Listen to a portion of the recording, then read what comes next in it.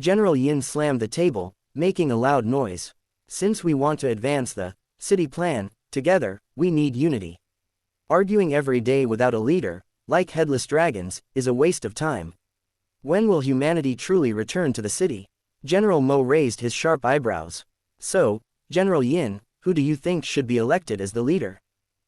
General Yin replied, naturally, whoever has the strongest power should be the leader.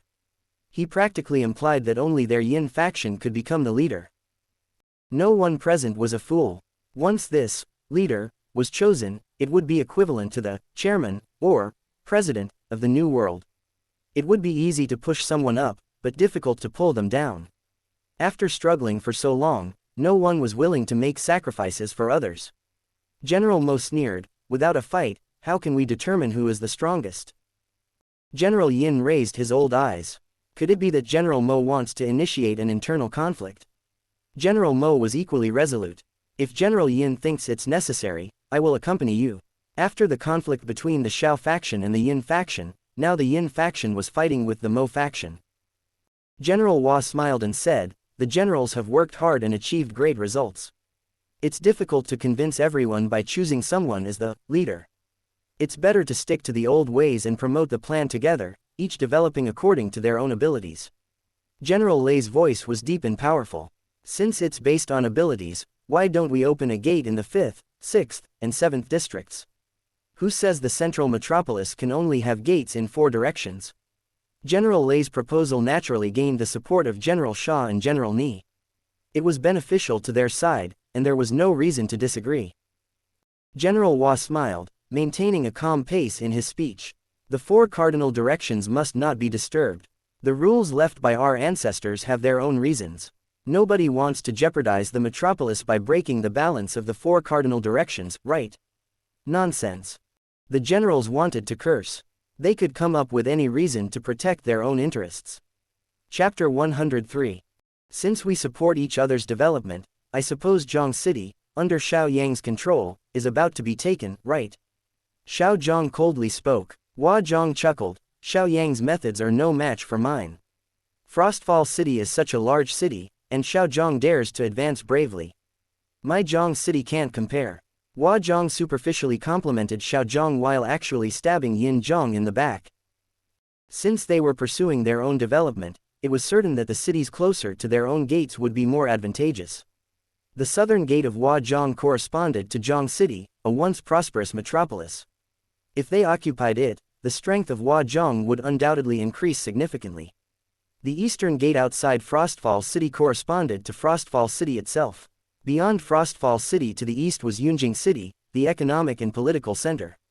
The closer it was to Yunqing City, the more prosperous it became. Frostfall City was wealthier than Zhang City and had a larger land area. 1 The western gate corresponding to Jin City was also decent for the Mo faction, on par with Zhang City. Both were second-tier cities. Although they were not as strong as Frostfall City, they were still quite good. On the other hand, the northern gate corresponding to Li City was a third-tier city. Even if they captured it, there would be no future development. In other words, the entire north had no prospects for development. The best regions were in the east and south.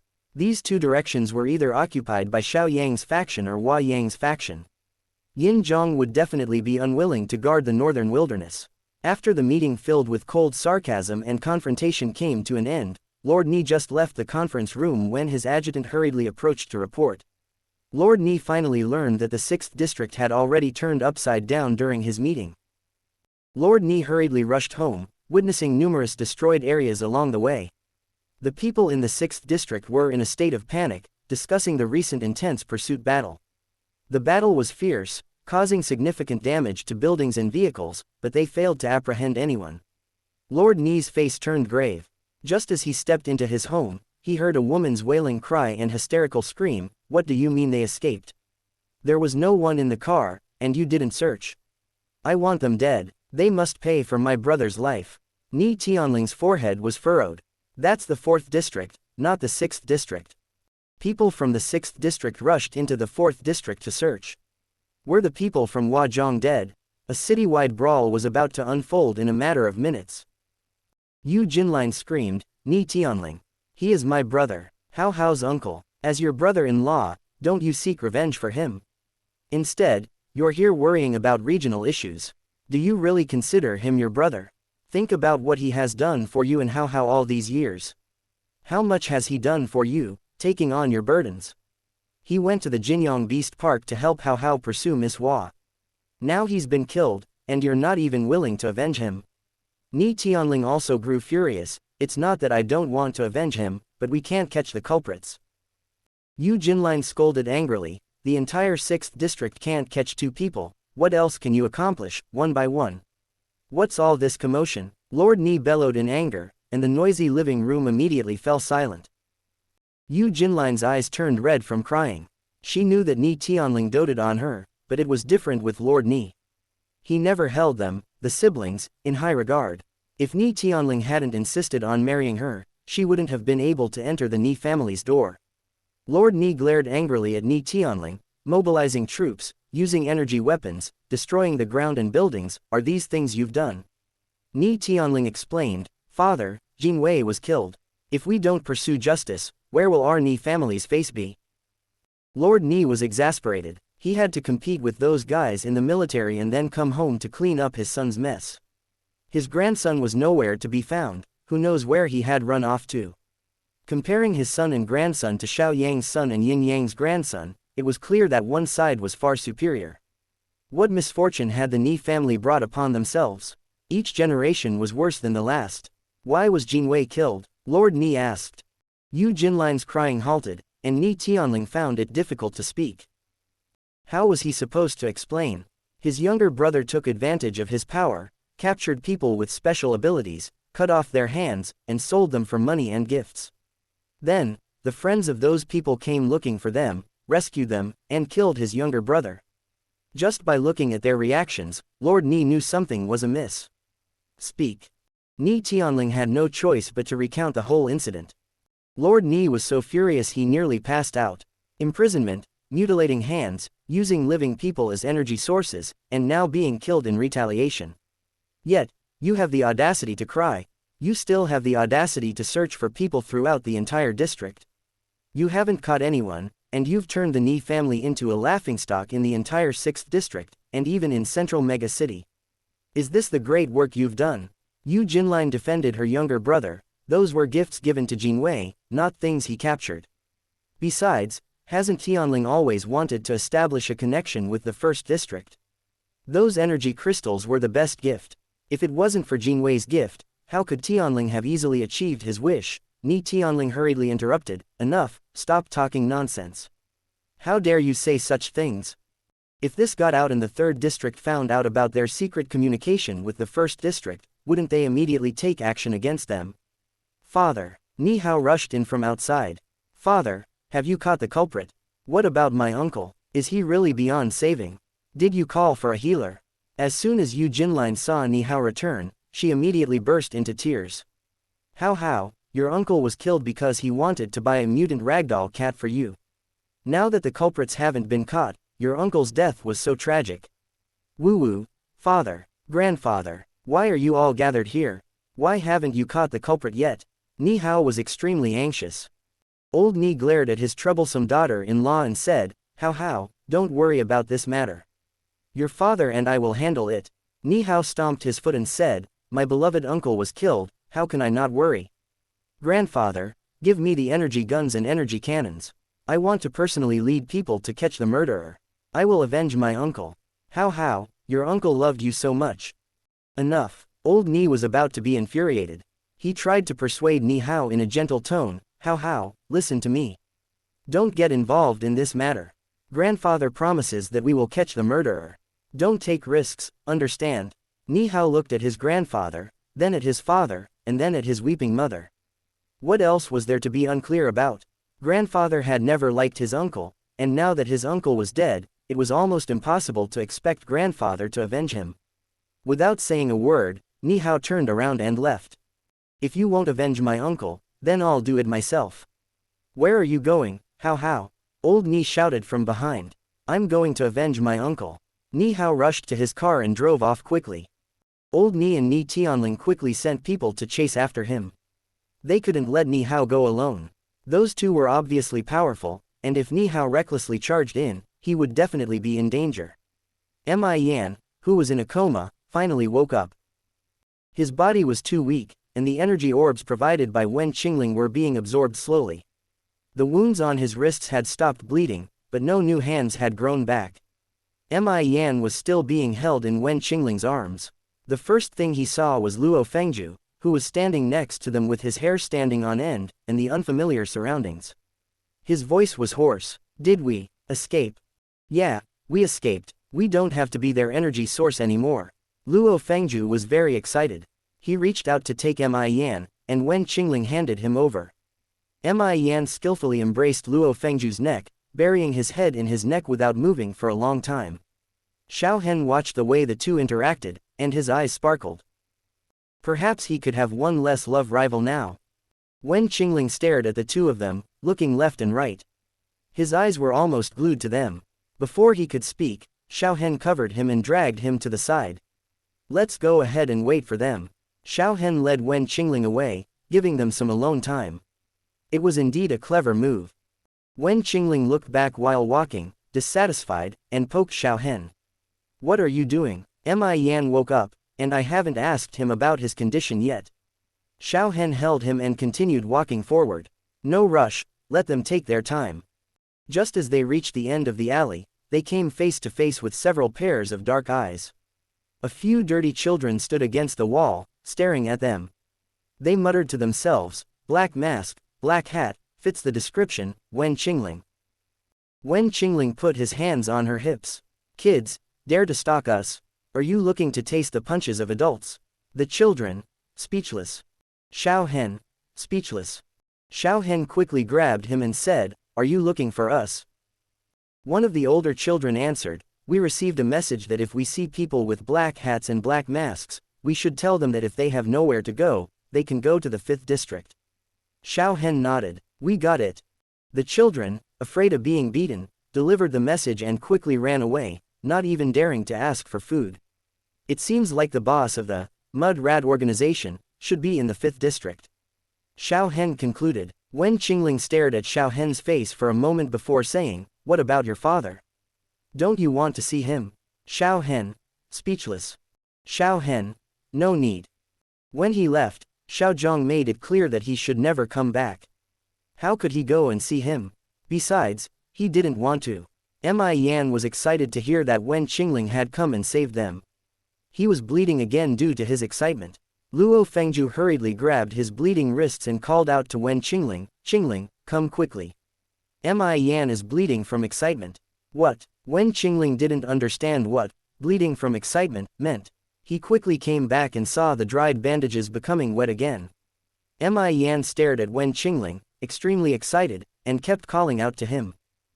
"Link C, how did you come here? Link C, are you so powerful now? You easily saved us. Link C, I heard you have a base in Ling City, is it true?" Link C. You're silenced. Wen Qingling had a cold expression.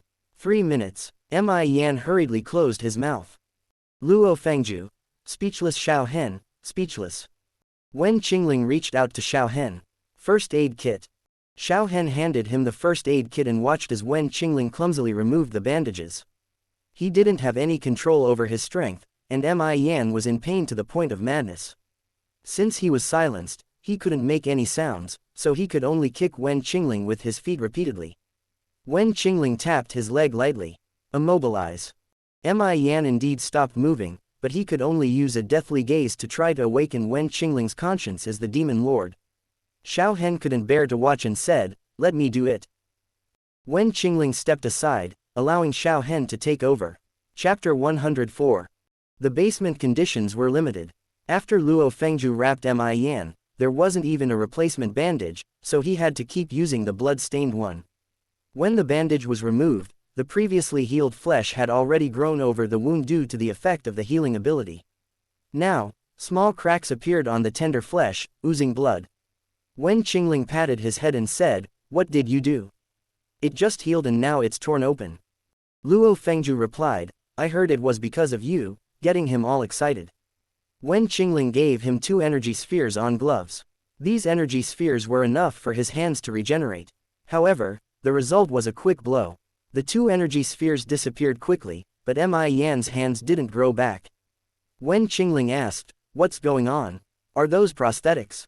After a moment of silence, Yan finally spoke. He held up his severed hand and said, "The healing ability doesn't work on my hands. They are like bottomless pits. They absorb as much ability as they can, and then grow better quality energy crystals." Wen Qingling remained silent. Wen Qingling urged, "What's the whole story? Tell me." Yan sighed helplessly. "Life is a pot of dog's blood, covered by another pot of dog's blood, one pit connected to another." Wen Qingling raised his hand and made a gesture in the air. "Skip the narration and get to the point." Yan continued dryly, "After returning home from school, I couldn't find my parents.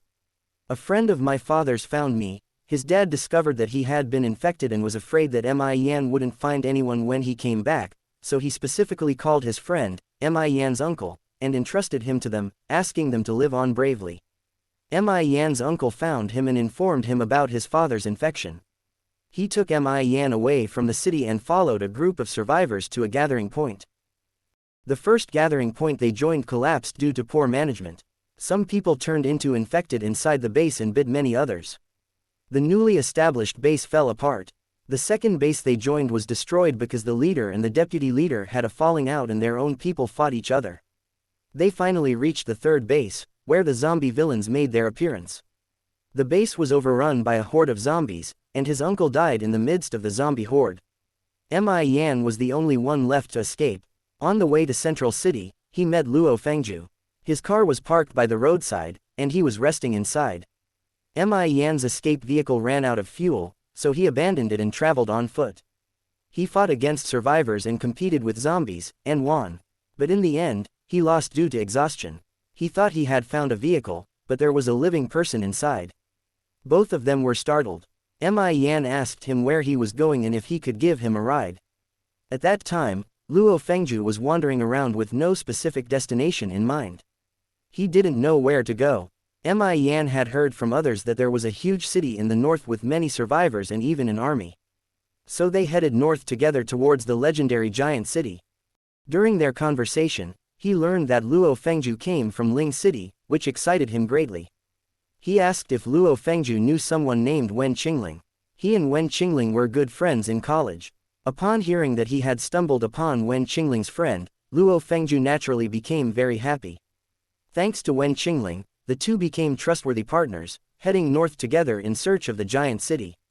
Yan said, "In summary, when a huge pit falls from the sky, the person stabbing you in the back is often someone you know. Initially, the two of us were traveling fine, but then he saved someone who claimed to be your classmate, named Beia." Luo Fengju felt the betrayal of his own brother, being stabbed by someone he picked up on the road, and he couldn't help but be cautious. But in the end, things still went wrong. Wen Qingling's gaze turned cold. "You dare pick up Zhang Xin's girlfriend? Have you lost your intelligence?" Zhang Xin used to be Wen Qingling's roommate and the person who disliked and hated him the most. Yan once beat him up to vent his anger for Wen Qingling. Yan felt wronged. "I didn't know they were boyfriend and girlfriend." Wen Qingling replied, "They are now." Yan exclaimed, "Damn their entire family lineage. It's an endless cycle." Luo Fengju, speechless. Xiao Hen, speechless. Wen Qingling urged, "Continue." Yan sighed and said, "My ability is impressive when used on others, but useless on myself. I always consider myself an ordinary person and never use my ability. As for brother Luo's ability, well, it seems it can only be used for escaping." Luo Fengju, speechless. In reality, his ability is quite useful, he just doesn't want to expose himself. Yan continued, "So we both considered ourselves ordinary people. Beia also claimed to be an ordinary person. Since we were all ordinary, it was natural for two guys to take care of a girl." Yan took a deep breath and then erupted in anger. "Damn her ancestors. I saved her and took care of her all the way, and when we arrived in the giant city, she betrayed me." Luo Fengju, speechless. Xiao Hen, speechless. Being able to become friends with Wen Qingling is not something ordinary people can do. Wen Qingling was puzzled. "Do you have a grudge against her grandmother?" Yan replied, "I don't have a grudge, but I have a grudge against Beia. And her grandmother is her only living relative. If she dies, her grandmother, Luo Fengju, couldn't listen any further and covered Mian's mouth. Stop it, you still remember that pickled vegetable? Xiao Hen's forehead throbbed. It was hard to imagine what kind of situation these two would create when they got together. Mian kicked Luo Fengju away and raised his bare forearm. My hands can turn into energy crystals. I always wear gloves and never take them off. I don't know how she found out, but in any case, I was betrayed. My hands were cut off and sold. In order to take care of me, Brother Luo had to agree to help them assemble energy guns. After a pause, he continued, if it weren't for Brother Luo, I probably would have died long ago. Wen Qingling explained, she is a mental branch ability user with the power to communicate with animals and plants. Mian looked exhausted. There's no trust between humans and animals. Deception is the norm. I just regret being too young back then. How many times have they been cut off? Since Yu Jingwei knew Mian's hands could regenerate, it must have happened more than once. This is the third time. Mian waved his bald arms. My hands are like Chinese chives. Cut them off, and they'll grow back. The only downside is the pain. It hurts like hell. I wonder if Chinese chives feel pain when they're cut. Xiao Hen finished bandaging and put away the medical kit. Wen Qingling stood up and patted his butt. Let's go. Brother will help you seek revenge. I will make them pay for all the suffering you've endured. Mian smiled, but his eyes turned red. You still think of taking advantage of me at a time like this? Don't you have any sense of shame? Wen Qingling replied coldly, I don't look down on you, I just think you two are too weak. Following us will only hold us back. Look at your baldness, you can't even handle an energy warehouse. How are you going to seek revenge? Spit on her until she dies. Mian, speechless. Luo Fengju, speechless. He felt somewhat offended. Mian was furious. Hold her for me, I'll bite her to death or kick her to death. I must do it myself. Wen Qingling sighed and touched his forehead. Fine, you can follow along. But let me make it clear, I won't carry you. You walk on your own. Mian wrinkled his nose. Blood is thicker than water. I remember that. Wen Qingling turned around to walk out of the alley but stopped after a few steps. Slowly, a furry head poked out from the entrance of the alley, and it curiously observed them with its beautiful blue eyes. Wen Qingling, speechless. Xiao Hen, speechless. Mian and Luo Fengju were utterly confused. They couldn't understand how there could be a living mutant creature here. Wen Qingling reached out his hand. Da Bai, didn't you run away? How did you end up here? The name came out spontaneously, and Xiao Hen couldn't help but find it amusing. The mutant stuffed cat received the signal to approach and happily ran over, squinting its eyes and rubbing against Wen Qingling's hand. It purred softly, showing great happiness. Mian and Luo Fengju were both shocked. This wasn't a mutant cat, it was a plump and sturdy cow. If it were to charge at them, Mian and Luo Fengju felt that they might not be able to withstand the impact. Upon receiving its new name, Da Bai seemed to sense their whispers and half opened its eyes, staring at them intently. Meow, a warning meow. The two immediately averted their gaze, one looking at the sky and the other at the ground, deliberately avoiding eye contact with Da Bai. Da Bai straightened its body in a pitiful manner, wanting to be held by Wen Qingling.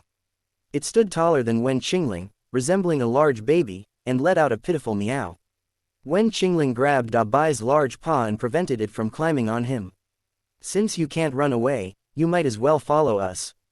We happen to be in need of a cute little runner. Da Bai's adorable eyes immediately lit up. Meow. Wen Qingling said, if you want to be my little cutie, you have to protect someone. He's weak and needs Da Bai, the cute little one, to protect him and help him escape. Can you do it? A sense of responsibility filled Da Bai's big blue eyes. Meow. Wen Qingling released its paw, instructing it to be more dignified. How could a responsible cat act coquettish? It had to be mighty, powerful, and have an explosive combat capability. Da Bai expressed, I can, standing upright with its head held high. Its demeanor vaguely resembled Xiao Hen. Wen Qingling looked at Mian, then at Da Bai. After a long while, both Mian and Da Bai had a resigned expressions on their faces. Mian was tied to Da Bai by Wen Qingling with a rope, and Da Bai had a look of, are you kidding me? It wanted nothing more than to immediately throw off the person on its back. Wen Qingling stroked its fur gently. You can't throw him off. If you throw him down and he gets injured, I'll slaughter you. Doing the gentlest things while saying the harshest words. Da-bai, speechless QAQ. Aren't I your little cutie anymore? Wen Qingling turned around. Let's go. Yan raised his bald head. I have something to say. Wen Qingling. Silence. Yan. Invincible. Xiao Hen. Speechless. Luo Feng. Speechless. Yan. Da-bai, the cute little one, is burdened with carrying my 200 caddies one. It's really unfair to it. In fact, I can walk on my own, and when the time is right, Da-bai, the cute little one, can protect me for a little while. Wen Qingling.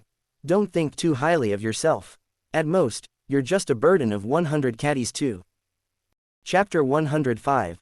Beia rushed in hurriedly from outside. Zhang Xin was discussing matters with the team members when he saw her barge in like that, furrowing his brow. Beiya's face was somewhat pale. Yu Jingwei is dead, do you know about it? Zhang Xin replied, I know. Because he knew, he gathered the team members to discuss this matter. Beiya's face grew even paler. Then do you know about Yan and Luo Fengju being rescued? Who are those two? They dared to kill Yu Jingwei. Will they trace it back to us? Zhang Xin signaled the team members to leave. Once everyone had left, Zhang Xin said, didn't you say they had no family or friends? So who rescued them? Beiya was extremely anxious. How would I know? I asked them before, and they said they had no family because their base was destroyed, and they came to Central Mega City where they had no acquaintances. There's no way anyone would rescue them. But the fact is, they were rescued, and those two even killed Yu Jingwei. Moreover, despite the 6th district deploying so many people, they couldn't catch them. What does that tell you? Zhang Xin was filled with resentment towards Beiya. If the person who rescued Yan and Luo Fengju only wanted revenge on those involved, he could have easily pushed Beiya aside. Everything was done by Beiya, and it had nothing to do with him. What he feared was that things might not be that simple.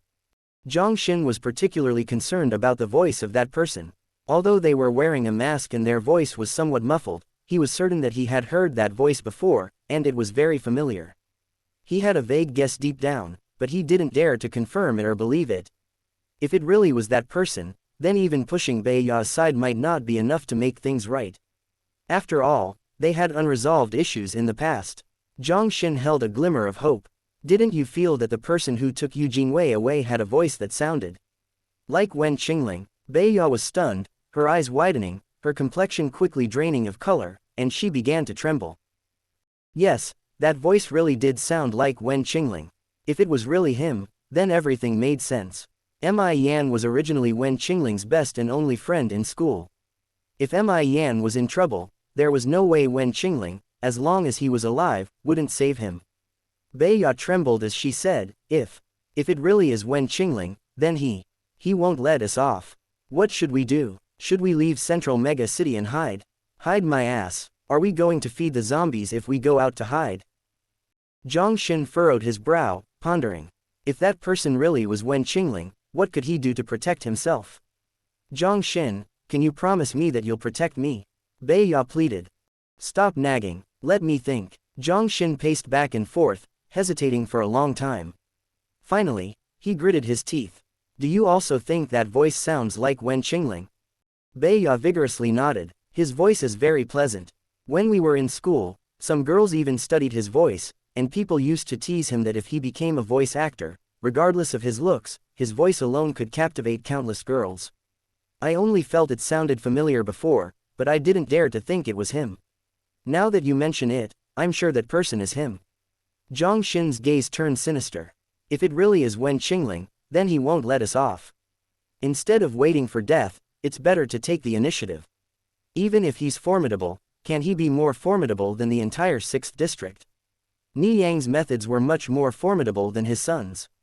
Beiya was nervous. What do you plan to do? If that person is really from Central Mega City, they won't have no trace at all. Judging by their attempts to conceal their identity, they obviously don't want people to know who they are. In that case, let's help them, Zhang Xin said with a sinister look. If it was him, so be it. If it wasn't him, Zhang Xin didn't care about scheming against him again. Beiya was tasked with exposing Wen Qingling's identity. She wanted to confront Old Ni in person, but she didn't have the status and dared not show herself. Following Zhang Xin's plan, she intercepted a group of soldiers searching for someone on the road and told them the identity of the killer. The soldier had no reaction to the name, Wen Qingling. He scrutinized Bai Ya and asked, "Who are you? How can you be sure it's this person?" Bai Ya was very nervous. She was afraid that Wen Qingling would seek revenge on her and that the Ni family would hold her responsible. "I am his classmate. I was there in the crowd when I saw him take away Big Brother Wei. Although he was wearing a mask and hat, I recognized his voice and figure. Knowing the identity of the killer would make it easier to search for them." The soldier couldn't ignore this information. He asked Bai Ya to accompany him to meet Ni Zhang. Bai Ya immediately panicked. "I won't go. Don't harm me. Wen Qingling is ruthless and cold-blooded. If he finds out that I exposed his identity, he will definitely kill me. Whether you believe it or not, if you don't, just continue searching like this." After hurriedly speaking, Bai Ya turned and ran, disappearing into the crowd. This important news, whether true or false, must be reported by the soldiers. Old Ni is currently searching for his grandson in the entire district. Ni Hao has taken people to seek revenge on the person who killed his uncle. Although they don't know where those two individuals are hiding, it doesn't hinder their search for people. Old Ni is worried about his safety and has been trying to find his grandson. But instead of finding his grandson, he received reports of information about the killer. When Old Ni heard the name, Wen Qingling, he thought he was hallucinating. While others may not know who Wen Qingling is, as one of the 7 generals, he couldn't possibly be unaware. Wen Qingling is known because he possesses something that can cure the zombie virus. Whether it's Xiao Hen, Old Meng, or Yin Cheng who led the team, none of them were able to retrieve that item. In the end, Old Meng returned with only a few individuals who had antibodies, and the research has yet to yield any results. The entire central mega city is eagerly awaiting the cure for the zombie virus. They have even developed energy weapons, but there is still no sign of the vaccine. More and more people are becoming disappointed with the Virus Research Institute, and the researchers are under immense pressure. After Old Meng was forcibly sent back and Yin Cheng and his team sneaked back into central mega city, Yin proposed a cleanup of Ling City. However, the other 6 generals opposed it. Aside from the long distance, conducting a cleanup with personal revenge as the motive would not be supported by the other 6 generals. Among them, General Xiao voiced the strongest opposition. The incident in Ling City was first discovered by Xiao Hen, and he has been following up on it. Yin Cheng, who interfered in the first district, ended up empty-handed and returned with grievances, demanding revenge. Under these circumstances, Yin had no choice but to go himself. No one wanted to be the scapegoat, so they let him take care of it. Yin couldn't bear it. He wanted revenge for his grandson and also wanted to obtain the item in Wen Qingling's hands. He had to send the first district's armored convoy to Ling City. However, they were ambushed on the way, and everyone's whereabouts are unknown. Yin Cheng's life or death is uncertain. In his madness, Yin turned his attention to the 3rd district and vowed to fight the Xiao faction to the end. Yin, who had lost his only grandson, had lost his sanity. Before he dispatched troops to Ling City, he didn't expect Yin Cheng to return unscathed. Overjoyed, Yin found himself with spare resources to confront the 3rd district. Until now, no one has been able to do anything to Ling City. The distance is simply too far, and the 3rd district has been suppressing and obstructing them. Until now, the coveted item has also not been obtained. Old Ni couldn't understand. Wen Qingling is far away in Ling City, so when did he come to central mega city? Regardless of whether it's true or false, this news must not be leaked. If it really is Wen Qingling, then it's great. They can capture him and no longer worry about obtaining the item from him. After contemplating for a long time, Old Ni ordered the news to be sealed, with strict instructions not to let any information leak. He also deployed additional manpower to search for the killer with full force. Bai Ya and Zhang Xin couldn't have imagined that their attempt to shift the Ni family's grudge and scheme against Wen Qingling would escalate to such an uncontrollable level. What seemed like a small matter in the beginning has now become a disaster. Central Mega City is not small, and Wen Qingling and Xiao Hen are burdened with 2 anomalies, making it impractical to travel on foot. They need to find a new vehicle. As soon as they stepped out of the alley, they immediately attracted countless gazes. Of course, it's not because they had keen eyes for identifying the killer. The mutated ragdoll cat was just too eye-catching, making it difficult for people to ignore. Wen Qingling walked confidently at the front, and Da Bai followed gracefully, ignoring all the curious glances.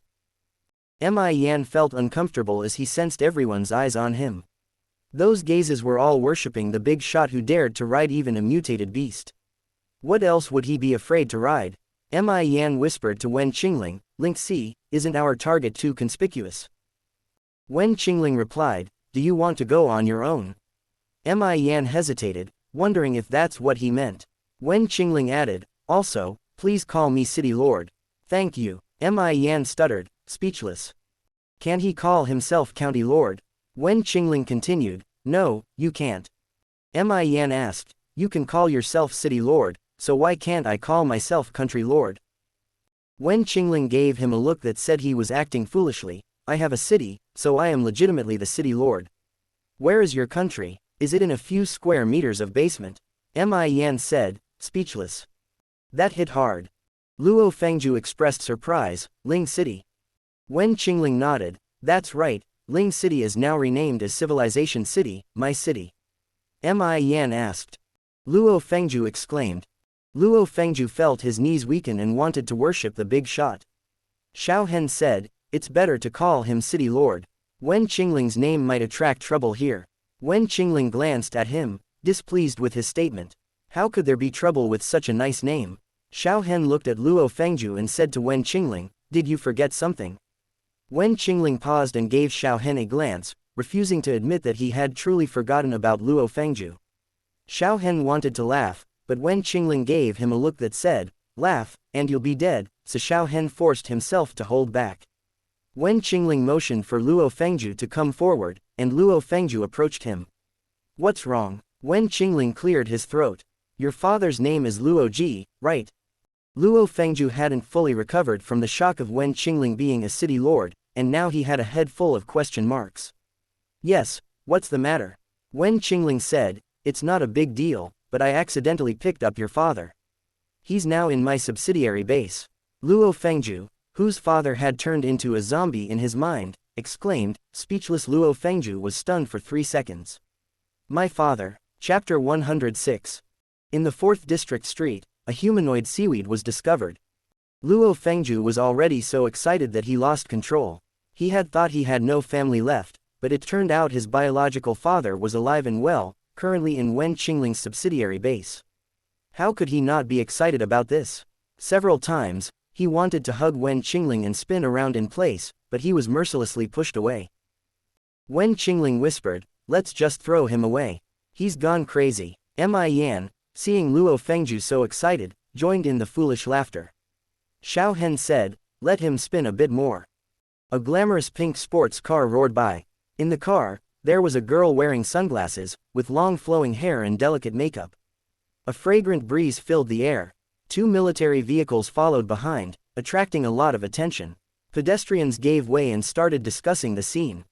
Wen Qingling listened with one ear and knew that the person in the pink car was Hua Yang's daughter, Hua Feiyan. She was known for her arrogant personality, and no one dared to provoke her in the 4th district. People would go out of their way to avoid her. Not only did she have a bad temper, but she also had the power to back it up. If anyone looked at her for too long, they would be beaten half to death. If they didn't look at her, they would be blamed for not appreciating her beauty and still get beaten. Once she set her sights on someone, they would be beaten from all sides. The best course of action was to avoid her at all costs. Wen Qingling and the others stood on the sidewalk, watching the pink sports car roar by and then come back. Before they could react, a water column shot toward Da Bai, wrapping around his neck like a constricting snake. "This cat belongs to me, come to me." Da Bai could only let out a meow before being dragged away. The pink sports car roared, attempting to drag Da Bai away like that. Wen Qingling's gaze turned cold, and Xiao Hen had already taken action. The invisible spatial blades shot out and cut the water column entwined around Da Bai's neck. The pink sports car was impaled in midair by 2 thick wooden spikes. The girl inside the car screamed as the spikes pierced through the luxurious pink sports car. She desperately clung to the car door to prevent herself from falling out. However, in the next moment, the car lost its weight, the giant wooden spikes disappeared, and the pink sports car came crashing down with a loud thud. Hua Feiyan fell to the ground with a crack, and lay there motionless for a while. The two accompanying military vehicles came to a stop, and soldiers got out of the cars and hurriedly went to help her. After a long daze, Hua Feiyan let out a scream, pushing away the soldiers who tried to assist her. She struggled to get up from the ground, her entire being on the verge of going berserk. Seeing this scene, nearby pedestrians quickly fled the scene, finding a place to hide. "Do you know who I am? How dare you lay hands on me? You all deserve to die. You should all die," Hua Feiyan screamed in anger, using her supernatural ability. A water blade flew toward Wen Qingling's back. Wen Qingling seemed completely unaware, as he was busy untying Yan. Due to the sudden interruption, Da Bai rolled on the ground, causing Yan, who was tied to his back, to suffer. Yan ended up falling, covered in dirt, and with several scrapes. The water blade didn't come close to Wen Qingling, it was shattered by the invisible spatial blades, turning into a puddle of mist behind him. Hua Feiyan couldn't believe it. She didn't see anyone take action, but her water blade was still neutralized. Hua Feiyan screamed in frustration, "All of you should die." Countless water droplets floated around Hua Feiyan, changing their shape. Each droplet turned into an arrowhead, and she didn't care about the innocent bystanders as she shot them toward Wen Qingling and his group. The water droplet arrows, enveloped in supernatural power, were as sharp as swords. Several people nearby were hit by the arrows, either getting their thighs pierced or suffering grazes on their arms, bleeding profusely. Crack. While Hua Feiyan was displaying her power, she suddenly felt her face being slapped. It started with a burning sensation, followed by intense pain, and finally, half of her face went numb. She felt something flowing down from her face, dripping down. All her water arrows turned into water droplets and fell to the ground. Hua Feiyan looked at everyone, their terrified gazes fixed on her. She raised her hand and touched her numb face, feeling blood on her hand. Hua Feiyan, speechless. Hua Feiyan, ah! Her scream pierced through the entire 4th district. The soldiers snapped out of their daze and quickly aimed their wooden crossbows. Hua Feiyan shouted in a harsh voice, "Kill them! Kill them all!" Wen Qingling waved his hand, and all the wooden crossbow bolts aimed at them shot up into the sky, creating a continuous banging sound. Wen Qingling and Xiao Hen exchanged a glance, understanding each other's thoughts. Xiao Hen had already rushed out and bent down, squeezing into a military vehicle. "Get in the car." Wen Qingling grabbed Yan and rushed towards the military vehicle. The three of them settled in, and Xiao Hen drifted and turned, speeding away. Da Bai followed and took a few steps before leaping onto the roof of the car. He clung to the roof like a cat biscuit and escaped along with them. Left alone, Hua Feiyan screamed and jumped in place, seeking refuge. The people who had witnessed the entire event felt immense satisfaction. There was always someone to deal with the wicked. Finally, someone was able to put her in her place. Hua Feiyan pushed away the soldiers and drove the military vehicle back home to report the incident. When Hua Feiyan arrived home, she was on the verge of crying. Inside the car, Wen Qingling's nose was not a nose, his eyes were not eyes, and he exclaimed, "Who said I couldn't carry him?"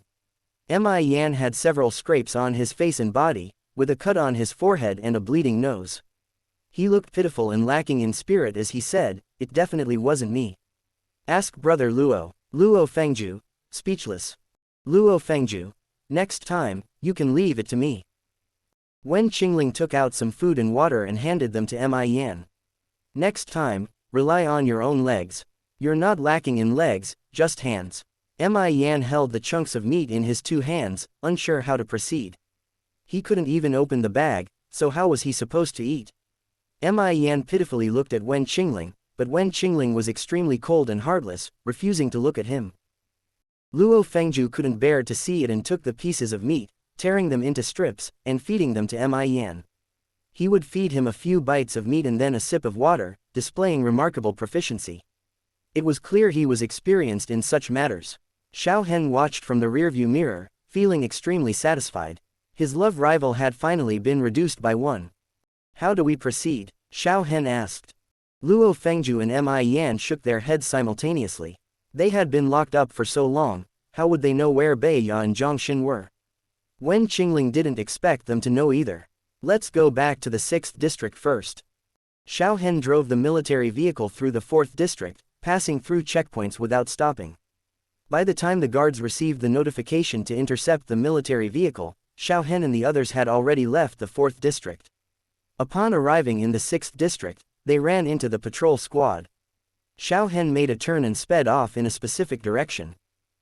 The patrol squad immediately gave chase. Are all these patrol squads after us? Wen Qingling asked. Xiao Hen replied, no need to doubt it. Seeing the swarm of patrol squads mobilizing, it was evident that they were being hunted. Wen Qingling expressed doubt, is Yu Jingwei so important to the Ni family? Xiao Hen also found it strange. When they escaped, if there were so many patrol teams blocking their way, they wouldn't have been able to escape so easily. What happened in the 6th district that they didn't know about? Military vehicles from the 6th district rushed out, blocking their path, and the soldiers raised their guns, ordering them to stop. The Vine Hell technique was activated, flipping over all the military vehicles. After the vehicles passed, the stunned soldiers came back to their senses. They originally thought they were chasing people from the 4th district, but they didn't expect that they were the ones being pursued, the people that the higher-ups had issued a death order to capture. Patriarch Ni anxiously awaited in the command center. Ni Tianling disagreed with his father's actions. They have already left the 6th district. They won't be foolish enough to come back. Instead of setting up defenses in the 6th district, it's better to send people secretly to the 4th district to search. Ni Tianling didn't need to remind them at all. Patriarch Ni had already sent people to secretly investigate in the 4th district. This was related to Wen Qingling, and even if it meant offending the 4th district, he would not give up. Once the 6th district had control of the zombie virus vaccine, their influence would outweigh that of other districts. They will come back. With Wen Qingling's vengeful personality, he won't let the culprit go. Patriarch Ni was also gambling on Wen Qingling's level of ruthlessness. He killed Yu Jingwei for the sake of his friend, so would he come back for revenge for his friend? The real culprit was still in the 6th district. An aide rushed over to report and discovered Wen Qingling. Patriarch Ni's face was flushed, and he was very excited. Very good. Spread the word that the person who gave Yu Jingwei the gift has been captured by the military. I want to see if they dare to come and seek revenge. The aide received the order and went to arrange it. Zhang Xin and Bai Ya had been hoping for Wen Qingling's misfortune, but they didn't expect to be in trouble themselves. If the Ni family wanted to find out who gave Mi Yan to Yu Jingwei, it was not difficult at all. They were in the 6th district, and if the Ni family wanted to capture them, they had nowhere to run. Unless they had the same strength as Wen Qingling and Xiao Hen, which they clearly did not. Patriarch Ni was using their relationship as classmates and their animosity against them, attracting Wen Qingling to seek revenge. As long as Wen Qingling dared to come, Patriarch Ni was confident he could capture him. Patriarch Ni had no doubt that they would be able to capture one person. Wen Qingling released a strand of psychic power and asked Xiao Hen, are there any psychic ability users in the 6th district? Xiao Hen replied, each district has psychic ability users. From what I know, the psychic ability users in the 6th district should be at the D level. Advancing in psychic ability level was difficult. Even with sufficient crystal nuclei supply, it was challenging to break through the level barrier. Xiao Hen's talent was already quite high, and he had been stuck at the D level for a long time before coincidentally breaking through to the C level during a life or death struggle. D-level psychic abilities were still in the growth stage and hadn't reached a level of proficient use. They couldn't be compared to Wen Qingling's psychic power. Even if they were discovered, the other party wouldn't be able to intercept them or determine Wen Qingling's location. If they were careful, Wen Qingling might still be able to evade the other party's psychic coverage. As soon as Wen Qingling released his psychic power, it didn't cover much distance before he heard discussions. Have you heard? The killer who killed Brother Wei has been caught. Your information is inaccurate. The real killer hasn't been caught, but the person who gave the gift to Brother Wei has been caught. They were college classmates, and for their own interests, they betrayed their classmates. Brother Wei was kept in the dark, which is why he suffered unjustly. Madame Yu only has this one younger brother. She definitely won't let them off. Of course not. Those two have already been detained in the military command center. General Ni won't let them off lightly. Chapter 107. Wen Qingling retracted his spiritual power and said, Ah Yan, you may not get to enjoy the pleasure of killing enemies anymore. Mi Yan was vigilant. Have they already been killed by someone else? People who deserve to die shouldn't have survived until they arrived, right? Wen Qingling replied, not yet, but it won't be long. Either I kill them or Xiao Hen kills them. Either way, it won't be your turn, Mi Yan said, speechless. He slumped back against the seat, his eyes empty. I feel like life has lost its meaning. Wen Qingling, emotionless, said, if even your parents can't give meaning to your life, and you want to take revenge and sacrifice yourself, I won't stop you. We were friends after all. I'll bring your body back to your parents. What the hell? Mi Yan jumped up and bumped his head on the car roof. Do you have no humanity? I'm already dead, and you want my parents to eat my body? Wen Qingling said with an indifferent face, they won't eat it, at most they'll bury you. Mi Yan asked, what do you mean? He faintly smelled an unusual scent. Wen Qingling said, in my research lab, we accidentally developed a potion that can transform zombies into new humans. I think you may not need it anymore since you're going to die anyway. I want it. I don't want to die. I need it desperately. To hell with revenge. Even if I don't take revenge, I want to bring my parents back to life. Mi Yan, like a puppy, pounced forward and hugged Wen Qingling's legs tightly. Luo Fengju felt shocked and looked at Wen Qingling with a gaze that clearly wanted to say something. Wen Qingling said, you don't need it. Your father is a human, he doesn't need it. Luo Fengju wanted to turn into seaweed again. My father may not need it, but my mother does. Wen Qingling replied, let's talk about it when we find your mother. Mi Yan was so excited that he couldn't control himself. Link C, let's go home. We won't seek revenge anymore. Saving my parents is more important. We'll take care of those two later when I'm free. Wen Qingling wanted to knock his head away. Since you're already here, can't you just take revenge along the way? Does that sound reasonable to you? Mi Yan sat up straight. Okay, then, how do you want to arrange it? I'll listen to you. You're the team leader. Wen Qingling said, I'm sorry, but I don't want useless team members like you. Mi Yan said, speechless. Mi Yan decided to endure it for the sake of his parents. Xiao Hen slammed on the brakes, colliding with an SUV that suddenly came out. Da Bai, who was perched on the roof like a cat, flew out with a meow. Xiao Hen reversed and turned, wanting to leave from the other side. A young man jumped down from the SUV, holding a shotgun in his hands, and without hesitation, he opened fire. Xiao Hen drifted in place with the car's tail facing him, and the glass shattered. The young man shouted like a madman, you all deserve to die. You killed my uncle, and now you'll all die. When he was about to open the second shotgun, Da Bai, who had been thrown away, returned and swatted the young man, sending him flying.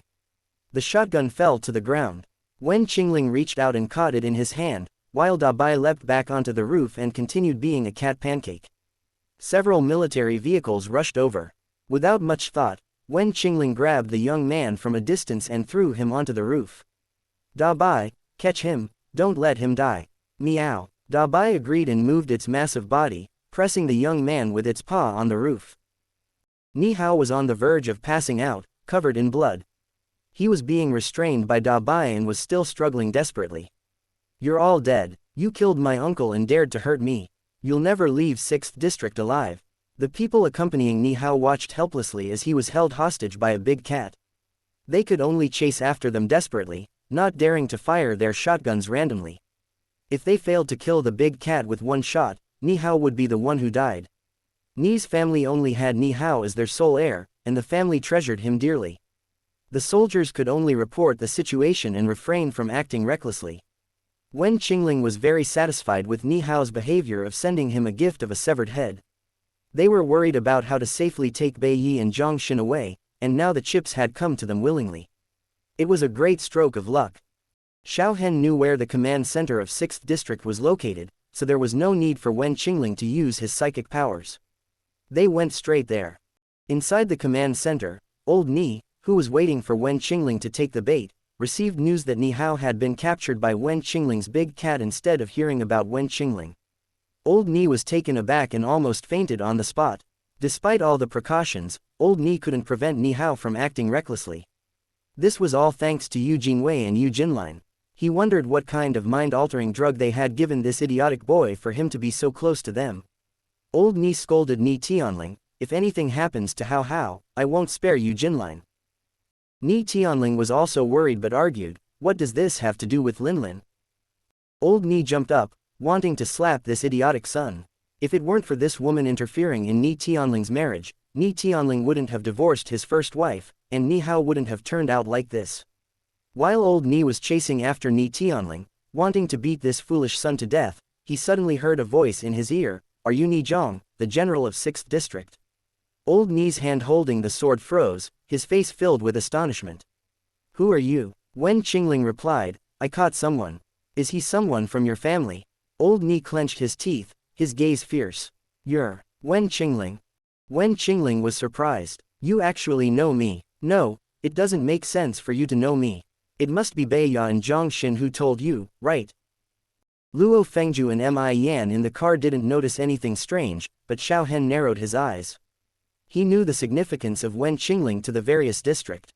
It seemed that the mobilization of so many patrol teams from the 6th district wasn't because of Yu Jingwei's importance but because Wen Qingling was important enough. Old Ni suppressed his ambitions and spoke calmly, Wen Qingling, if you're willing, we can sit down and have a good talk. As a show of sincerity, I can hand over those 2 people to you. I can also overlook what happened to Yu Jingwei. How about that, father? Ni Tianling was the first to disagree but was stopped by a look from old Ni. Wen Qingling lazily responded, what do I have to talk about with an old man like you? There's a generation gap between us. How many gaps do we have? Old Ni. Old Ni was almost driven mad by him. Old Ni said with gritted teeth, Wen Qingling, we can cooperate. I know you have something that can cure infected individuals. If we work together, we can split the benefits evenly. How about that? Wen Qingling replied, no, I always prefer to monopolize all the benefits. Why should I share my things with others? Old Ni's blood pressure soared, and he was dizzy with anger. He clenched his teeth and said, don't think you can get away without consequences after you've come to Central Mega City alone. When the time comes, you'll have no choice but to comply, whether you like it or not. Wen Qingling responded, old man, did you make a mistake about something? Your grandson's life is in my hands. Do you have any bargaining chips? Old Ni, speechless. Wen Qingling said, bring out those 2 people. You have 5 minutes. Once the time is up, you'll only be able to collect your grandson's corpse. Wen Qingling, how dare you? Old Ni's eyes were bloodshot. Regardless of what he said, Wen Qingling ignored him. Old Ni was left alone in the office, shouting and screaming like a madman. Ni Tianling looked at his father with an unusual expression. Old Ni didn't dare to gamble. He only had 1 grandson, and Wen Qingling could capture him again, but if he lost his grandson, it would be a permanent loss. Old Ni angrily said, go and release those 2 people from the command center. Ni Tianling was surprised, father. Old Ni glared at him, hurry up. Ni Tianling had no choice but to go and have someone release Beiya and Zhongxin. The command center was surrounded by a tight security net, waiting for Wen Qingling to fall into their trap. Wen Qingling scanned the area with his psychic powers, knowing exactly where everyone was hiding. He wasn't foolish enough to charge indirectly. Beiya and Zhongxin rushed out of the command center, filled with panic and unease. Just as they had run about 100 meters away, a huge white figure suddenly shot out and pounced directly at them. Zhongxin was about to use his abilities when he was swatted away by the giant white creature, leaving deep wounds visible to the bone on his chest. Blood gushed out like a waterfall, and Beiya screamed in terror. The white creature lunged at them, picking up Zhongxin and heading back the way they came. Chaos ensued, and the target was the white creature. Wen Qingling covered the retreat of the white creature, while a vine wrapped around Beiya, dragging her forward. The hidden troops all rushed out, chasing after the white creature. The ground suddenly collapsed, and thick vines rose from the ground, thrashing around like giant tentacles, flinging away the pursuers one by one, destroying roads and smashing through buildings, causing as much destruction as possible. The white creature carried Zhongxin and jumped back onto the roof of a military vehicle.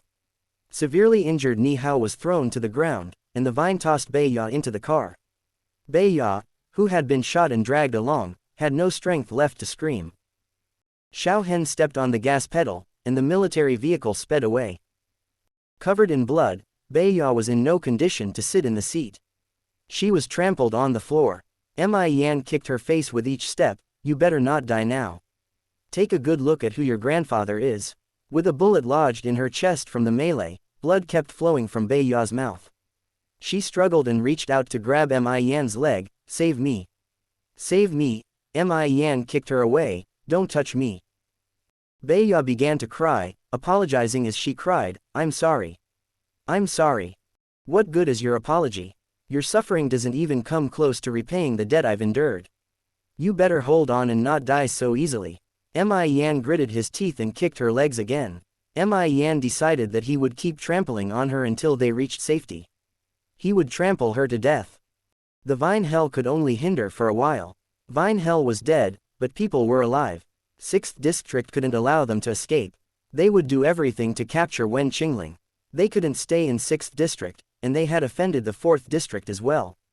Now, apart from entering the 3rd District, their only option was to head towards the central area, directly enter the 2nd District from the border, and then go to the 5th District. Wen Qingling used his vines to clear the way. After breaking through each checkpoint, he would retract the vines and conserve energy, ensuring sustainable use. Chapter 108. Xiao Hen didn't go to the 3rd District but headed straight for the central area of the mega city. Specifically, he was driving north, planning to enter the 5th District from the borderline. Since the headquarters of the Mud Rat organization was in the 5th District and Wen Qingling had provided the antidote to the zombie virus to them, they had some leverage. The military vehicles from the 6th District were relentlessly pursuing them this time, determined to capture Wen Qingling. Even if it meant negotiating with the other districts, they were not willing to let Wen Qingling escape. When Wen Qingling was far away in Ling City, they couldn't do anything to him. But now that he had arrived in the central mega city, it was a perfect opportunity to capture him, and Lord Ni would never give up no matter what. Wen Qingling continued to use the Hell of Vines, flipping over the chasing military vehicles one after another. However, it was futile as they kept coming, replacing the ones that were overturned. Wen Qingling furrowed his brows and asked, which is the nearest zombie city around here? Xiao Hen was startled and cautioned him, don't be impulsive. The largest zombie city near the central mega city was indeed Yunjing City, and Xiao Hen didn't know how much Wen Qingling's strength had increased after leveling up. It was possible that he could gather the zombies from Yunjing City. In that case, not only would a horde of zombies come, but it could also attract the terrifying existence hiding there. Wen Qingling pondered carefully and said, could it be Yunjing City? Xiao Hen replied, exactly, Yunjing City. Wen Qingling rubbed his chin in thought, and seeing his expression, Xiao Hen's heart almost stopped beating. Don't forget that there is a formidable presence in Yunjing City that you can't defeat. Wen Qingling nodded and said, I'll go and challenge them once I become strong enough. Xiao Hen exclaimed, no, you absolutely shouldn't. Poking a hornet's nest would never end well. Either it would explode or you'd be stung all over. Wen Qingling was displeased. What's wrong with Lu Tianjin? Did his brain get infected along with his body turning into a zombie? It's been so long, and he still hasn't found anyone. To be precise, Lu Tianjin hadn't even entered the 1st District yet. His body emitted a foul odor that made it inconvenient for him to move around.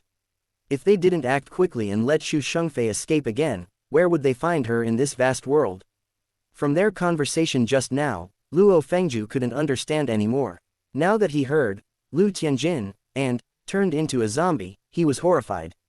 If his memory didn't fail him, South City base was wiped out, and Lu Tianjin should have died in the horde of zombies. How did he have a name here with Wen Qingling? Wen Qingling noticed Luo Fengju's bewildered gaze and remembered that he hadn't told him about Lu Tianjin. He tried to reassure him, I brought Lu Tianjin to seek revenge, and Xu Shengfei is also in the central mega city. Luo Fengju wasn't comforted at all. But isn't Lu Tianjin dead? Wen Qingling replied, more accurately, he turned into a zombie. This time, it wasn't just Luo Fengju who was shocked, even Mi Yan was dumbfounded. Luo Fengju struggled to say, so what? Wen Qingling nodded and said, so I brought him here for revenge. Luo Fengju's scalp tingled, and his hair stood on end. You brought a zombie here for revenge? Wen Qingling nodded, indicating that he was right. Luo Fengju almost screamed, he's already a zombie. How did you bring him here? No, how did a zombie manage to enter the central mega city? Wen Qingling looked at him strangely. There's a skill called climbing walls, understand? You climb the walls to enter the city. This time, It was not Luo Fengju but Mi Yan who screamed. Both of them looked at the smooth walls that were hundreds of meters high, unable to fathom how they managed to climb them. Wasn't that something only humans could do? Excuse me, but now is not the time for chatting. Prepare to escape, Xiao Hen spoke up. Wen Qingling said, actually, I can make them all kneel down and call me daddy. Xiao Hen replied, unless you want to keep chasing Xu Shengfei all over the world. Wen Qingling, speechless. Because he didn't want to, he kept enduring. Xiao Hen began assigning tasks. Da Bai, the target is too big. Take the captives and go ahead. Xiao Hen continued, Qingling, take Mi Yan. I'll handle the rest. The battered military vehicle rushed into a small alley and abruptly stopped. Da Bai had already charged out with someone in its mouth. Wen Qingling and Mi Yan jumped off the vehicle. Xiao Hen held onto Luo Fengju with one hand and lifted the half-dead Bai Ya with the other, and they started running again inhumanly fast. When the remaining military vehicles caught up, all they saw was an empty vehicle. The people had vanished without a trace. Just as they were unsure of how to track them, they noticed the bloodstains on the ground. The pursuers were led astray by the bloodstains. They still didn't understand the cruelty of the world and the terrifying nature of psychic abilities. As long as they saw the bloodstains, they could track them easily, but if they didn't see them, they wouldn't be able to find them even if they crawled on the ground. The two of them raced through the streets and alleys of the 5th district like a whirlwind. Along the way, Wen Qingling casually grabbed a dirty child. When they reached a hidden spot and stopped, Luo Fengju and Mi Yan, who were being held, crouched in a corner. Surprisingly, the unconscious Bai Ya and the dirty child showed no signs of dizziness. The child looked at them in fear. Wen Qingling pointed to his own hat and mask and said, see this. The child exclaimed, ah, letting out a shrill scream. Wen Qingling sternly said, shut up. If you scream again, I'll turn you into a shark. The child quickly covered his mouth, tears streaming down his face, trembling with fear. Xiao Hen frowned and asked, are you a child from the Mud Rat organization? The child shook his head vigorously. Xiao Hen said, speechless. Xiao Hen said, don't be afraid, we won't harm you. You can go. The child quickly ran away without daring to stay for a moment. Wen Qingling looked at Xiao Hen in confusion and asked, aren't all dirty children part of the Mud Rat organization? Xiao Hen helplessly replied, children who have parents wouldn't join such an organization. A black commercial vehicle stopped in front of them. The driver rolled down the window and said, our boss sent me to pick you up. This time, Wen Qingling was smarter and asked, the Mud Rat boss? The driver replied, yes. Wen Qingling and Xiao Hen were not afraid of trouble. If they played any tricks, they would be the ones to suffer in the end. They got into the car, and Wen Qingling used his psychic power to communicate with Da Bai, instructing it to follow them. The person who could accurately locate their position definitely wasn't an ordinary person. When they finally saw the rumored Mud Rat boss, Xiao Hen immediately recognized him. Though they weren't close, they had met before. Among the 7 major forces in the central mega city, the young generation with a reputation included Xiao Hen, Yin Cheng, Mo Yang's son, Mo Chengshuang, Lei Yang's son, Lei Yuxiao, Hua Yang's daughter, Hua Fei, and Ni Yang's son Ni Tianling. Their ages were similar to Xiao Hen, Mo Zhong, Lei Zhong, Hua Zhong, and Sha Zhong, but due to personal strength issues, Ni Tianling had never been able to take the position of Ni Zhong. Not only him, even his son Ni Hao, though a few years younger than Xiao Hen and the others, was still of the same generation and didn't have a name among their peers. As for Sha Zhong, his abilities and strength were not lacking, but his luck was. His wife, son, and the old General Sha all turned into zombies. He fought alone with his father's old subordinates to this day and gained a place in the central mega city, ensuring that his soldiers could survive and wouldn't sacrifice themselves unnecessarily on the battlefield. The boss of the Mud Rat organization was none other than Lei Yuxiao, the son of Lei Zhong from the 5th district. The Lei family had good luck. Both father and son awakened the power of lightning. With their strength, they could easily occupy one of the 4 regions. The only regret was that Lei's old man retired too early, and Lei Yuxiao, alone in the military, didn't have the same position as the other families with the protection of their elders. This also limited his authority, and after the apocalypse broke out, the number of people he could bring with him was much lower than the other factions. However, with the strength of the Lei family father and son, they managed to hold the 5th district of the central megacity, and their power should not be underestimated. Colonel Xiao, it's been a while, Lei Yuxiao, with a refined temperament and a gentle smile, showed no trace of a military presence. Xiao Hen nodded, young Master Lei. Since they knew each other, there was no need to conceal anything. Xiao Hen took off his hat and mask. Lei Yuxiao is indeed not a regular military personnel. He used to be interested in business before the apocalypse, but for the sake of survival, he followed his father and worked hard. However, he couldn't develop the qualities and character of a soldier. Lei Yuxiao's gaze fell on the other people, and seeing that Xiao Hen didn't show any intention of introducing them, he didn't inquire further and invited them to take a seat. However, Xiao Hen shook his head and said, I have some private matters to attend to at the moment. We can discuss it in detail later. Lei Yuxiao looked at the bloodied person thrown at the entrance and asked, do you need me to provide a venue? Xiao Hen replied, if it's convenient for you. Lei Yuxiao had his men take them to the basement. Lei Yuxiao's basement was much more advanced compared to the one where Luo Fengju and Mi Yan were held captive. The basement was elevated and widened, with no windows and smooth walls. Once the heavy door was closed, it became a perfect place for confinement and interrogation. It seemed that this place had served this purpose before, as there were still traces of blood on the floor. Beiya and Zhongxin were thrown in, and with Da Bai's massive body blocking the doorway, there was no need to close the door. Beiya and Zhongxin were both injured, bleeding profusely, and barely clinging to life. They couldn't let them die like this. Wen Qingling gave each of them a small energy ball to sustain them, allowing them to regain some consciousness. As soon as Beiya regained a bit of strength, she began screaming for help and struggling to crawl toward the door, but she was kicked back by Mi Yan. Mi Yan squatted down, looking at her and showing his bald head, look at my hands. They've been chopped 3 times. Do you think I should make you taste the same pain? Mi Yan continued, right, you don't have the ability to regenerate, so I can only chop off your hands, then your legs, and finally your arms, making you experience the pain 3 times over. Beiya trembled in fear, her body shaking uncontrollably, tears and mucus flowing, it wasn't me, it wasn't me. It was him, he made me do it. Zhongxin stared at Wen Qingling with a resentful gaze, filled with hatred. He knew that in Wen Qingling and Mi Yan's hands, he was doomed. He didn't argue or plead for mercy, he just hoped for a quick and painless death. Wen Qingling stared back at Zhongxin, puzzled, why do you dislike me so much? It had escalated to hatred now. Wen Qingling had never done anything to offend Zhongxin, and she couldn't understand why he held such contempt for her. Zhongxin sneered, do you need a reason to dislike someone? It was like someone naturally disliking someone, sometimes there's just no explanation for it. Chapter 109. Zhongxin disliked Wen Qingling at first sight. He heard that every night in the girls' dormitory, they would discuss how good-looking Wen Qingling was and how pleasant his voice sounded, which made him dislike him even more. When he found out that Wen Qingling actually liked the same gender, he went out of his way to exclude him and spread the word. He wanted everyone in the school to know that Wen Qingling, who was so popular among girls, was a pervert who liked the same gender. Under his propaganda, there were quite a few boys and girls who disliked Wen Qingling, which puzzled Zhongxin.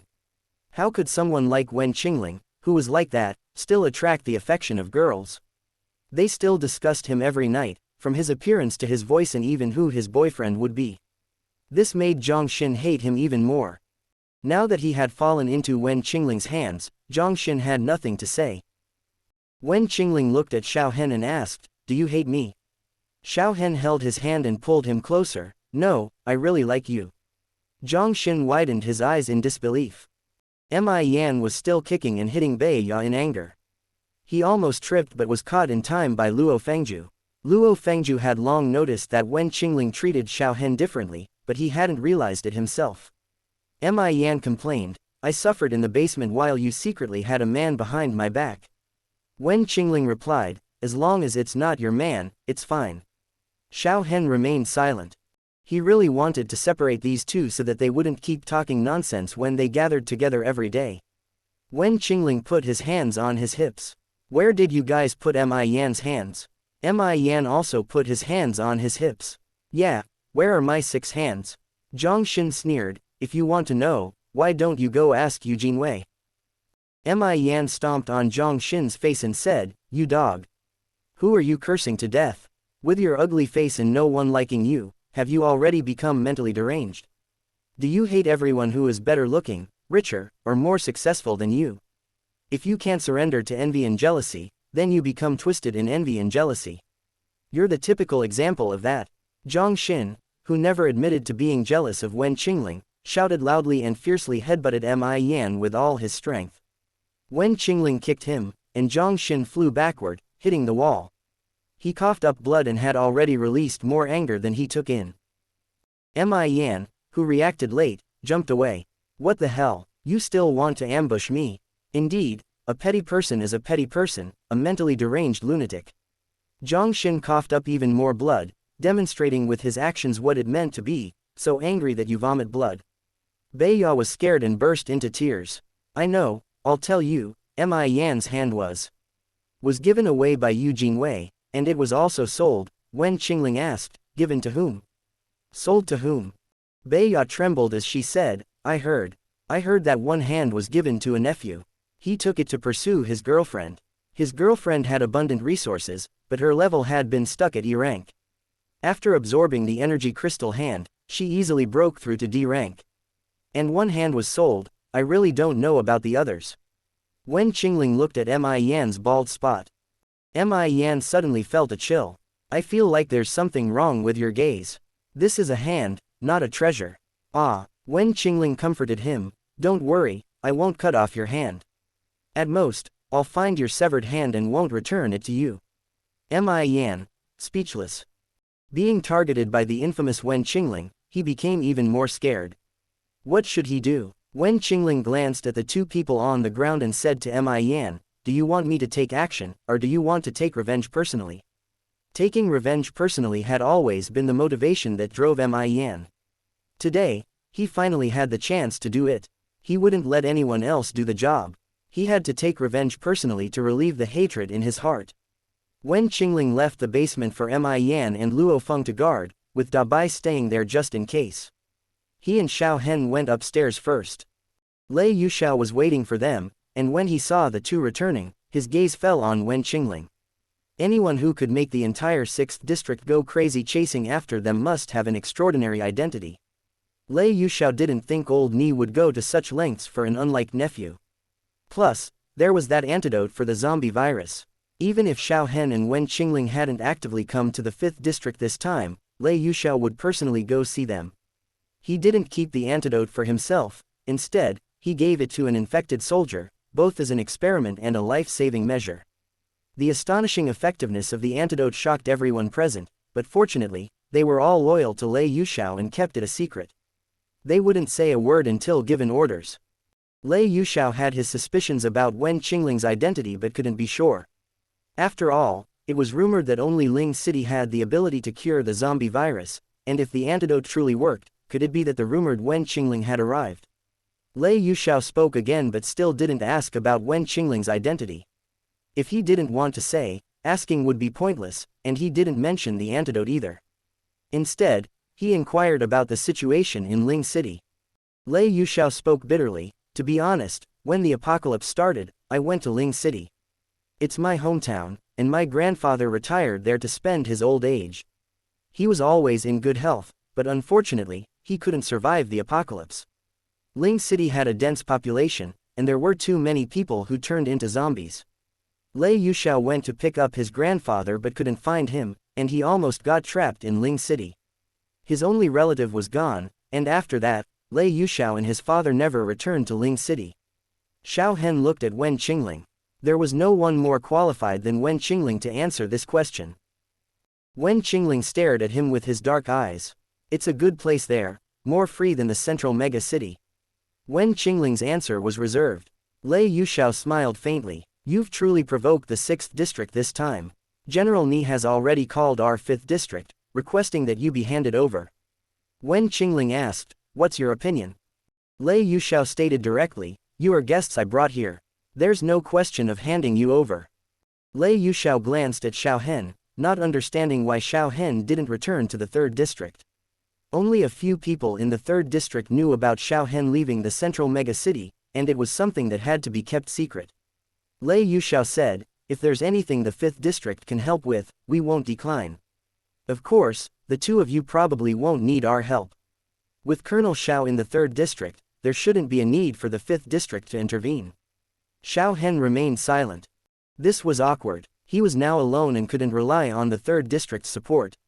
Lei Yuxiao continued, by the way, Colonel Xiao has always wanted to take down Shuangfang City. Is it okay for Colonel Xiao not to go back and help? Xiao Hen was taken aback. Shuangfang City. Shuangfang City was located to the east of Yunjing City, and if they were to capture it, there would be no barrier between Yunjing City and Central Mega City. Wouldn't that attract the zombie tides from Yunjing City directly? Xiao Hen asked. When did this happen? Lei Yuxiao was surprised. You don't know. Xiao Hen remained silent. How should he explain? Should he say that he had left Central Mega City and didn't know what was happening there? Wen Qingling glanced at Xiao Hen. He just returned and is still unaware. No wonder. It's not just the 3rd District that's expanding its territory. Lei Yuxiao briefly explained the mad expansion of the various districts to Xiao Hen. Even if he didn't mention it, Xiao Hen would find out when he returned to the 3rd District, so it was better to present it in a positive light and make friends with the two. Of course, Xiao Hen belonged to the 3rd District, so Lei Yuxiao didn't reveal everything without reservation. The emergence of energy weapons is a great advancement for humans. If we can also solve the zombie virus problem, the plan for humans to reclaim the cities will come earlier. Are you sure humans will reclaim the cities and not have nowhere to go? Wen Qingling interrupted his fantasy. Lei Yuxiao didn't have the ability to foresee the consequences of energy weapons. He didn't know what kind of disaster they would bring to the apocalypse. Currently, the power of energy weapons far surpassed that of conventional weapons, and the most significant advantage was that they didn't require ammunition, they only needed crystal nuclei. Crystal nuclei were abundant everywhere now. Lei Yuxiao didn't understand. What do you mean? Wen Qingling replied, do you think the current state of the apocalypse is its true form? What you see is only a part of the apocalypse. Lei Yuxiao became even more confused. He wanted to ask further, but Xiao Hen suddenly stood up. I need to go to the 3rd District. Xiao Hen looked at Wen Qingling, afraid that he might cause trouble again. Regardless, I have to try again. Lei Yuxiao wanted to stop Colonel Xiao. Frost Peak City couldn't be moved. With Frost Peak City blocking the way, at least Central Mega City wouldn't be directly exposed to Yunjing City. Perhaps they believed that as long as they didn't go to Yunjing City, there wouldn't be any danger. However, if Yunjing City evolved intelligent zombies, they wouldn't let go of such a tempting feast. Wen Qingling stood up and said, I'm going to the 1st District. He had just received a message from Lu Tianjin, asking him to come over, indicating that there was a problem. Xiao Hen paused. Aren't you waiting for me? Wen Qingling nodded. No need. You go and do your own thing. Without you guys slowing me down, I'll be more convenient. Xiao Hen hesitated, speechless. Wen Qingling continued, after I finish the matter, come and wait for me here. Xiao Hen remained silent. Lei Yuxiao looked at them in surprise. Even Colonel Xiao Hen didn't catch Wen Qingling's attention. What kind of strength did this young man possess? Wen Qingling said, I have 2 friends and a cat temporarily staying in the 5th District. Is that okay? Lei Yuxiao replied, number problem.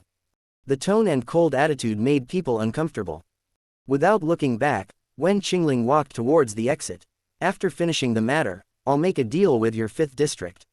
Lei Yuxiao felt relieved. Xiao Hen followed him outside. I'll go with you, Lei Yuxiao exclaimed, speechless. Didn't he say he was going to the 3rd District? Why can't he leave? Wen Qingling said, no need. You go and take care of your own matters. Don't waste time. Wen Qingling swiftly leapt away, disappearing from Xiao Hen's sight. Xiao Hen muttered, speechless. Lei Yuxiao, witnessing this scene, said, speechless, what kind of ability is this? Can someone really jump like that? Xiao Hen had no choice but to go and deal with the matters in the 3rd District. When Wen Qingling found Lu Tianjin was hiding in a pile of garbage, using the foul smell of the trash to mask the putrid odor of the zombies on his body. Wen Qingling frowned. Xu Shengfei is in the garbage dump. Lu Tianjin emerged from the pile of garbage. It was not easy for him to make his way to the 1st District, being chased by humans several times. As a bright and obvious zombie, why should he suffer such humiliation? Chapter 110. Lu Tianjin didn't waste any time and said directly, I sense that Xu Shengfei is moving. She's heading north, possibly leaving the city. If Xu Shengfei really left the city, there was no way for Lu Tianjin to catch up on his own. Without Wen Qingling's help, he couldn't even climb a wall. As a zombie, he felt extremely embarrassed. Wen Qingling said, with a disdainful expression, "Do you want to keep chasing each other like this forever?" Lu Tianjin remained silent. Seeing the disgust in Wen Qingling's eyes, Lu Tianjin tried to explain himself, "It's very inconvenient for me to move like this." Wen Qingling remarked, "You even realize how bad you smell?" Lu Tianjin replied, "Speechless, am I to blame for having the scent of a zombie?" After hesitating for a while, Lu Tianjin said, "Qingling, can you?" Wen Qingling interrupted, "No." Lu Tianjin sighed. Wen Qingling continued, "You've consumed humans. Even if they weren't pure humans, you still ate them." Lu Tianjin tightened his withered hand hidden in his black robe. "The zombies you saved, they must have tasted flesh and blood since they didn't go into hibernation. What criteria did you use to save them?" Wen Qingling looked at him and said, "Do you think conscious hunting and unconscious hunting are the same?" Lu Tianjin fell silent. Wen Qingling spoke again, "Don't accuse me of disregarding our 2 years of brotherhood. By protecting Xu Shengfei, even though you know she harmed me, our brotherhood has already dissolved. Besides, I don't owe you anything. On the contrary, if anyone owed anything, it was Lu Tianjin who owed him even more." Wen Qingling didn't know if Lu Tianjin remembered his gratitude, but Luo Fengju seemed to remember it on his behalf. However, it didn't matter anymore. Gratitude or grudges, Wen Qingling no longer cared. He did what he wanted to do, free from emotional constraints, free from power constraints, free from worldly constraints. This feeling made him more comfortable than when he was still human. Lu Tianjin said, "I said it was for the sake of the base. Do you believe me?" Wen Qingling replied, "I don't care about your reasons anymore, no matter what they are." After standing in silence for a long time, Lu Tianjin finally said, "Let's go, I'll take you to find Xu Shengfei." That was the only thing he could do now, to put an end to his indecisiveness, his unrealistic ideas, and his excessive kindness. He wanted to settle things once and for all with Xu Shengfei. Wen Qingling glanced at him and didn't say much. He led Lu Tianjin away from humans, approaching the concealed city walls. The city was restricted, and it was more suitable for Lu Tianjin to act outside the city. At the northern gate of the central mega-city, several military vehicles roared away from the city and headed towards Li City in the distance. In the spacious military vehicles, Xu Shengfei was wrapped in a black robe, with people sitting on both sides of her. She knew that no matter how much she did for Yin Cheng, he would never fully trust her. Her ability was the root of Yin Cheng's wariness. But Xu Shengfei didn't care about all this. Their relationship was based on cooperation and mutual use.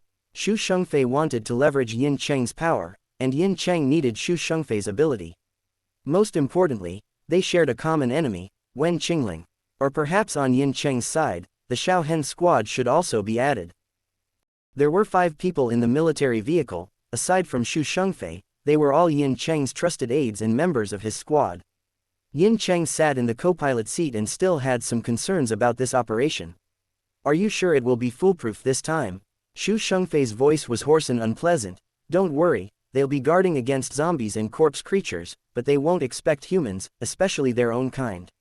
As long as Wen Qingling wasn't present, her undead would have nothing to fear." Yin Chengrui nodded. "This is a once-in-a-lifetime opportunity. Once successful, our long-standing goal will be achieved, and you will become a great contributor to the central mega-city." In the previous operations, they were hindered by the Shaohen squad. Now that the Shaohen squad was in Ling City, there was no way they could ruin his plans.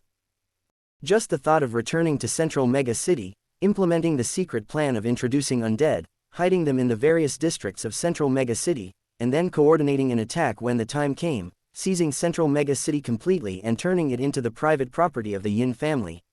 Yin Cheng firmly believed that no one in central mega-city knew about the undead. Xu Shengfei acted very cautiously, and he had personally seen the undead. They were identical to humans, and if they didn't reveal their identities, it was impossible to distinguish them as abnormal beings. This plan was perfect. However, after he returned, he was completely dumbfounded by the sudden appearance of blood tests. When he learned from his grandfather about the purpose of the blood tests, he was almost knocked unconscious. His plan hadn't even been implemented yet, but it was already doomed to fail. Even if the first district guarded the northern gate and could become the breakthrough point for the undead, the other 3 gates would be sealed shut. Once they discovered any abnormalities in the blood, the existence of the undead would undoubtedly be exposed. Such a perfect assassination weapon, Yin Chengrui didn't want to give up on it under any circumstances. The one putting him in such a dilemma was the 3rd district. They have valid arguments. In the 1st district, they dare to refute the claim that the undead doesn't exist. In the 3rd district, they displayed the corpses of the undead in front of everyone as evidence. There is no room for the 7 major powers to doubt. There is no need for doubt, it must be Xiao Hen who has returned. He brought news and delivered the samples of the corpses. Xiao Hen did all of this ahead of his return while still smugly planning for the future. Yin Cheng has never hated Xiao Hen this much before. Yin Cheng closed his eyes and opened them again, filled with malevolence and fierceness. If he couldn't kill Xiao Hen, he would kill his father first, cutting off his escape route. Let's see what he's capable of then. Xiao Hen went all the way to the command headquarters of the 3rd district and was stopped downstairs. Xiao Hen pulled down his mask. "It's me."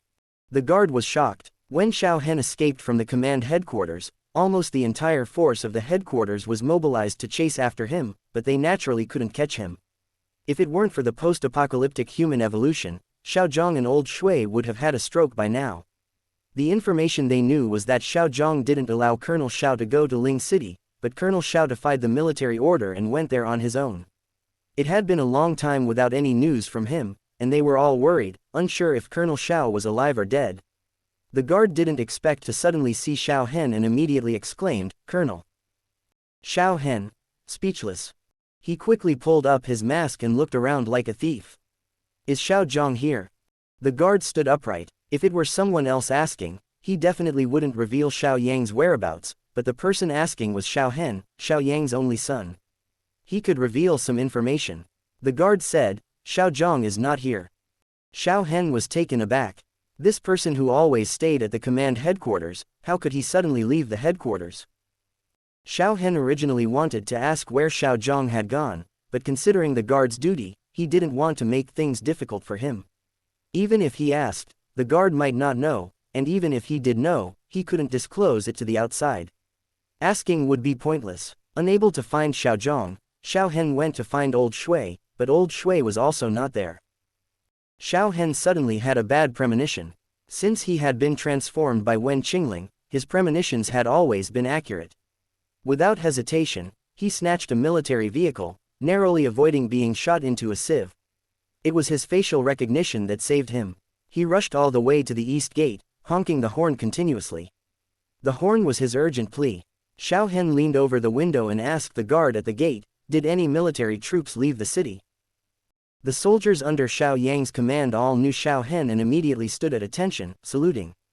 Reply, "Colonel, yes." Xiao Hen, "When did they leave?" Guard, "Almost 2 hours ago." Xiao Hen slammed the steering wheel and didn't waste any more time. He overtook the vehicles, brushing against the wall. The car's side mirror was knocked off and caused a series of screams from the waiting queue. Inside Frostfall City, a new wave of cleanup was underway. General Xiao sat in the car with a stern face, commanding the scene, while Old Shui followed closely. The longer the cleanup operation went on, the darker General Xiao's expression became. "General Xiao, are you sure this will happen?" The officer in charge of city cleanup seemed slightly nervous. He didn't expect both General Xiao and Old Shui to be present. It happened like this yesterday. Perhaps the commotion caused by cleaning up the zombies attracted that thing. Before he could finish speaking, a loud noise erupted, and a large building in front of them collapsed halfway. Amidst the billowing smoke and dust, a massive black figure slowly emerged. As the dust settled, General Xiao and Old Shui finally witnessed this white monster with their own eyes. Both of them were shocked. They were certain that such a white creature, resembling a pile of fat, had never appeared before. This creature no longer belonged to the category of mutant animals or corpse beasts. No matter how hard they tried, they couldn't discern its original appearance or guess its species. They were sure that such a creature had never existed on Earth before. Outside, there was already a chaotic uproar. Countless energy projectiles were fired at the enormous white monster, but they caused no harm. Instead, the excessive energy projectiles created a layer of white light on the surface of the monster's body. The scene was incredibly eerie, causing both General Shao and Old Shui to furrow their brows. The giant white flesh mountain slowly wriggled forward, ignoring all the attacks. As the white flesh mountain advanced, its front end slightly lifted. Such a familiar movement. The on-site commander quickly picked up the in-car loudspeaker. Retreat. It's about to spew venom. The soldiers who were attacking immediately ceased their actions and turned to run. Peef. A bunch of mucus sprayed out, with a long range and abundant volume. Two soldiers who were running at the rear were glued to the ground by the murky, transparent slime. Other soldiers hurried over to help. The white flesh mountain moved slowly, providing enough time for the soldiers to rescue their comrades. However, the viscous slime was extremely troublesome. It had high corrosiveness and toxicity, and its thick, sticky texture suffocated the soldiers more than being submerged underwater. Learning from yesterday's experience, the group of people wore multiple layers of gloves. Even if one layer corroded, there were still several layers left. They desperately tore and scraped off the viscous venom to save their comrades. At a time like this, daggers and long knives were completely useless. It took a long time to pull them out after stabbing, and it was faster to use their hands. By the time they finally pulled the two individuals out of the mucus, their bodies had been corroded beyond recognition. The rescue attempt had failed. The measures they had come up with today were clearly ineffective. They could only retreat even further.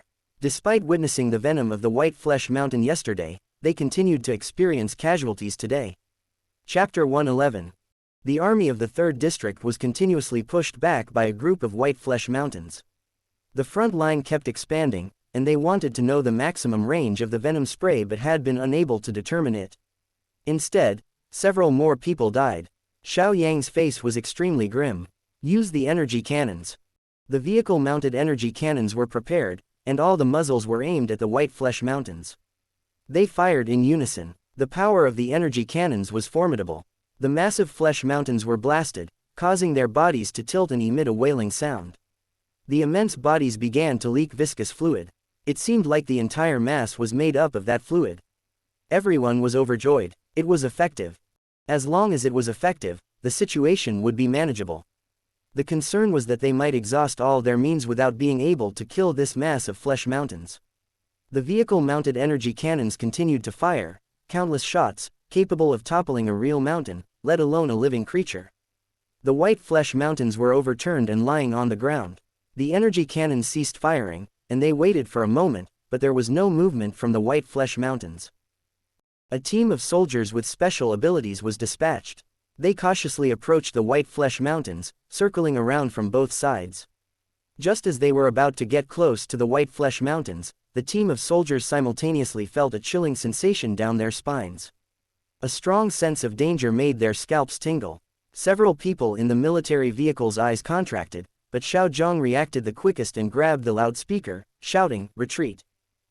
The team of soldiers with special abilities quickly retreated, but they were still a step too slow. A horde of frenzied undead creatures had already pounced on them. Their target was the white flesh mountains. Several soldiers with special abilities didn't even have a chance to use their powers before being overwhelmed by the horde of undead creatures. The fortunate ones who managed to escape the impact of the horde struggled with all their might to break free. The horde of undead creatures swarmed over the white flesh mountains, tearing and biting like maggots on carrion. The previously motionless white flesh mountains suddenly let out a roar. The massive body writhed and rolled, instantly crushing a large number of undead creatures. The white flesh mountains raised their heads and sprayed out a torrent of venom, engulfing everything within its range. All the undead creatures, zombies, and humans caught within the range of the venomous deluge were completely covered. The white flesh mountains wriggled onto the venomous deluge, and its speed increased. It scurried forward, directly targeting humans. Its food had escaped, but the horde of undead creatures was unwilling to give up. They chased after the white flesh mountains, heading towards the humans. The situation completely spiraled out of control. Wen Qingling flipped over the city wall with Lu Tianjin. Wen Qingling was very dissatisfied. "I have doubts about our cooperation." Lu Tianjin replied, "I won't harm you." Wen Qingling said, "But you're slowing me down." Lu Tianjin remained silent. Wen Qingling continued, "I'm leaving now. Can you keep up with my speed?" Lu Tianjin replied, "I'm afraid not." Wen Qingling retorted, then you're useless. Wen Qingling disappeared from Lu Tianjin's sight, darting away in a few leaps. Lu Tianjin stood there, perplexed. Wasn't this guide supposed to accompany him? Why did Wen Qingling leave on his own? Wen Qingling appeared on a grassy road, extending his arms and stopping a returning off-road vehicle successfully, seizing it. When Wen Qingling returned driving the car, Lu Tianjin was still standing in the same spot, reflecting on his brief life as a human and undead. His human life couldn't continue, and his undead life had just begun. The first step had already failed. Was there still a future ahead? Wen Qingling asked, "Can you drive?" Lu Tianjin finally recovered from his petrified state. "If you don't mind my hands being ugly." Wen Qingling replied, "To be honest, I mind a lot." Lu Tianjin sighed. He could only sit in the car as a passenger. He didn't dare to act like a big shot in the back seat. Wen Qingling already held him in great disdain, and he was afraid of being kicked out of the car. After some contemplation, to show respect, he chose to sit in the co-driver's seat. And then, Wen Qingling kicked him out. Wen Qingling angrily exclaimed, "Who do you think you're suffocating? Sit in the back." If Lu Tianjin were lighter, Wen Qingling would have tied a rope around him and dragged it into the sky. He was so smelly, who could bear it? Lu Tianjin could only obediently sit in the back seat. Compared to his smell, whether he was respected or not was already irrelevant. Wen Qingling drove and kept nagging, "Even Xiao Hen couldn't let me be his driver, but you're lucky enough to have the lord of the city driving for you. You better pray that you can successfully kill Xu Shengfei, or else I might kill you first." Lu Tianjin shivered and tightly closed his mouth, indicating that he dare not speak. Wen Qingling didn't hear his unpleasant sound. In fact, Wen Qingling didn't want to hear it either. If it weren't for important matters, he wouldn't subject his ears to such torment. "Wen Qingling, hurry up and report your position." Lu Tianjin, speechless. "Lu Tianjin, see, continue forward." Lu Tianjin gave directions, and Wen Qingling drove the car toward Li City. Along the way, they didn't see a single soul, only the sound of the whistling wind. Wen Qingling abruptly hit the brakes, opened the door, got out of the car, and pulled Lu Tianjin down, dragging him towards the back. "I've endured your ugliness and your annoying voice, but do I have to tolerate your lies as well? Today, I'll kill you first, and then I'll go find Xu Shengfei myself." Lu Tianjin tightly clung to the seat, refusing to get out. "I didn't lie to you. She's really up ahead." Wen Qingling retorted, "Is there a ghost up ahead? We haven't seen a single living person, not even a single zombie." Wen Qingling suddenly stopped and quickly got back in the car. Stepping on the gas pedal, he drove the car into the dense grass on the side of the road, concealing it within. A row of off-road vehicles whizzed past on the road, and Lu Tianjin was so excited that he almost screamed. But a single glance from Wen Qingling silenced him. If it screamed with that raspy voice of its, it could kill someone, and now was not the time for killing. Lu Tianjin suppressed his excitement and said, "Xu Shengfei. It's Xu Shengfei. She was in that convoy just now." Wen Qingling said, "The car is yours, drive and chase them, and stay close to them." Lu Tianjin was stunned. "Aren't you coming?" Wen Qingling's spiritual power had already spread toward Li City ahead, discovering something interesting. "You go first, my spiritual power will follow you closely, and I'll catch up to you quickly. Don't lose them." After Wen Qingling finished speaking, he had already rushed toward Li City at lightning speed.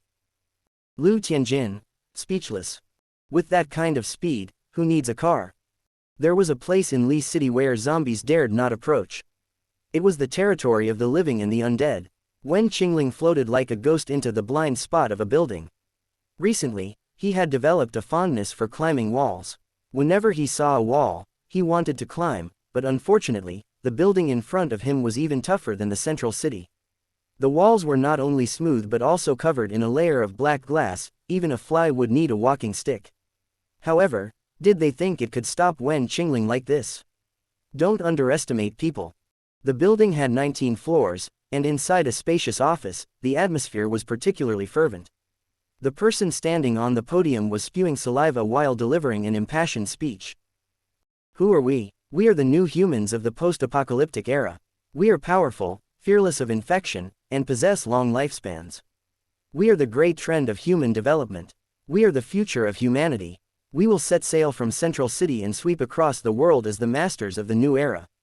You, Yes, each and every one of you are the creators of this new era. History will remember you. Wen Qingling, speechless. If they're going to set sail, they should first take over Central City. It's like dropping anchor before even setting sail. This pyramid scheme isn't working out. Remember, each and every one of us has been bestowed with the identity of the undead by the undead queen. Now, return to your respective posts and become the organization's screws, waiting for the organization's call. Yes, the organization will triumph. The undead will triumph. The undead queen will triumph. The entire room roared as if they were injected with chicken blood. The speaker was very satisfied with the incitement effect. Go back to your respective cities and be careful. Yes. Everyone stood up and turned to leave but noticed that the office was getting darker and darker. The speaker finally stepped out of the imagined holy light and belatedly realized that the lighting was indeed a bit too dim. Applause suddenly came from behind, and the speaker was taken aback. When they turned around, they saw a person applauding from outside the window. The speaker looked puzzled, almost forgetting that they were on the 19th floor. Who are you? Are you a newcomer like us? Wen Qingling, with a hat and a mask covering his face, raised a finger and shook it. Don't call me a newcomer. Call me an ancestor. Everyone was stunned. Wen Qingling took a step back, and at that moment, the remaining light behind them completely disappeared, plunging the entire building into darkness. Everyone, speechless. Everyone, speechless. Everyone, speechless. What's going on? The speaker took out a flashlight from their pocket, turned it on, and saw that the windows were covered with something resembling wood from the patterns. Everyone curiously gathered around to take a look. They confirmed that the windows were indeed blocked by wood. They cursed and seriously doubted the sanity of the person from earlier. What could they achieve by blocking their windows? Why not block the entire building while they're at it? As they proudly descended to the 18th floor and wanted to see the view outside to prove their wisdom, they discovered that the windows on the 18th floor were also blocked by wood. Their faces froze, but they remained calm. There's still the 17th floor, 16th floor, 15th floor. They didn't believe that the lunatic could block the entire building. Then, as they quietly made their way from the 19th floor to the first floor, they didn't encounter any light along the way. Not only that, but when they finally managed to break through a wall with great effort and planned to go out and settle the score with that lunatic, they found smooth wood. Everyone, speechless. Ah! Where did this lunatic come from? They actually sealed the entire building. They couldn't believe it. They tirelessly dug like diligent hamsters, but all they found was smooth wood, without any light. Outside the building, Wen Qingling stood on a vine, very satisfied with his masterpiece. The originally smooth glass surface had now completely transformed into a wooden surface. Yes, the entire building had become a wooden box, trapping all the humans and undead inside. The vine under Wen Qingling's feet continued to rise, reaching the top floor. A gap opened in the sealed wooden wall. Before Wen Qingling could approach, a rotten hand suddenly reached out but was caught by the suddenly narrowed gap. Angry roars and banging against the wall came from inside the wooden wall. Wen Qingling smirked. Finally found you. Wen Qingling controlled the gap to open, and the oppressive aura of high-level zombies pressed down on the two zombies on the top floor. The ferocious zombies, who were growling aggressively, seemed to have encountered their nemesis and cowered in the corner, trembling, no longer daring to pounce. Wen Qingling walked into the room and looked at the two large zombies before them. Their eyes showed a trace of mockery. How lovely, even as zombies, you're still your children's parents. Did they raise you so well that you've become so plump? Did they raise you as pigs? How many lives did these two creatures ruin to become like this? Looking at their size, they were almost catching up to the ugly monsters of the 4th level evolution. Unfortunately, they weren't evolved zombies. They were just physically mutated zombies. They had the same tall and strong appearance but lacked the same strength. Wen Qingling turned around. Let's go. I'll take you to meet your daughter and give her a surprise. Chapter 112. Wen Qingling led two tall and sturdy large zombies downstairs. Among the vehicles downstairs, he effortlessly chose a military vehicle. The encounter in the 6th district informed Wen Qingling that the military vehicles in Central Mega City had district markings. They must have done something with the license plates, otherwise, they wouldn't be able to recognize their own district's military vehicles at a glance. Wen Qingling drove the car while the two 2-meter-tall large zombies ran behind on the ground. Their plump bellies were almost catching up to the butcher. It was a good opportunity to teach them the importance of losing weight. In order for the two zombies to keep up, Wen Qingling had to slow down the speed of the car. Wen Qingling contacted Lu Tianjin and asked, "What's the situation?" Lu Tianjin was implementing the tracking method when he suddenly heard Wen Qingling's voice, nearly causing him to overturn the car on the spot. They haven't stopped," Lu Tianjin replied. Wen Qingling asked, "Where are they going?" Lu Tianjin said, "I'm not sure, but they're heading east." Wen Qingling said, "East? Are they going to Yunjing City to end themselves?" Lu Tianjin remained silent. Although they didn't know why they were heading east, it definitely wouldn't be to end themselves. Wen Qingling shouted outside the car, "Speed up, hurry, don't delay." Lu Tianjin said, quietly increasing the speed, he hurried to avoid any delay. Inside Frost Peak City, the three-sided melee continued. The White Flesh Mountain stood on one side, the horde of zombies on another, and the 3rd District's army on the remaining side. There was only one White Flesh Mountain, but its vitality was extremely tenacious. Despite its tattered appearance, it remained sturdy, spraying venom without hesitation and devouring its prey at a fast pace. On the other hand, both the horde of zombies and the human army suffered heavy casualties, with the army experiencing the greatest losses. They had numbers, weapons, and intellect, but the one thing they lacked was antibodies. In front of the White Flesh Mountain and the horde of zombies, they were all vulnerable. As long as their skin was scratched, they would be infected. Close combat with the zombies and creatures was highly disadvantageous for the army. They were well aware of this fact but found it difficult to create distance. They originally intended to hunt down the White Flesh Mountain, but unexpectedly encountered the horde of zombies on the way. The speed of the horde far surpassed that of the White Flesh Mountain, and under the impact, the army was completely surrounded. Even though they had energy guns and energy cannon, they didn't dare to use them. If they fired one shot from the energy guns, it would undoubtedly harm their own people. They could only engage in close combat. Inside the command vehicle, Luo Shuang, the overall commander of urban sanitation, turned pale. His hand holding the loudspeaker trembled. He had never anticipated such a situation. They weren't afraid of the zombie horde but were more afraid of these creatures. Their numbers and speed were terrifying, and their infectiousness made one's scalp tingle. If their entire army was trapped here, it would be a deadly blow to the 3rd District. Luo Shuang held onto the loudspeaker, roaring loudly, "First and second squads, hold the line. Everyone else, retreat, retreat." Luo Shuang's eyes were bloodshot. He knew that with this order, he was essentially abandoning the 1st and 2nd squads. Once they fell behind, there would be no way for them to leave alive. With the efforts of the soldiers, the command vehicle finally broke through the encirclement and began to retreat. The soldiers of the 1st and 2nd squads formed a defensive line and sniped the pursuing zombie horde. They might not be able to hold back the White Flesh Mountain, but they were determined to block the horde at all costs. The soldiers who had initially retreated turned back when they saw the members of the 1st and 2nd squads falling one after another. They shouted something and bravely charged into the midst of the two squads, fighting alongside the zombie horde. Without exception, these people were all injured. They knew that even if they managed to leave here alive, they couldn't survive. They had been infected, and rather than waiting for the transformation into zombies due to the infection, they would rather die in battle here and let their uninjured comrades leave alive. Luo Shuang clenched his teeth, his eyes bloodshot, and hoarsely shouted, "Retreat! Retreat!" The command vehicle had just left the battlefield when several off-road vehicles recklessly rushed out. The command vehicle managed to evade the first one, but it couldn't avoid the second. Afterward, several more off-road vehicles collided with it, completely blocking the command vehicle's path. They couldn't even move an inch.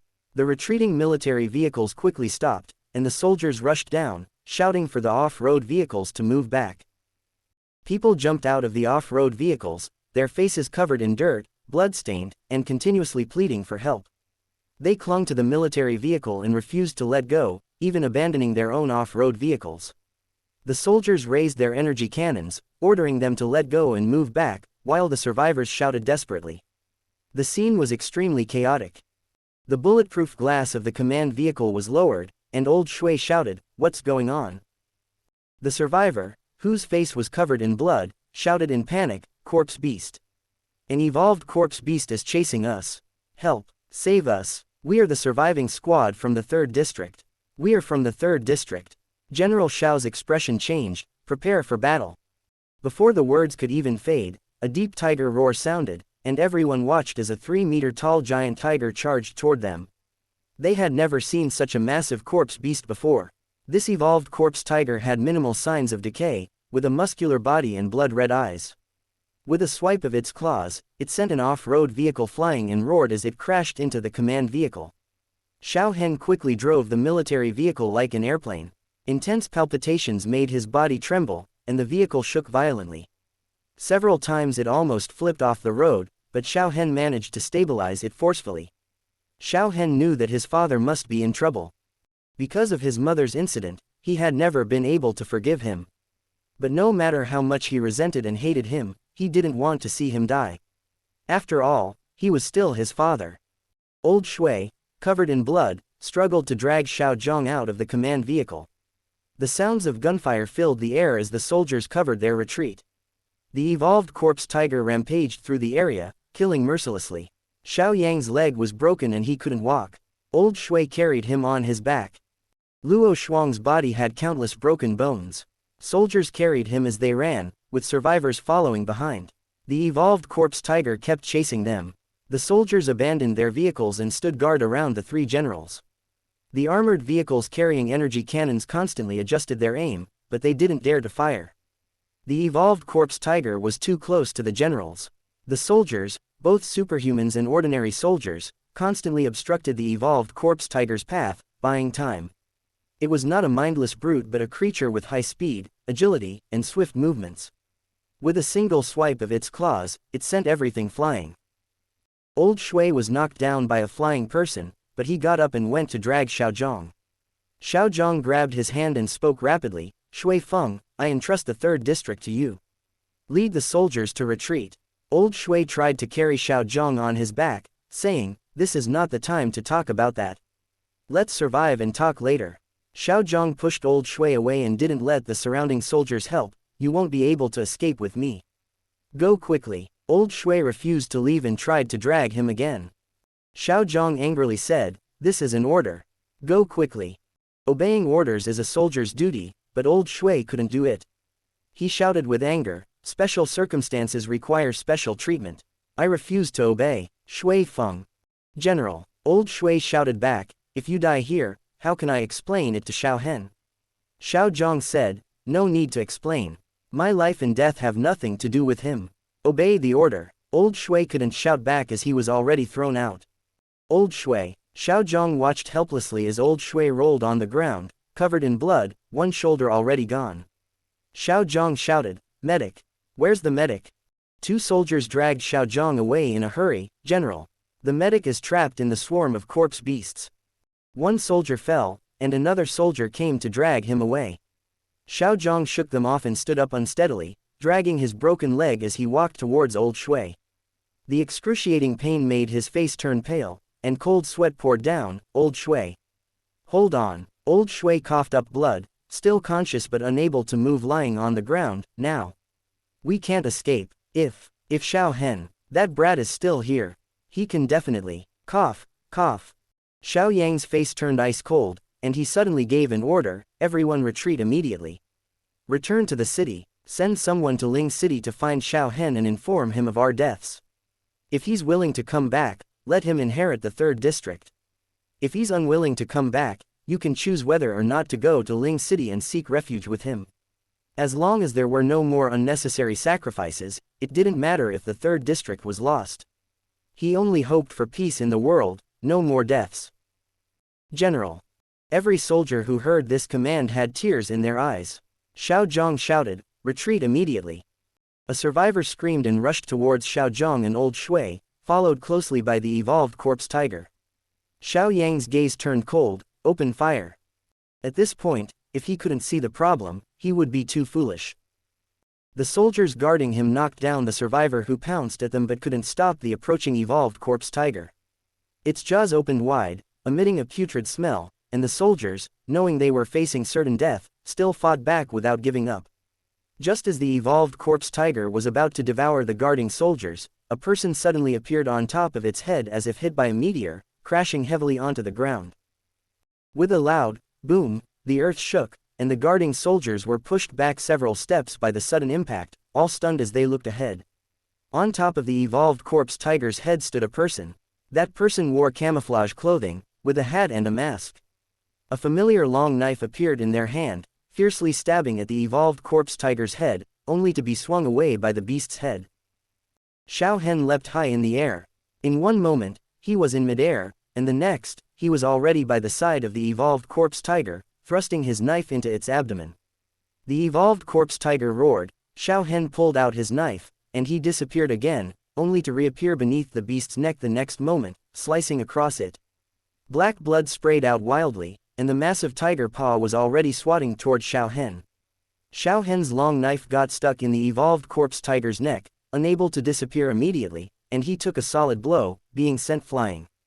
A father knows his son. Even if Xiao Hen had covered himself tightly, just a single figure was enough for Xiao Zhang to recognize that it was Xiao Hen who had returned. Old Shui also recognized Xiao Hen, seeing him being swatted away by a paw, and he almost jumped up from the ground. Frost formed on Xiao Yang's face, his eyes fixed firmly on Xiao Hen, who had fallen to the ground, his hand embedded deep in the mud. Before Xiao Hen could get up, the evolved corpse tiger pounced toward him again. Xiao Hen disappeared from his original position, only to reappear in midair, rotating and slashing at the evolved corpse tiger's neck. The evolved corpse tiger suddenly stood upright, biting down on one of Xiao Hen's legs, dragging him, and smashing him into the ground. Chapter 113. Xiao Yang's pupils contracted, struggling to get up but falling to the ground once again. He shouted to the soldiers beside him, "Bring the guns." Old Shui's face also turned pale. The hope that had just risen was shattered in an instant. Xiao Hen was bitten. Xiao Hen was injured. Xiao Hen was infected. This realization made Xiao Zhang and Old Shui feel as if their world was collapsing. Although Xiao Hen wasn't Old Shui's biological son, he was close enough to be considered one. Given Old Shui's relationship with Xiao Zhang and the fact that Xiao Hen had always been under Old Shui's command, he had always been Old Shui's pride and joy, even closer than his own son. Even if he died here, Old Shui didn't want Xiao Hen to be infected. Just before Xiao Hen's body touched the ground, he thrust his knife into the lower jaw of the evolved corpse tiger with a reverse grip. Unfortunately, the knife was too short, and the head was too big, so it didn't penetrate directly. The evolved corpse tiger tried to bite off Xiao Hen's leg, but suddenly a sawed-off shotgun appeared in Xiao Hen's hand from nowhere, and he fired it directly at the beast's head. The evolved corpse tiger shook off Xiao Hen, howling and turning its head to avoid the attack. Its massive head was bloody and mangled, but it was still alive. Xiao Zhang sat on the ground, holding a sniper shotgun, aiming at the evolved corpse tiger. The evolved corpse tiger suffered severe head injuries and had gone mad. It kept pouncing and biting at Xiao Hen, ready to fight to the death. Xiao Zhang and Old Shui focused all their attention on the battle between Xiao Hen and the evolved corpse tiger, oblivious to the chaos unfolding nearby. After ordering the killing of a survivor, the survivors who had been following them scattered to escape the danger. Now, they had returned, without a second thought, pouncing and biting. The soldiers who were bitten immediately fell to the ground, only to stand up again after 5 seconds and attack others. With someone opening the guns in the army, the situation became chaotic. The sound of shotguns echoed, quickly drawing Xiao Zhang and Old Shui's attention. What's going on? They soon realized something was wrong. The survivors were biting people all around, and those who were bitten quickly got up and went to bite others. This situation was very familiar. Old Shui widened his eyes. They're undead. Since Xiao Hen brought news of the undead to the central mega-city, the research institute had quickly developed detection methods, but they hadn't found a single undead until now. Yin Zhang often sneered and sarcastically mentioned the third district's cowardice and fear of death, believing that the news from the south, far away from them, couldn't scare them. After saying it so many times, some people truly believed that the corpses only existed in the south and wouldn't come to the north. The gate inspections had started to slack off, and they never expected that these undeads had already infiltrated the central mega-city. The infected soldiers all rushed toward the location where Xiao Zhang and Old Shui were. The guarding soldiers were a bit panicked, unsure whether to open fire in the face of their charging comrades. Xiao Zhang became furious. Open fire. Kill them all. We can't let them infiltrate the city. Old Shui sensed that something was off. According to Xiao Hen's explanation, The undead looked exactly like humans, and they couldn't be distinguished unless their blood was tested. However, the infected soldiers before them had stiff movements, shrunken flesh, and grayish-white eyes, clear signs that they were not human. Were these really corpses? The guarding soldiers opened fire and attacked their heads, and the infected soldiers who lunged at them fell in batches. Xiao Zhang and Old Shui were pulled back by nearby soldiers. A soldier who had originally been guarding in front of Xiao Zhang suddenly turned around, his teeth falling out as sharp saw-toothed teeth instantly grew, lunging at Xiao Zhang and biting towards his neck. "Be careful." Old Shui was greatly shocked. Xiao Zhang kicked out, blocking the soldier's attack. With his intact arm, Old Shui pulled out the weapon from his waist and struck the soldier, killing him with such speed that it left people in awe.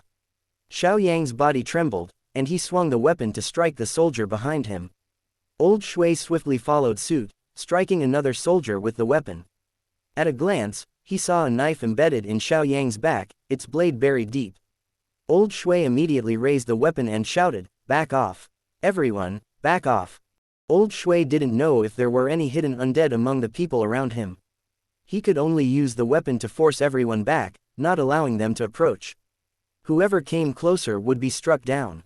Old Shui anxiously wanted to call out to Xiao Hen, but Xiao Zhang stopped him. "Don't call out, help me pull out the knife."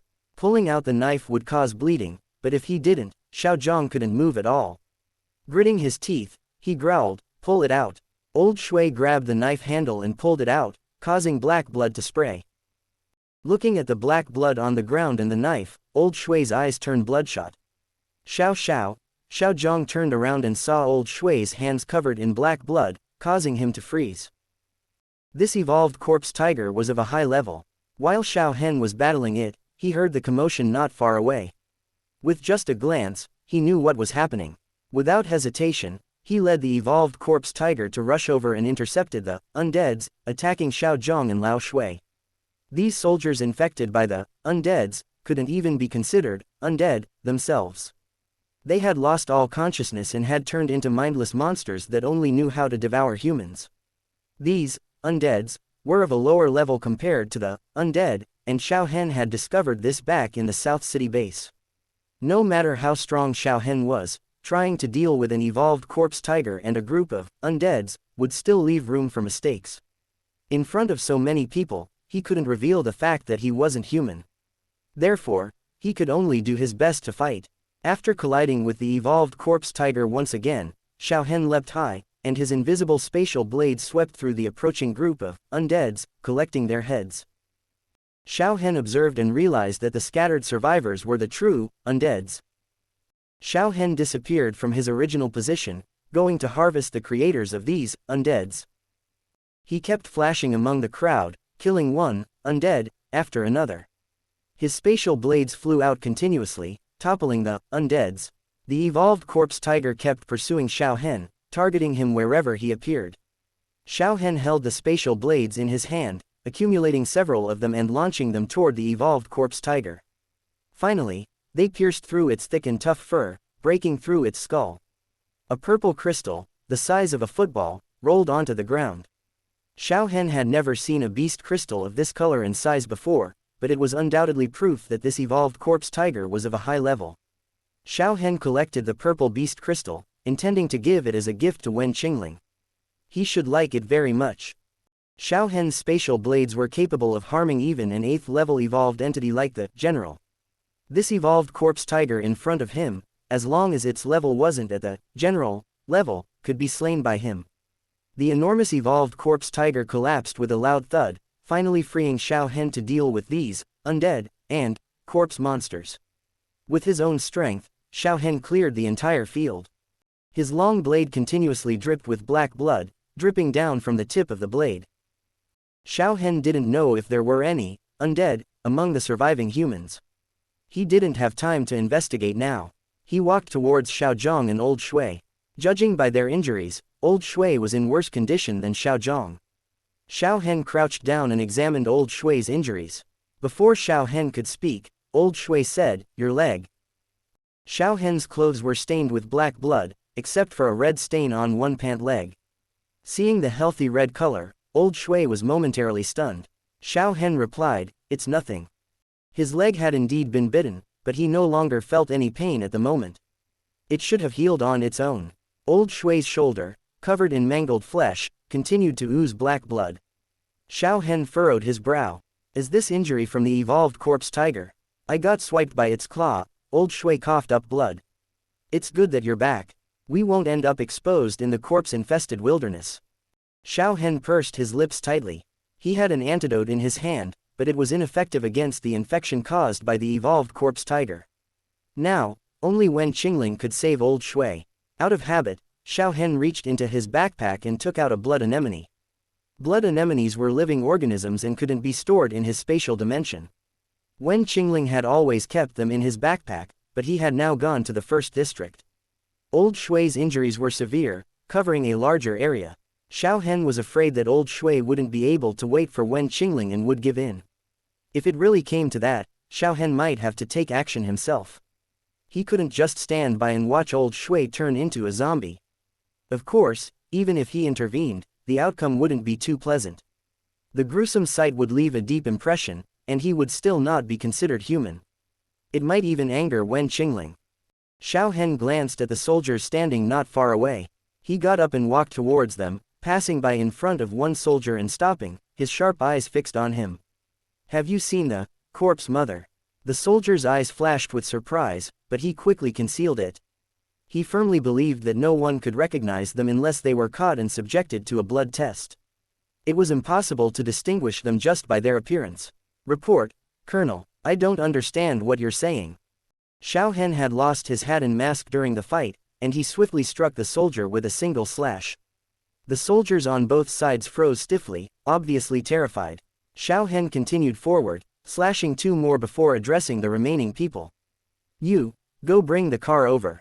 He pointed at the 3 bodies he had just killed. Take the bodies back. He had killed 3 people in front of everyone. If he didn't provide an explanation, it wouldn't be acceptable. And if he said he could smell the scent of the undead, no one would believe him. In that case, it would be better to bring the bodies back and have the research institute confirm their identities. How's your leg? When Xiao Hen returned again, Xiao Zhang finally spoke up. Xiao Hen kept a cold expression. It's fine. Xiao Zhang couldn't help but get angry when he saw Xiao Hen's attitude. Bitten and you say it's fine. Xiao Hen didn't want to argue with him and simply pulled up his pant leg to show him. There wasn't even a trace of a wound on his ankle, it had already healed. Xiao Zhang and old Shui both stared, as they had personally seen Xiao Hen being bitten on that leg. How could there be no wound? Xiao Hen explained, I have self-healing abilities and antibodies. Being bitten doesn't matter. With that sentence, Xiao Zhang and old Shui relaxed their tensed bodies. It's good as long as nothing happened, it's good. Xiao Zhang let out a sigh of relief, but he didn't show it on his face. With a stern expression, he said, since you left, why did you come back? Old Shui remained silent. Xiao Yang's temper was starting to rise, preparing for an argument. Xiao Hen lowered his gaze and began bandaging old Shui, trying to stop the bleeding as much as possible. In any case, I didn't come back specifically to save you. Xiao Zhang coldly snorted, looking down on Ling City and then coming back. Xiao Hen continued his work without stopping. Don't misunderstand, I came back for a reason, and I'll leave soon. Xiao Yang's anger started to flare up again. Since you still want to leave, why bother coming back at all? If you came back, then don't think about leaving again. Xiao Zhang fell silent and packed up the medical kit, storing it in his spatial dimension. Old Shui sighed. Xiao Hen, take a look at your father, too. Chapter 114. Old Shui sighed. Xiao Hen, take a look at your father, too. Xiao Zhang glared at him, warning old Shui not to talk nonsense. Xiao Hen paused as he stood up and glanced at his father's broken leg. I'm not a healer, I can't fix his leg. Ignoring Xiao Yang's warning look, old Shui said, he was injured in the back, stabbed with a knife. Xiao Hen abruptly turned around and looked at Xiao Zhang, but Xiao Zhang didn't look at him. It's just a minor injury, he won't die. Ignoring him, Xiao Hen quickly circled around to Xiao Yang's back. The clothes on his back were already soaked, and the wound was still bleeding profusely, oozing black blood. Xiao Hen knew exactly what this meant, and his entire body froze. After a moment of shock, Xiao Hen immediately took out a medical kit and began bandaging Xiao Zhang, but Xiao Zhang pushed him away. Don't waste resources. If you have the time to bother me, think about how to organize the 3rd district. There may be undead infiltrating. Xiao Hen continued to bind the bandage tightly. I'm no longer part of the 3rd district. You can organize it yourself. Xiao Zhang forcefully pushed Xiao Hen away and angrily said, for the past 3 years, you've been going against me. Whenever I forbid you to do something, you go ahead and do it anyway. Now, in this critical moment, when the central city's survival is at stake, what are you still sulking about? Are you a child? After all these years of devotion to our country and cause, have you learned nothing about the duty of a soldier? Old Shui quickly interjected to try to calm the situation. Xiao Hen clenched the bandage tightly in his hand and angrily said, is it me going against you, or are you just stubborn? You insist on things that can't be questioned or refuted by anyone. Even if it's wrong, you would never admit your mistake. What have I done wrong? I have been working hard for the country, for the people, for peace. Even in this apocalypse, humanity must leave something behind. We can't truly be wiped out in this disaster. Your persistence is what's wrong. Xiao Hen exclaimed, look at these people, look at the bodies everywhere. Killing people to clean up the city, is that what you call peace? You're a general, their lives are in your hands. With a single command, you can make them charge forward fearlessly. To succeed, sacrifices must be made. If we don't clear the zombies, how can humanity survive? The zombies are not our enemies. They never were. They're just infected. They can be restored to humans. Your cleanup is essentially a disguised massacre of humans. Stop talking nonsense. How can I believe your crazy words? Stop arguing. Old Shui intervened, trying to mediate. Xiao Hen, stop speaking. Xiao Yang's anger overwhelmed him, and he coughed up a mouthful of black blood. His face turned pale, but he continued to hold on. I know you hate me. If you take over the 3rd district, I will solve the problem myself immediately and never bother you again. Xiao Hen's eyes turned red with anger, and he threw the bandage in his hand. Do whatever you want with the 3rd district. If no one wants it, then disband it. I don't want it, Xiao Hen. Don't mention the 3rd district.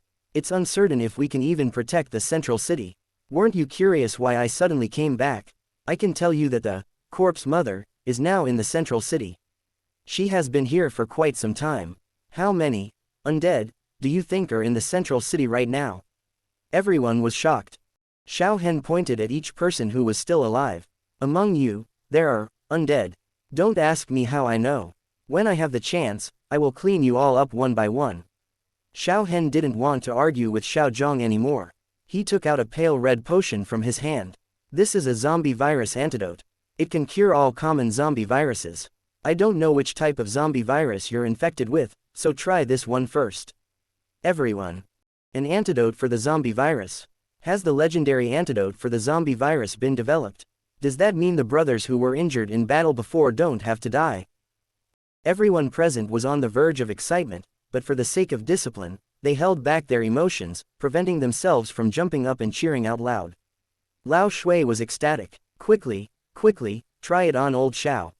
Xiao Zhang appeared dazed and stunned, still unable to recover from the dual impact of the corpse mother and the zombie virus antidote. Xiao Hen opened the lid and handed it over to Xiao Zhang. Xiao Zhang stared at the pale red potion for a long time before taking it and drinking it in one gulp. Everyone was fixated on Xiao Zhang, eager to know if the zombie virus antidote was real or fake. Xiao Hen was also watching closely. It wasn't until the black blood turned bright red that he let out a sigh of relief. It seemed that the knife wound was caused by the common zombie virus. No one would have expected the difference between the common zombie virus and the evolved zombie virus, even though they were both the same kind of virus. Xiao Zhang felt much better now. Without the invasion of the zombie virus, he only had to deal with the wound and blood loss, which couldn't defeat him. Xiao Yang's expression was complicated as he awkwardly said, "Look at your senior, old Shui." Xiao Hen replied, "Looking won't help. This antidote won't work for him." Xiao Zhang said, speechless. Xiao Zhang said, "Are you going to watch him turn into a zombie?" Xiao Hen opened the car door and said, "If he becomes a zombie, wouldn't that give you an opportunity?" Old Shui remained silent. Xiao Zhang was furious. If his leg hadn't been broken, he would have pounced on his son and started a fight. Xiao Hen and another soldier lifted old Shui into the car, leaving his own father to be carried by someone else. He didn't want to do it himself. Xiao Hen sat in the passenger seat and said, "Go to the first district." The soldier driving the car looked confused, suspecting that the colonel had entered the wrong destination. Xiao Zhang sarcastically said, "Do you not even know where your own home is?" Xiao Hen ignored Xiao Zhang and said to the soldier, "You heard right, go to the first district.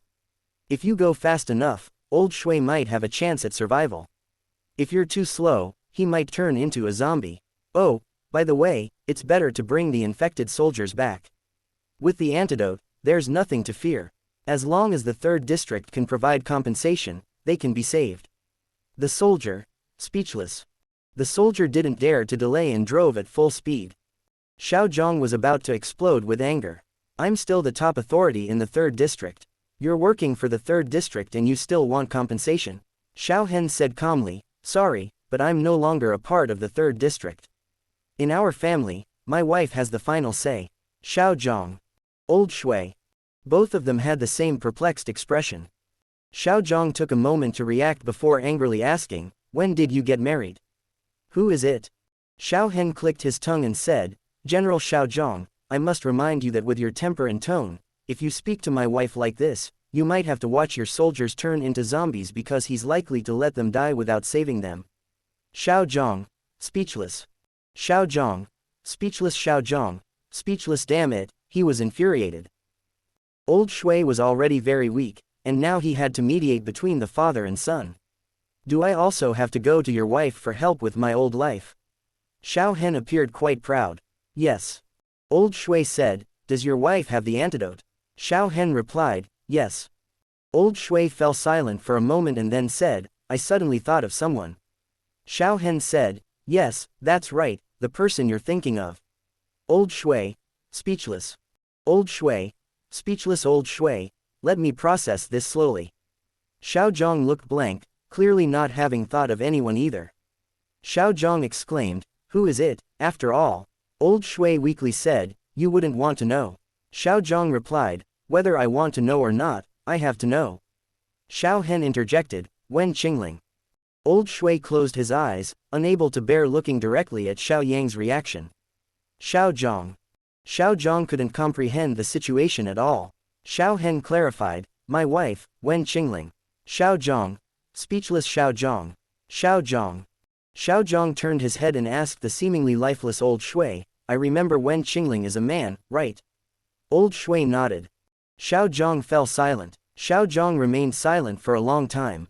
Xiao Zhang asked, "Wen Qingling has come to the central mega city?" Old Shui, speechless. Xiao Hen, speechless. "Wait, isn't your focus a bit off? Or is Wen Qingling's importance so great that you can overlook their gender?" Xiao Hen decided to remind him, "Wen Qingling, male, my wife." Xiao Zhang exclaimed, "Has he developed the antidote? Is he in the central mega city now?" Xiao Hen confirmed, "Wen Qingling is my wife, and yes, he has developed the antidote. He is currently in the central mega city." Xiao Zhang suddenly felt like he had overlooked something and carefully thought it through, only to be astonished. "Wen Qingling is in the first district?" Xiao Hen, yes. Unaware that Wen Qingling and Lu Tianjin had already left the central mega city.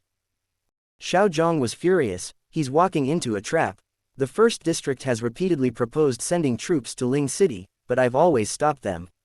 Now, the main character himself has walked right into it. No wonder you two make a perfect match, equally brainless in your actions. Xiao Hen, speechless. Well said, saying that in front of Wen Qingling would be the end of the third district.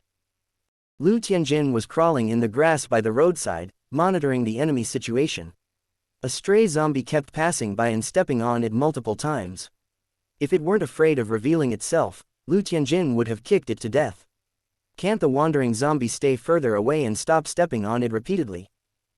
The zombie clearly couldn't understand Lu Tianjin's frustration and stood still next to Lu Tianjin. Lu Tianjin belatedly looked up and met the zombie's grayish-white eyes. Lu Tianjin, speechless. It felt like this zombie was looking at it. Is it just an illusion? Lu Tianjin doubted if it was overthinking. If zombies had brains and consciousness, they wouldn't be called zombies. Then, Lu Tianjin got surrounded.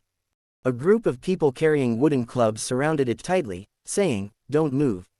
Crouch down and cover your head." Lu Tianjin, speechless. Should I move or not? Lu Tianjin had its arms restrained and was forcefully lifted up and escorted away.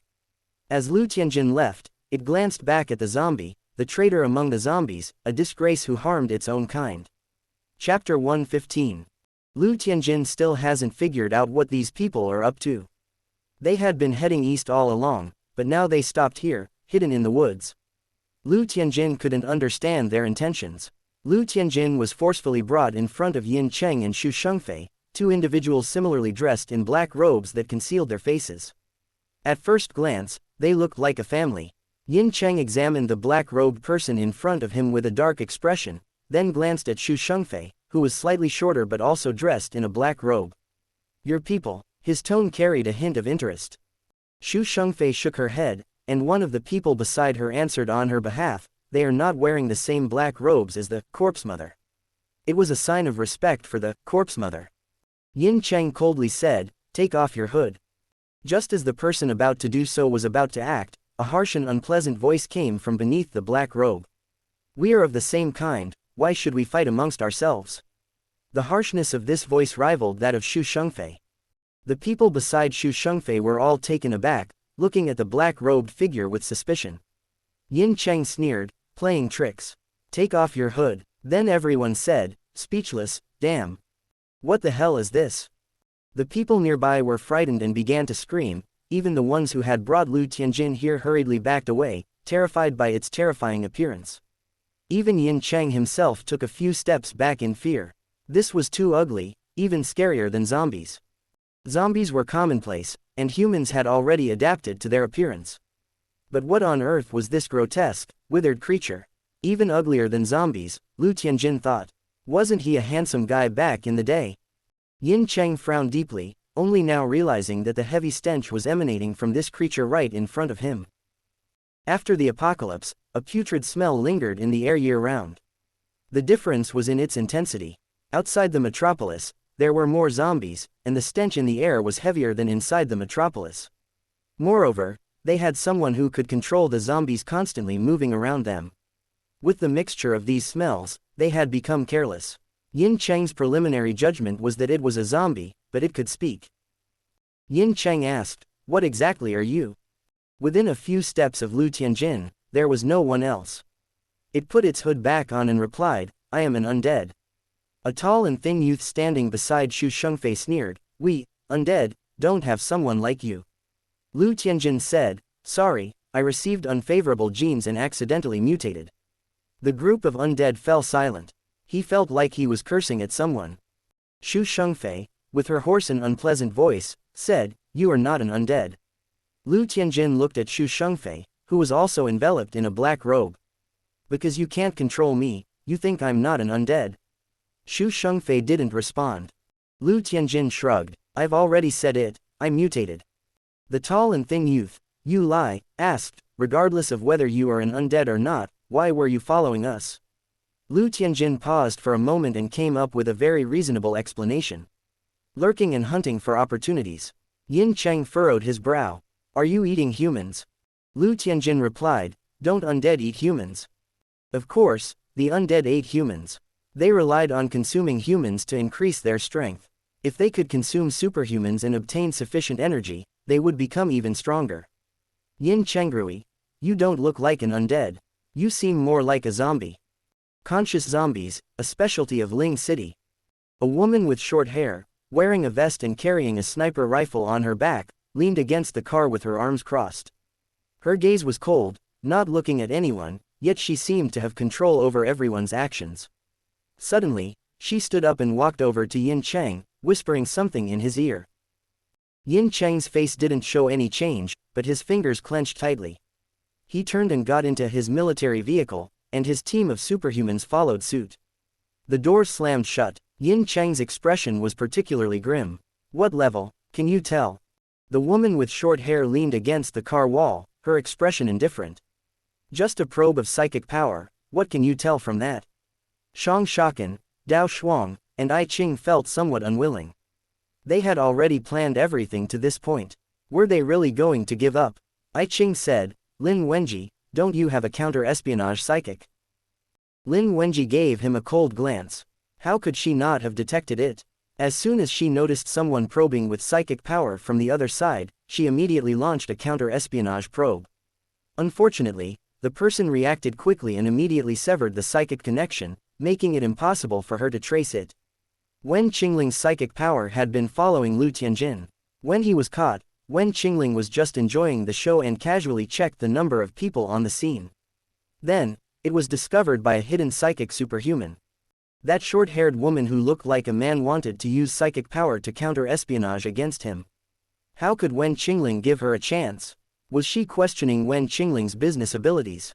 It was impossible to find out what couldn't be found out. Otherwise, Wen Qingling wouldn't know where to put his old face. He didn't want to tip his hand. Or maybe he already did. Wen Qingling pondered. What were the chances of abandoning the military vehicle and rushing over on the backs of 2 large zombies? He estimated that he would probably throw up. It was too stinky. Forget it, it was better to stay comfortably in the car. Lin Wenji said, he's probably just a naive youngster, probing so openly without any attempt at concealment. The naive youngster, who had just used a strand of psychic power to attach to a small piece of grass by the side of the car, Wen Qingling, speechless Wen Qingling felt that he was already a dead man. Yin Cheng coldly looked at her. Be cautious without making any big mistakes unless you can determine the identity of the probe. Lin Wenji smirked. So, are you going to give up on the plan you've had for so long just because of this? Don't forget the sacrifices made by the first district to lure the corpse mother to Frostfall City. Lin Wenji confidently said, with me here, you don't have to worry. Among the psychic superhumans in Central Mega City, Lin Wenji was already at the ceiling level. She had the highest rank, which was why she was sent by Yin Cheng to assist him in this operation.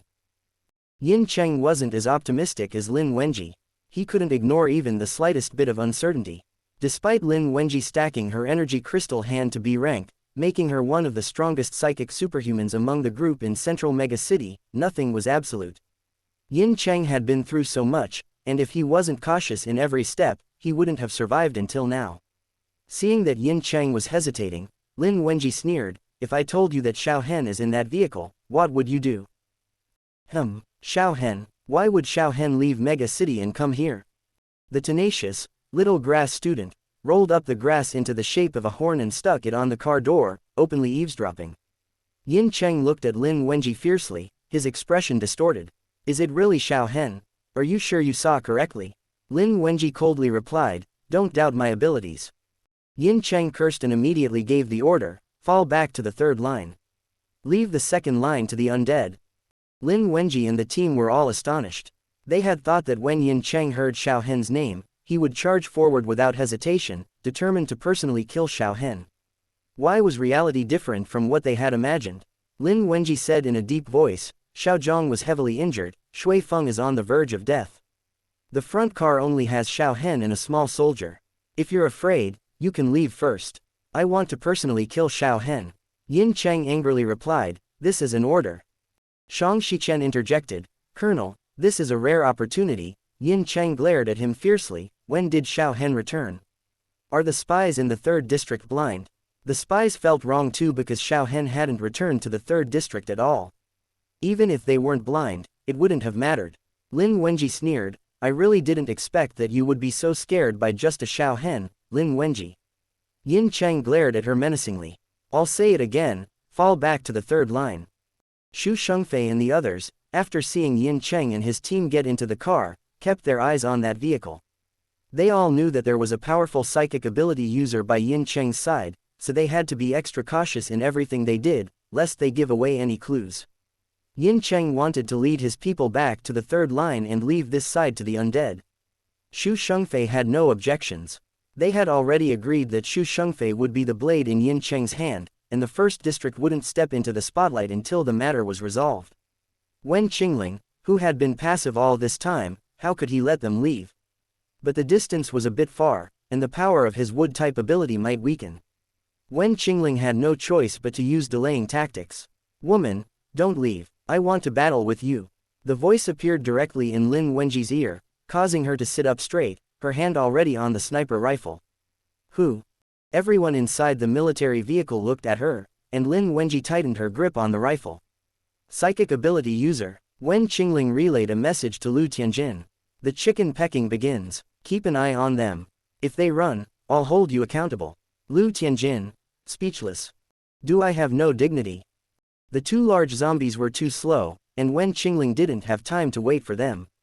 He planned to take a step ahead. Inside the vehicle, Lin Wenji angrily shouted, "Stop pretending to be mysterious. Identify yourself. Do you really think you can change your name and sit anonymously? My surname is Wen, my name is Daddy." Wen Qingling's voice exploded in Lin Wenji's ear. This sentence was heard by everyone inside the vehicle. That familiar voice, that familiar arrogance, caused Yin Cheng and the others, who had witnessed Wen Qingling's strength, to all have their pupils contract. Wen, Qing, Ling, Yin Cheng roared with clenched teeth. Wen Qingling asked, "Why aren't you calling me Daddy?" Yin Cheng hated him to the core. "Dare to come to Central Mega City, and I will make sure you die here." Wen Qingling, speechless. Talking tough while driving away, quite impressive. Lin Wenji lowered her head, pushing the energy crystals one by one into the sniper rifle's energy slot. Stop the car. Stopping the car was impossible. Yin Cheng wasn't prepared to deal with Wen Qingling yet. He's powerful, don't confront him head on. Lin Wenji raised her gaze and looked at Yin Cheng, devoid of any emotions. Xiao Hen and Wen Qingling are both here, and I'm going to kill them. I know you hate them, but now is not the time to confront them. Yin Cheng said desperately.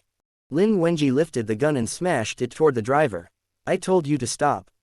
Before Lin Wenji could finish her sentence, everyone in the vehicle was thrown forward, and then the vehicle spun like a washing machine. With a loud crash, it slammed onto the ground, leaving everyone inside dazed.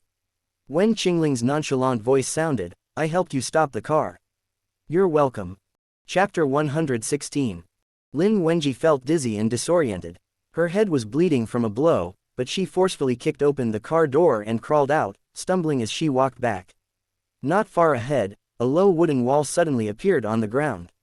The military vehicle crashed into the wooden wall, spinning in the air like a washing machine.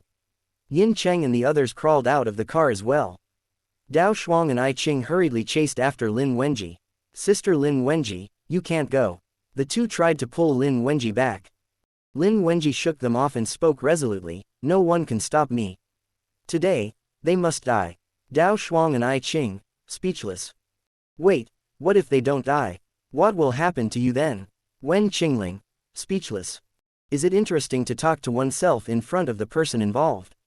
Wen Qingling found the military vehicle too slow and decided to abandon it. He started sprinting at top speed. On the other side, Xiao Hen and the others, who were rushing forward, were ambushed. The small soldier quickly evaded the shells, narrowly avoiding a rollover. The military vehicle was left battered and dirty from the explosion. Xiao Hen gave a thumbs up to his father in the chaos. "Impressive, running out of the city with no regard for whether you can come back or not.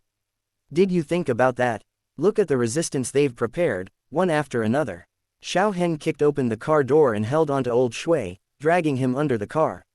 The military vehicle was too conspicuous, and since the enemy had an energy cannon, they couldn't stay in the vehicle and be targets. Of course, the enemy might also have psychic ability users, or else they wouldn't know that they were all in this vehicle. The small soldier helped Xiao Zhang out of the car, and Xiao Hen dragged old Shui toward the grass on the side of the road. They hadn't run far when the military vehicle behind them was destroyed by an explosion. The arriving convoy immediately entered a state of battle, and both sides exchanged gunfire. The enemy's firepower was fierce, and the first district was being suppressed, hiding behind the military vehicle, not daring to show their heads. The warriors from the third district had been fighting until now, and none of them had even one energy crystal left. Their energy weapons were out of power, and they were left with burning sticks. Xiao Hen felt a headache just looking at the situation. The lurking undead hadn't been eliminated yet, and now they were facing another ambush. With the combination of both, many soldiers would likely be lost here. Xiao Hen really wanted to let out a roar right now. He really wanted to find some help. It would be better than the current situation of being suppressed and attacked. He didn't know if there were any zombie brothers nearby. The current location was incredibly awkward, right in between Frosty City and Central Mega City, almost within the range of the regular patrols from Central Mega City. There wouldn't normally be any roaming zombies in the area, and if any appeared, they would be shot. Xiao Hen felt overwhelmed by the situation. He looked at the only small soldier with them. You guard them and don't let anyone get close to them.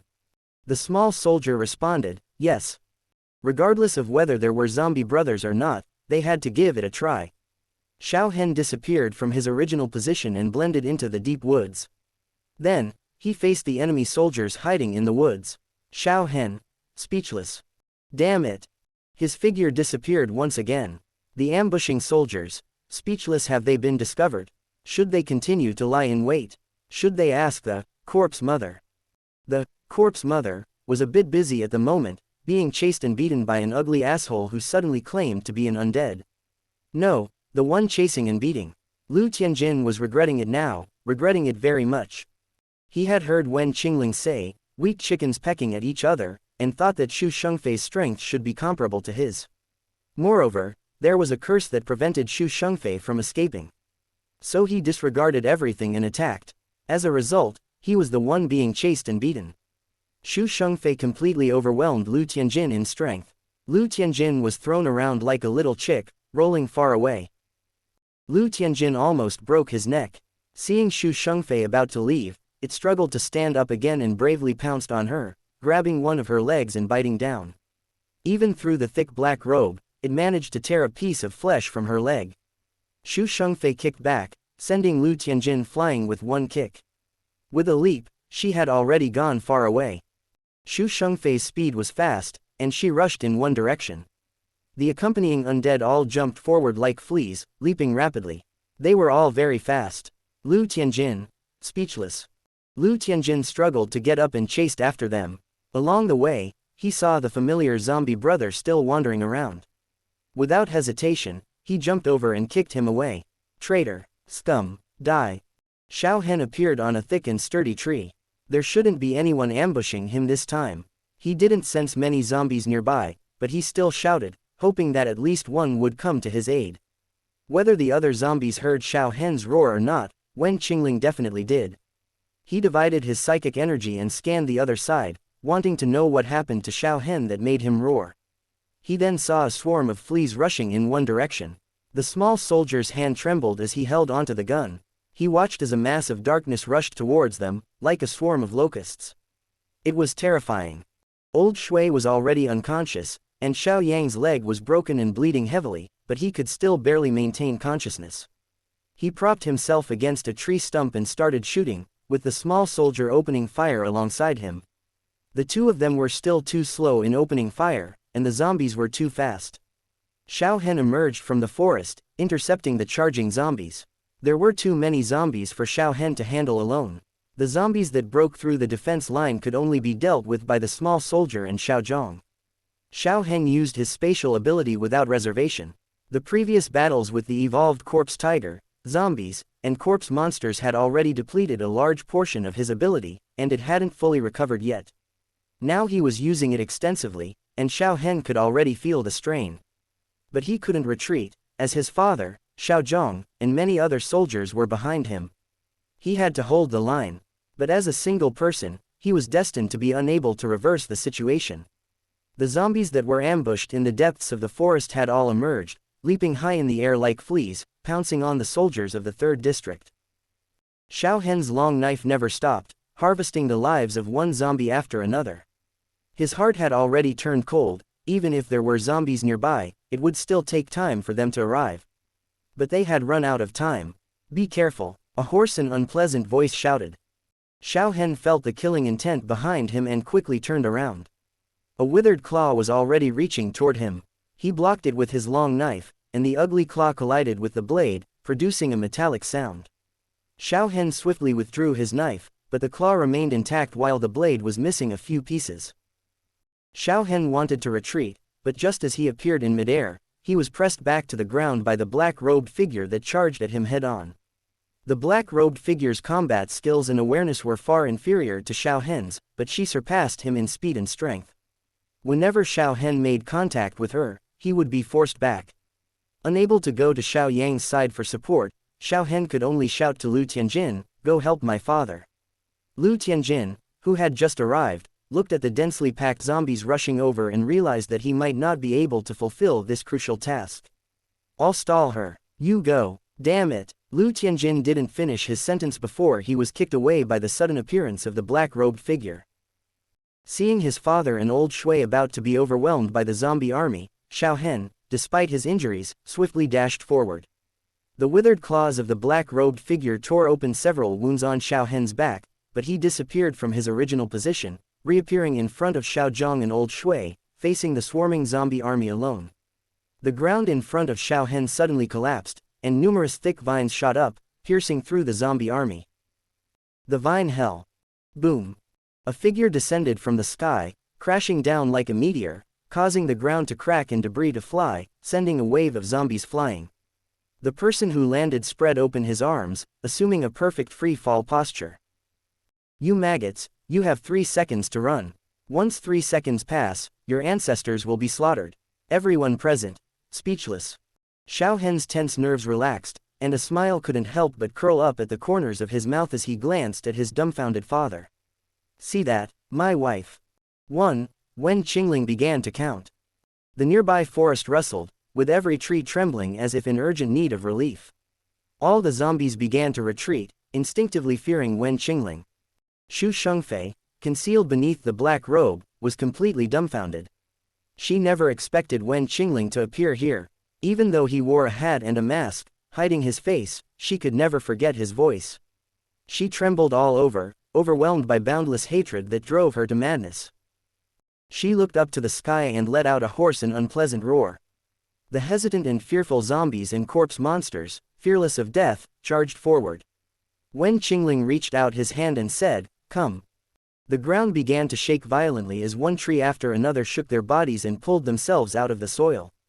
With gnashing teeth and claws, their roots swung wildly as they uprooted themselves and ran madly toward the zombie army. Countless roots stretched out like numerous tentacles as the trees transformed into road rollers, crushing everything in their path.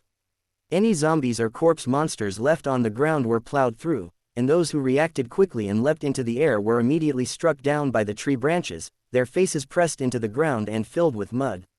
Everyone who witnessed this scene widened their eyes in disbelief. This scene completely exceeded the imagination of everyone present. They thought that having zombies, mutated plants and animals, and supernatural abilities in the apocalypse was already fantastical enough, but they never expected something even more fantastical: the trees. What was going on with these trees? Not only the zombies and soldiers felt despair in their hearts, but even Xiao Hen also wore a bewildered expression. Xiao Hen, these trees. Wen Qingling slumped his face and said, a newly discovered gameplay. He could control the life and death of plants, so naturally, he could control trees as well. Being of the wood element, he was even more proficient in manipulating trees. Coupled with the new ability he discovered just now, injecting a strand of his psychic energy into the trees could fight like countless copies of him. Of course, the fighting style might be slightly different. Just as Wen Qingling finished his thought, a tree, thinking it was a human, suddenly jumped high into the air, but failed and fell to the ground with a loud crack, knocking down a few zombies. Its roots frantically dug into the soil, finally righting itself, and continued to crush. Xiao Hen, speechless. Wen Qingling turned around abruptly, his gaze ice cold. Xiao Hen, what? Wen Qingling leapt lightly and arrived by Xiao Hen's side. Xiao Hen's clothes behind him were already soaked, and the wound on his back was still healing, bleeding not yet fully stopped. Wen Qingling's eyes were filled with a chilling aura. You're injured. Xiao Hen felt a warmth in his heart. Yes, I accidentally got scratched. Wen Qingling raised his hand and pressed a sphere of energy on Xiao Hen's back.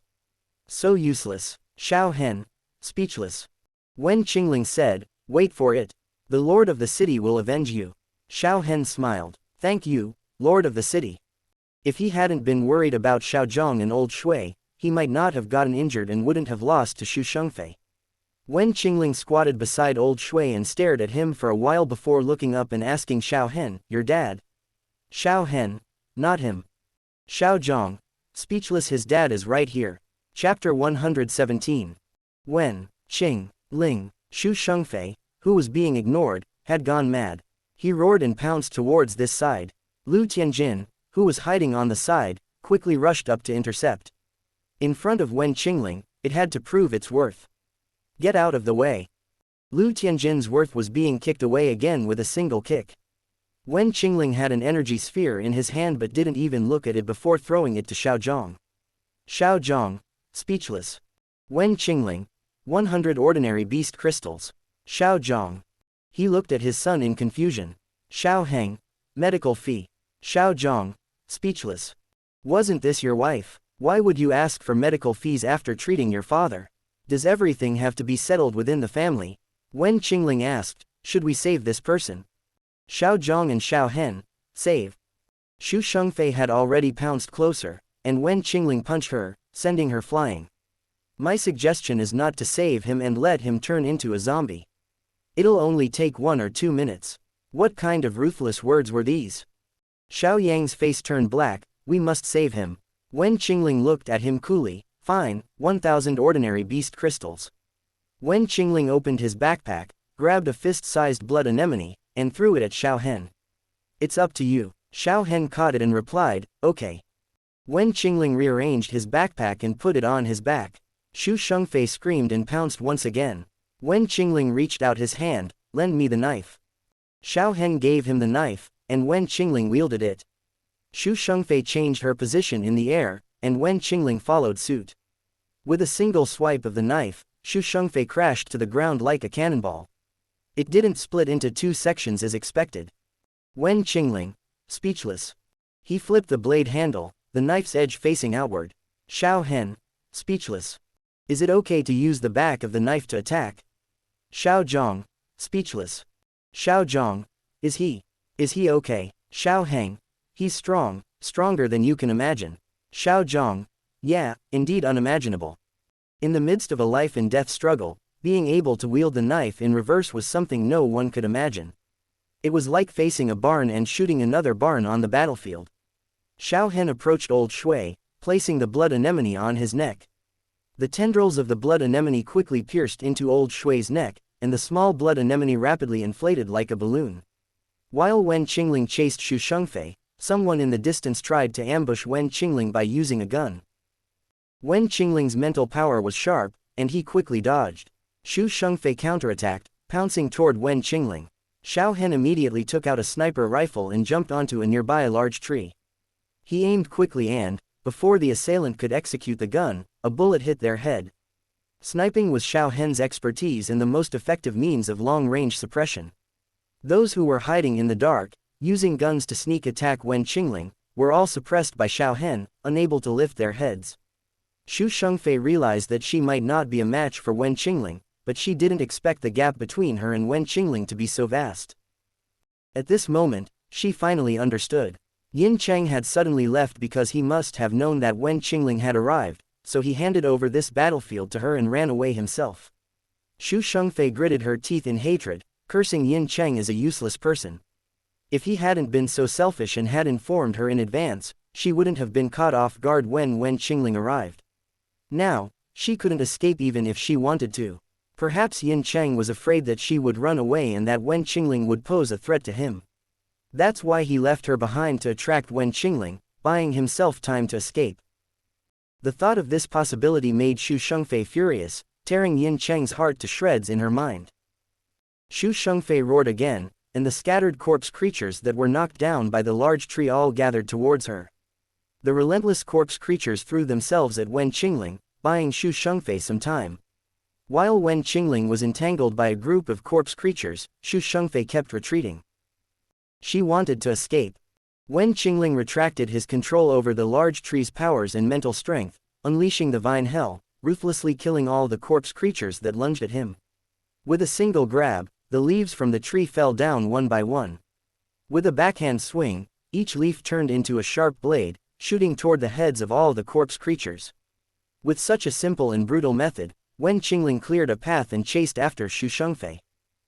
An off-road vehicle rushed over, and Yu Lai lowered the car window and shouted, "Get in." Xu Shengfei leapt into the car, and Yu Lai stepped on the gas pedal and sped away. Xu Shengfei, in a disheveled state, angrily cursed, "Yin Cheng dared to harm me. I will make him pay." Return to the city. Wen Qingling carried a long knife and chased after the off-road vehicle at high speed. Xiao Zhang and all the soldiers watching this scene were speechless. What kind of person was he? That speed, was it something a human could achieve? Xiao Yang's expression was particularly complicated as he looked at Xiao Hen who approached him. Are all the people from Ling City like this?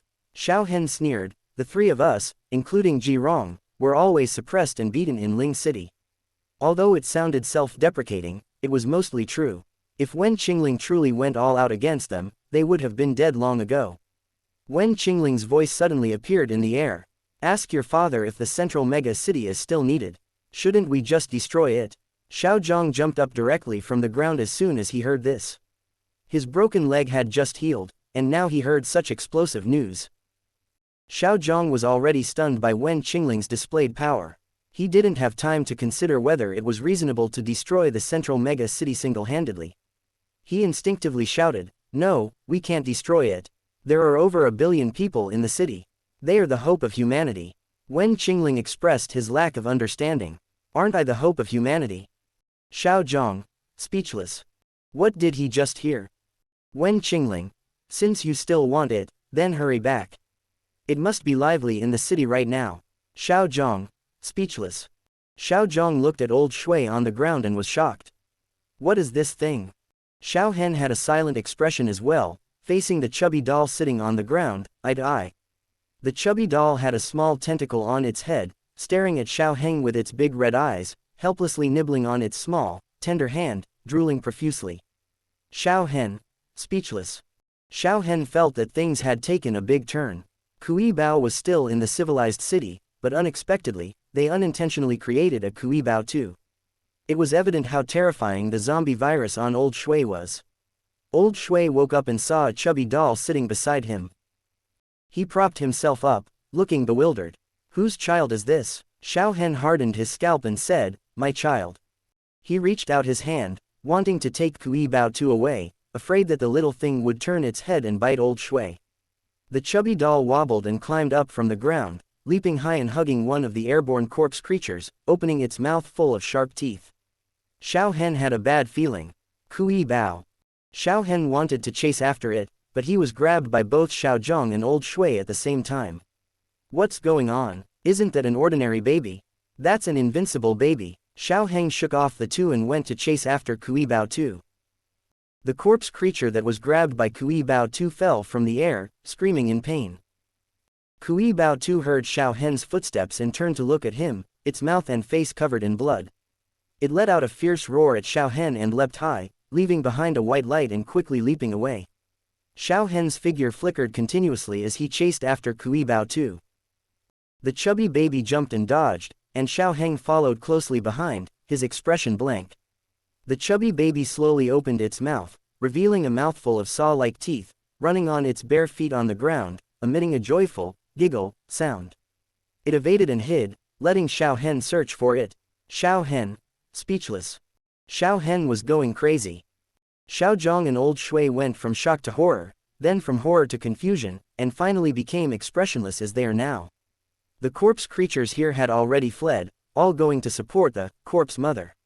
Since the corpse mother was under attack, nobody cared about the plans or ambushes anymore. Rescuing the corpse mother became the top priority. Xiao Zhang and Old Shui immediately organized manpower and hurriedly rushed back to central mega city. Wen Qingling chased after Xu Shengfei's car. Suddenly, a wooden wall appeared in front of them. The off-road vehicle crashed into it, the front of the car disappeared, and Yu Lai's head slammed into the wooden wall, instantly dying. Xu Shengfei was thrown out of the window and fell to the ground. Yu Lai had a unique ability. He could summon a zombie and use it to monitor the situation in the infected areas. In order to keep Yu Lai's ability, Xu Shengfei had not transformed him and had let him stay by her side as a human. It was because of this that Yu Lai lacked the vitality of a corpse creature, and his life could be taken away in a car accident. Wen Qingling leapt high and stabbed down with his knife. Xu Shengfei quickly dodged, and the long knife pierced through the black robe. Xu Shengfei fled, and the black robe was torn off, revealing Xu Shengfei's true face, a withered and shriveled flesh tightly attached to the skeleton, with eyes that looked unusually large, dry hair like grass sparsely covering the bald skull. Wen Qingling, speechless. He almost gouged out his own eyes. This was too ugly. Lu Tianjin approached her, feeling inferior as well. Without the cover of the black robe, Shu Shengfei suddenly collapsed, emitting a piercing scream. The following corpse creatures swarmed towards her, flying and pouncing. Wen Qingling was annoyed by these flea-like corpse creatures. He pondered if he had any powerful moves that could wipe out these creatures in one go, preventing them from jumping up again. Then, he saw a naked chubby baby descending from the sky, spewing a large cloud of black mist. Wen Qingling, speechless. Xiao Hen, who was chasing after, speechless. Shu Shengfei on the ground, speechless. Shu Shengfei roared, hoping to disperse the oncoming corpse creatures, but it was too late. The corpse creatures kept falling from the sky one after another. Before they landed, they still had a human form, but after landing, they all turned into emaciated red-eyed zombies. These red-eyed zombies were extremely ferocious and knew no fear. They attacked indiscriminately. Shu Shengfei became the target of their attacks as well. Kui Bao Tu unleashed a powerful move, spitting out a large cloud of black fog while giggling and running away. It ran and looked back, checking if Xiao Hen was chasing after it. It was still whimsically playing hide and seek with Daddy Xiao at the moment, while both Daddy Xiao and Daddy Wen were infuriated and wanted to spank the mischievous child. Wen Qingling gathered his mental strength, isolating all the remaining toxic fog in the air, compressing it continuously, until it turned into a small black ball, which he casually threw into his backpack. Wen Qingling threw the useless long knife to Xiao Hen and said, "Deal with your mess yourself." Xiao Hen, speechless. Facing the roaring red-eyed zombies pouncing on him, what else could he do besides killing them? Xiao Hen dealt with the besieging red-eyed zombies, while Wen Qingling continued to handle Shu Shengfei. For a while, no one paid attention to Kui Bao Tu. Wasn't it mischievous? Didn't it want to play with humans? Well, let's ignore it, isolate it, and let it play alone. Daddy Wen was extremely ruthless and showed no mercy, not even to a little baby. Chapter 118. Shu Shengfei watched as her helpers all turned into red-eyed zombies.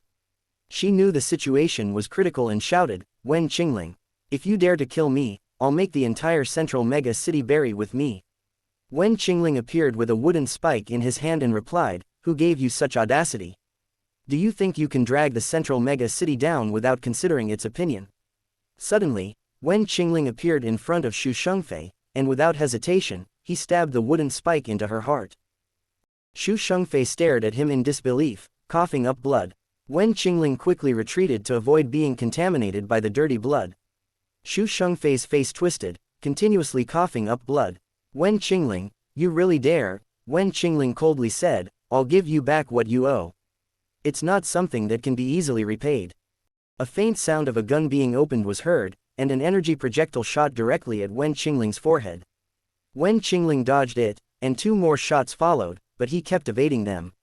The trajectory of the energy projectiles was clear in his mind. A sniper rifle appeared in Xiao Hen's hands, and he shot back at the assailant. Both of them exchanged shots, but neither could do anything to the other. Xiao Heng relied on his true skills, while Lin Wenji, hiding in the shadows, relied on the advantage of her psychic abilities. Lin Wenji left her hiding place and moved to a safer location. She shouted to the outside, "Wen Qingling, will you dare to battle me?" Wen Qingling replied, "You're not worthy." Lin Wenji became furious and was about to open another shot. Suddenly, several wooden spikes pierced out of the ground. Lin Wenji reacted quickly and dodged, but she still got a bloody hole in her abdomen. Wen Qingling said, "Whoever you are, don't disturb me now. I need to focus on killing Shu Shengfei." Lin Wenji said, speechless. Lin Wenji burst into laughter, just as arrogant and ruthless as the rumors say, devoid of humanity. Wen Qingling said indifferently, "Let me remind you, when I get angry, even I'm afraid of myself." Lin Wenji angrily retorted, "I don't care if you're angry or not. Wen Qingling, I ask you, did you kill Lin Shang?" Wen Qingling replied, "I don't know him." Lin Wenji gritted her teeth in hatred, "When we were in Wrong City, you controlled the vines and killed my brother." Wen Qingling tilted his head and thought for a moment, "Are you mistaken?" Lin Wenji roared, "Don't try to defend yourself.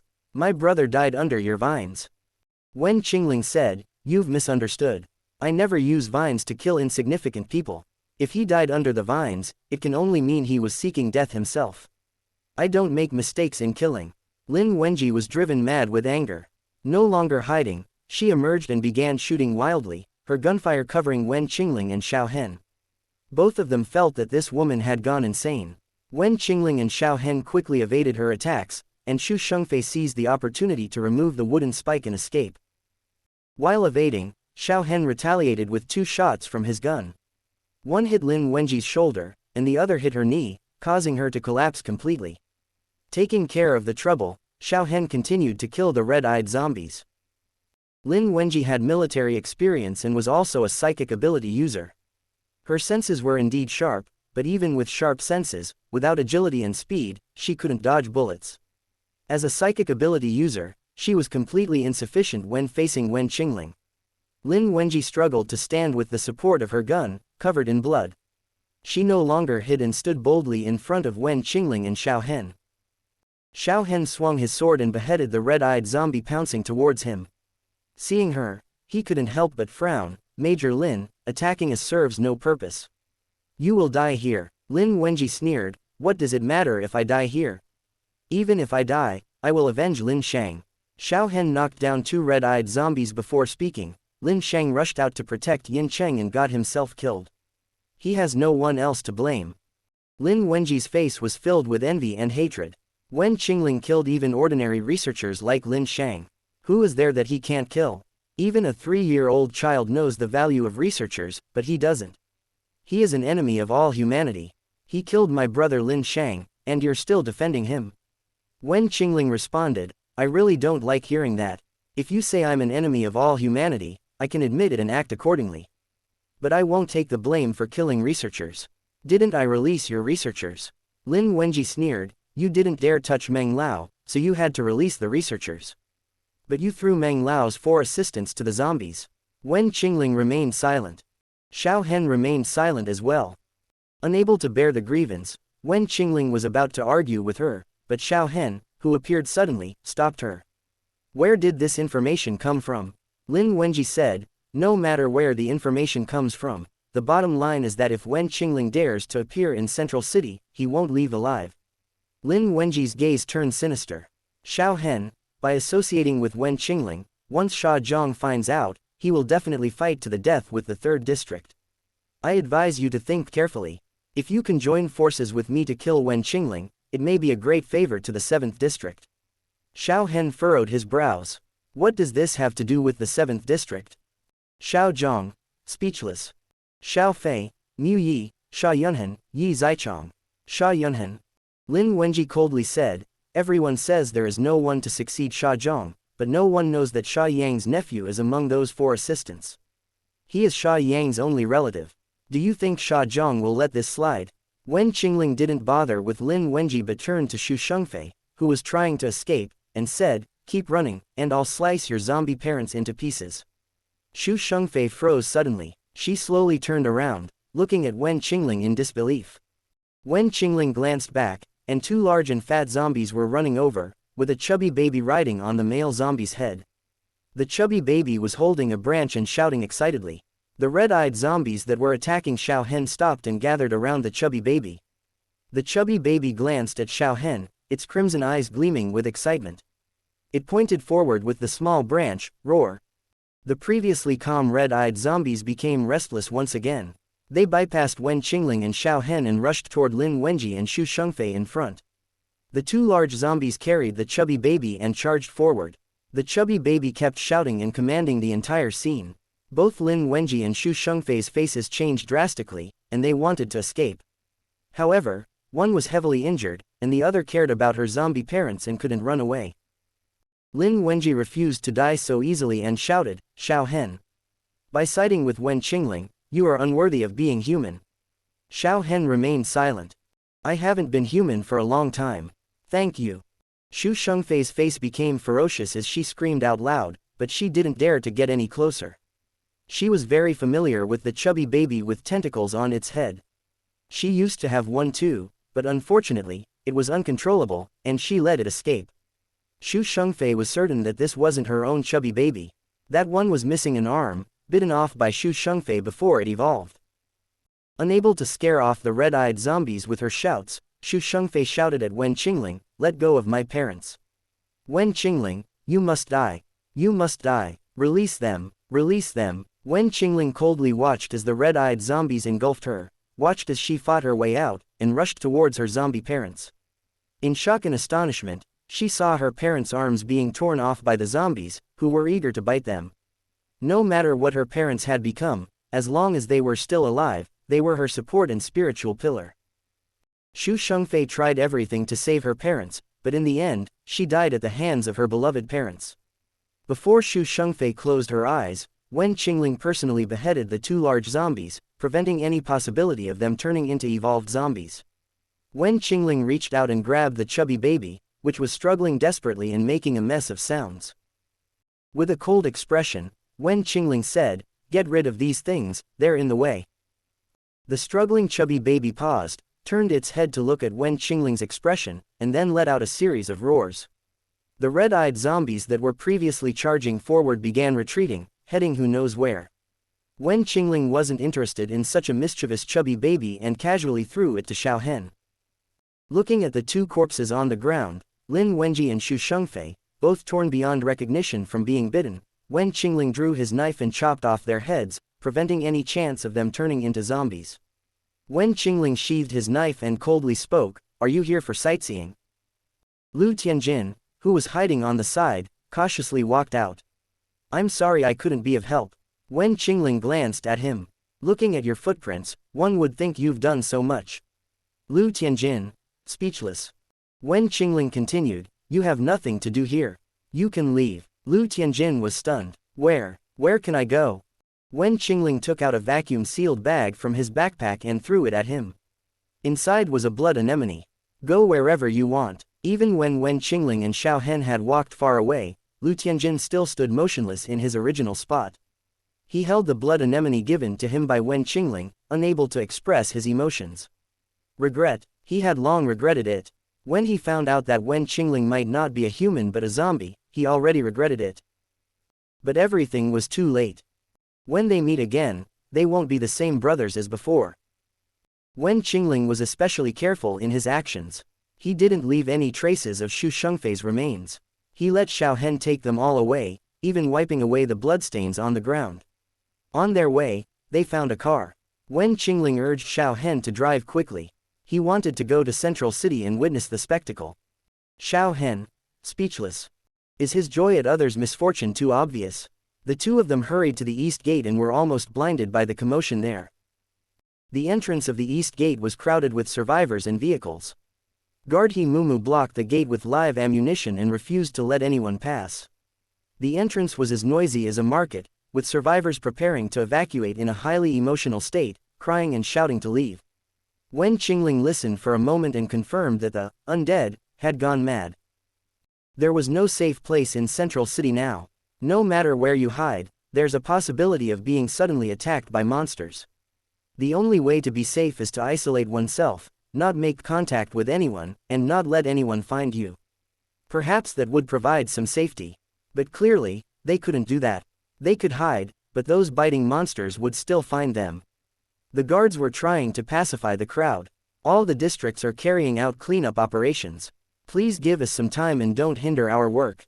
Go back, find a place to hide, don't come out. Don't gather here, go back, we want to leave the city. Let us out, we'll come back when you've cleaned everything up. That's right, let us out. Are you trying to trap us in the city to feed the monsters? I want to go out. Let me out. Xiaohen watched as the car couldn't get through and could only wait. Wen Qingling climbed onto the roof of the car and settled down, intending to be a qualified spectator, enjoying the show while eating braised pork. Life couldn't be more satisfying. Xiaohen tapped on the roof of the car. That's enough. Being so conspicuous will get us into trouble. Wen Qingling, it's a good show, a good show. Xiaohen, speechless. Xiaohen looked at Kui Bao number 2, who was tied to the passenger seat. The little one was happily gnawing on a piece of blood anemone, covered in fresh red stains, looking shocking. It seemed to be very happy, clapping its little hands while looking ahead. Wen Qingling's duckbill cap was already on Kui Bao number 2's head, covering its exuberant little tentacles, but it was still naked without any clothes. Chapter 119. When Wen Qingling and Xiaohen rushed back, it was almost dark. By now, the sky had completely turned black, but they still couldn't enter the city. Wen Qingling continued to enjoy his braised meat to his heart's content. Wen Qingling lay on the car roof, resting his chin on his crossed arms. He sighed, after tonight, how many people will be left in Central City? This was also a concern for Xiao Hen. Now, the undead and monsters had almost all gathered in Central City. It would be best if they could eliminate them completely within the city. If they managed to escape and spread out, it would be really troublesome. Xiao Hen appeared behind a guard, startling him with his burnt-out appearance. When the guard saw it was Colonel Xiao who had returned, he was overjoyed. "Colonel, the general wants to see you immediately. The situation is urgent." Xiao Hen glanced at the tightly closed gate. How could he get in? Xiao Hen said, "No one is allowed to leave the city. Go back, all of you." The survivors who were preparing to evacuate immediately erupted in protest. "The whole city is full of monsters now. Are you asking us to go back and die? Do you still have any humanity left? Are you trying to trap us inside the city? If you really care about us, let us leave. We'll come back when you've cleaned up the monsters." Xiao Hen's face grew stern. "I'm not negotiating with you. This is an order. Who do you think you are? We're not soldiers, you have no right to order us around." Suddenly, the ground at the city gate collapsed, and numerous thick tentacles appeared out of thin air, blocking the gate. The tentacles danced in the air, attacking the crowd trying to come out. Xiao Hen quickly pulled the guard to dodge, and the crowd screamed and ran back. They watched as the thick vines pierced through from their sides, causing everyone to panic, thinking they were about to die. They desperately ran back into the city, only stopping when they were out of the range of the tentacle attacks. Everyone turned back in shock and saw several people being pierced by the thick vines, struggling desperately. The vines arrogantly moved, showing them the consequences of not listening. Wen Qingling jumped down from the car roof and said, "If force can solve the problem, then stop the useless babbling." The shocked crowd suddenly heard someone shout, "Someone is killing. The soldiers from District 3 are killing people. Let's fight back. I don't believe they'll dare to kill us all. Let's fight back." The crowd grew restless and started shouting, ready to fight for their lives, but none of them dared to actually rush forward. The city gate guards were nervous. They had been trying to calm everyone down and avoid using force, fearing it would backfire. But now, someone had started attacking without warning, openly impaling people. Were they forcing them to revolt? Wen Qingling sneered, leaping into the midst of the vine group. One of the thickest tentacles obediently held him up. He said, "I was worried you wouldn't fight back. Come, let me give you a taste of your daddy's killing." Everyone, speechless. The guards, speechless. Xiao Hen pointed at the people impaled by the vines and said loudly, "These are all undead, the monsters you're talking about. There are more of them among you. Instead of gathering here, be cautious of the people around you and beware of ambushes." The undead hiding in the crowd, wanting to sneak out of the city, realized their cover had been blown. They no longer pretended and started biting the people around them, trying to create chaos and break out of the city. Without the control of the corpse mother, they were independent individuals. As long as they could leave alive and create a group of corpse monsters and slaves, they could be the bosses. There was no one who wouldn't want such a good life. The crowd screamed and tried to escape, but they were blocked at the city gate, with limited space to move. The screams continued one after another as the vines, like cats smelling blood, shot out and impaled the nearby corpse people, dragging them back. Xiao Hen jumped onto the vines and aimed with his sniper rifle, shooting and killing the undead mixed in the crowd. With the two of them suppressing the situation, the crowd narrowly avoided total annihilation before fleeing into the city. "Enter the city," Wen Qingling shouted. Wen Qingling was the first to leap into the city, followed by Xiao Hen and the gate guards. Little Kui Bao No. 2, who had been left behind in the car, howled and chased after them. It nearly got locked outside the gate, and the little fellow was very angry. It ran over and kicked Xiao Hen with its small feet while crying out, "You forgot about this baby. You locked this baby up and didn't play with this baby." Xiao Hen looked puzzled, not understanding why Kui Bao No. 2 was throwing a tantrum. Wen Qingling, who understood the little one's language, glanced coldly at it, causing Kui Bao No. 2 to freeze. "You dare to hit my person? Are you tired of living?"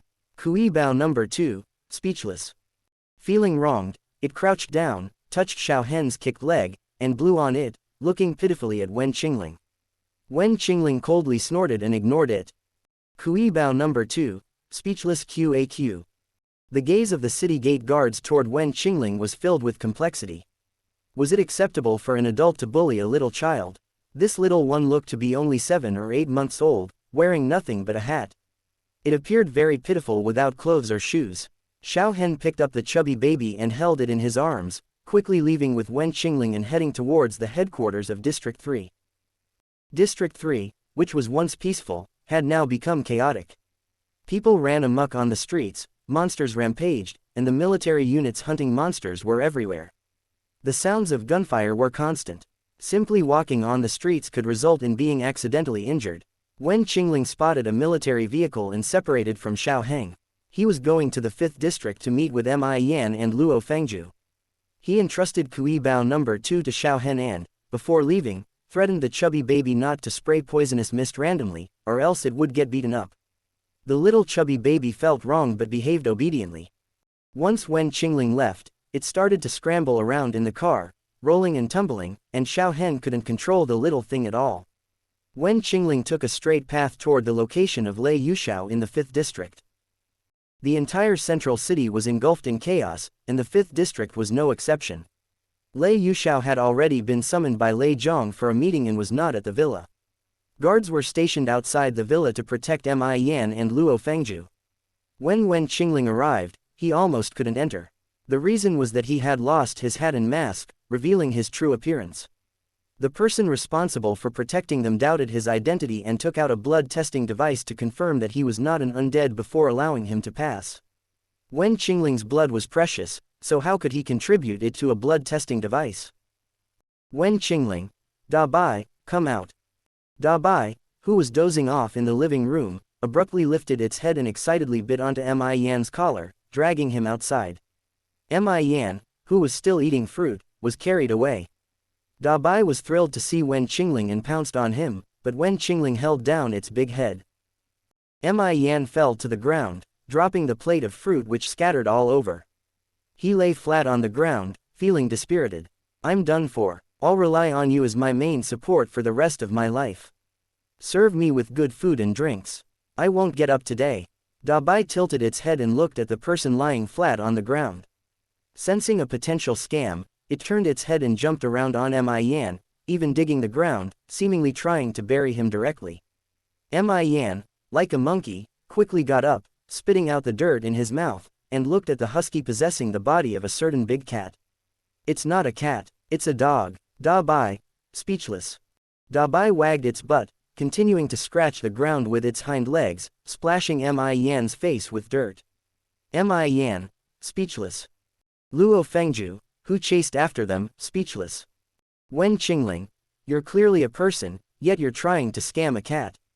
Aren't you asking for trouble? Mi Yan, speechless. I'm sorry, I forgot. It's now the era where animals are smarter than humans. Wen Qingling received the person and was about to get into the car to leave when he saw 2 speeding vehicles. Lei Yuxiao got out of the car and immediately recognized Wen Qingling at a glance, judging by his clothes and figure. Lei Yuxiao hadn't expected that the person under the hat and mask would be so young. He doubted whether this person was of legal age. Lei Yuxiao asked, "Are you Wen Qingling?" Wen Qingling raised an eyebrow and replied, "Yes, what's the matter?" The people who had followed Lei Yuxiao were ready to take action but were stopped by him. Wen Qingling glanced at them and said, "I smell something unfriendly." Someone couldn't help but angrily say, "Wen Qingling, you have big ambitions, how dare you?" Lei Yuxiao cast a cold glance at the person, who immediately fell silent. When Lei Yuxiao approached, he also had doubts.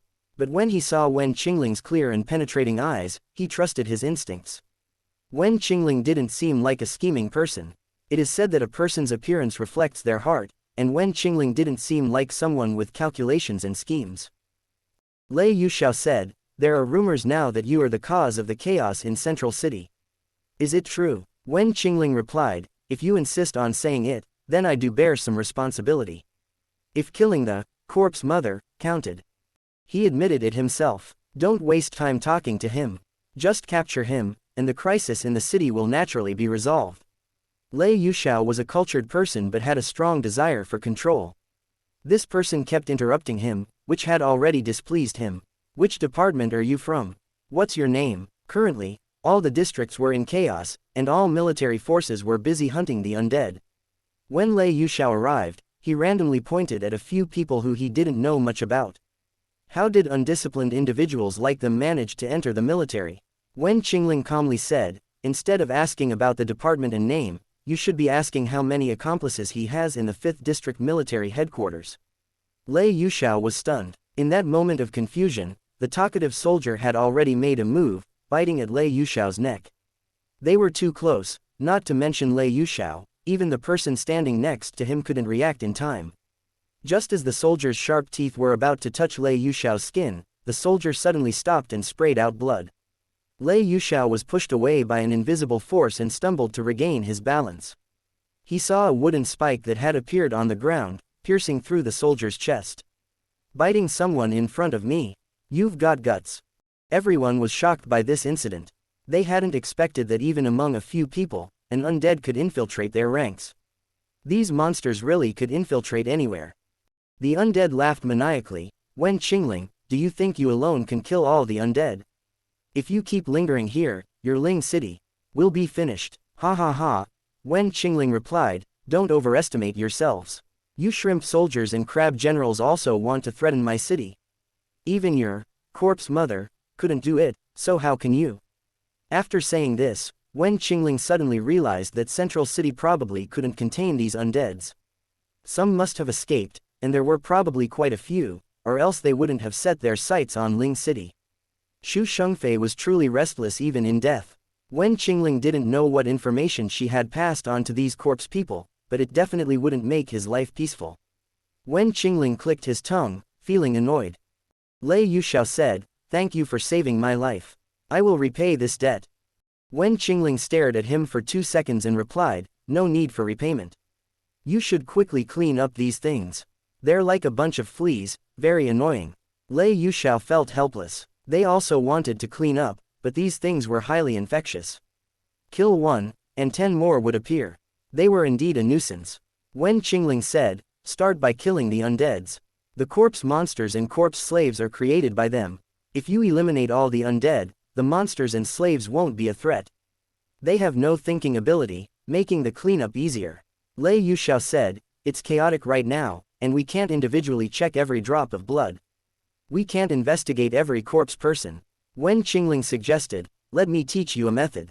While cleaning up the undead, why not wipe out the 1st district in the process? Lei Yuxiao replied, speechless. Others remained silent. Wen Qingling continued, the 1st district is the source. If you don't eliminate them, you're just waiting for them to wipe you out. Wen Qingling's words were like a prophecy. The previously scattered undead, monsters, and slaves began to act with a plan.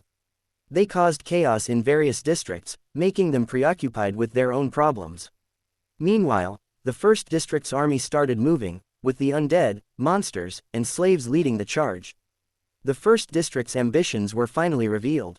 The 1st district's first target wasn't the 3rd district or the neighboring 5th district, but the 2nd district, which had intersections with the 1st district.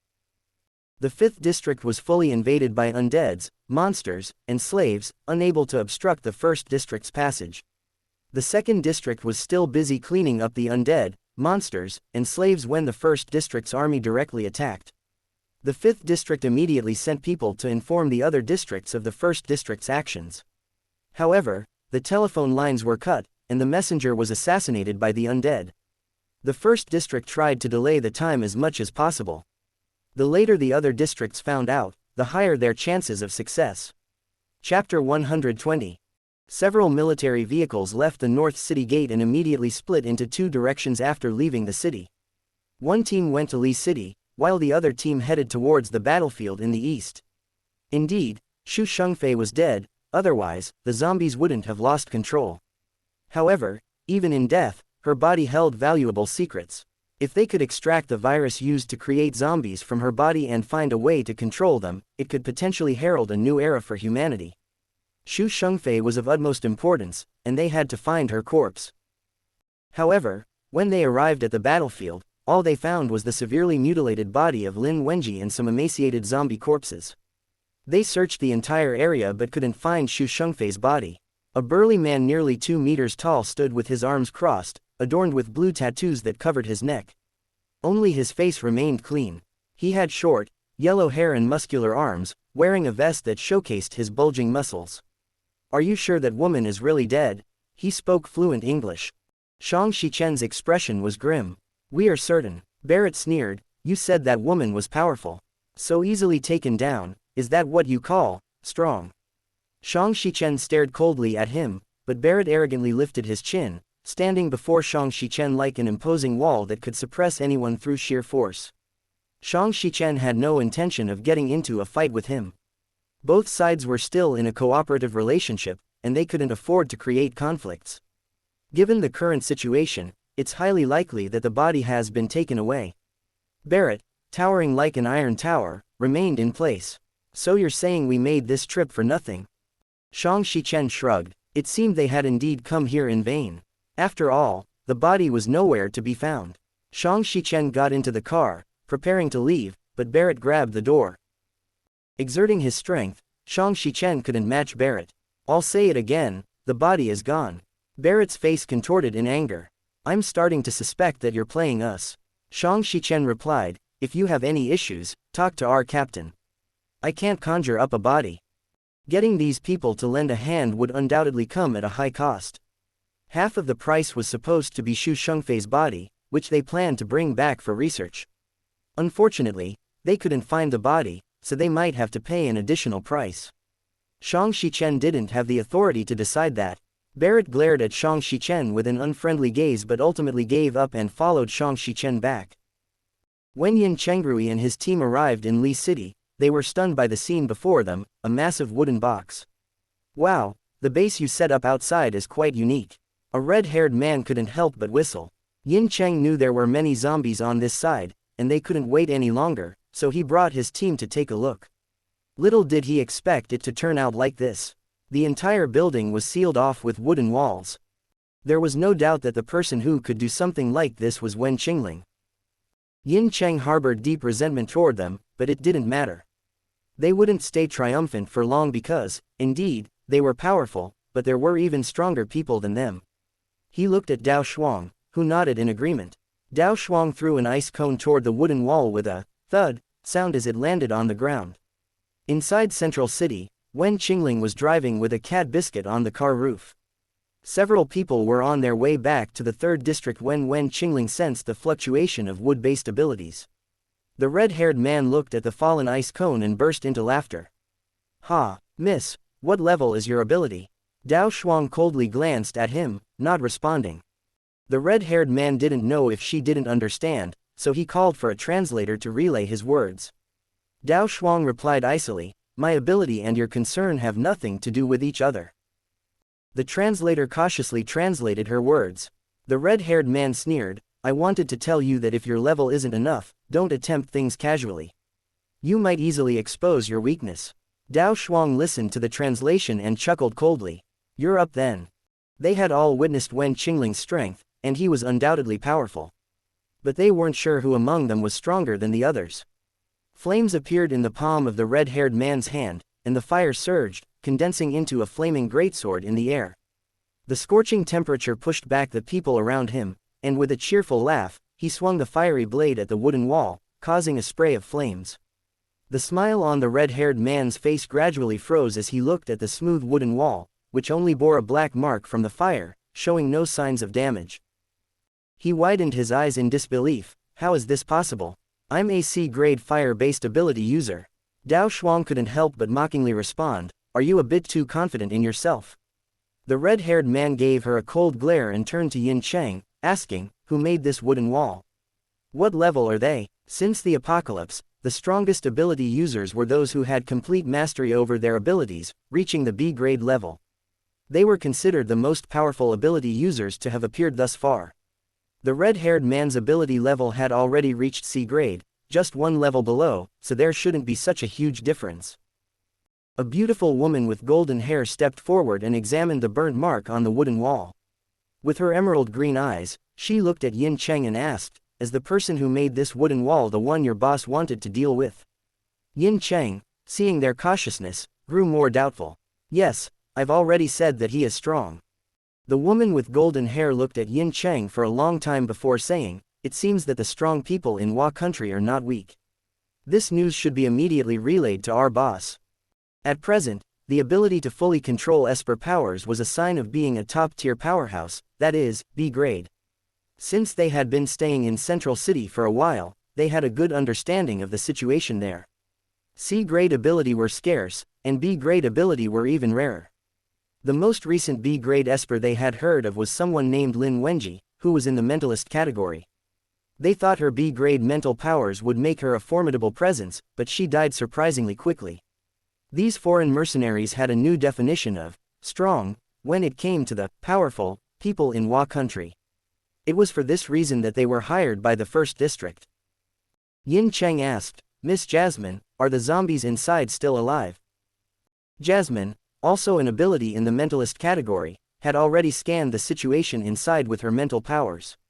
They are alive, but they can only stay inside. As long as they couldn't break through the wooden wall, those zombies were useless, whether dead or alive. Yin Cheng was unwilling. Inside, there were at least several hundred zombies. If they were released, they could definitely create more chaos in Central City.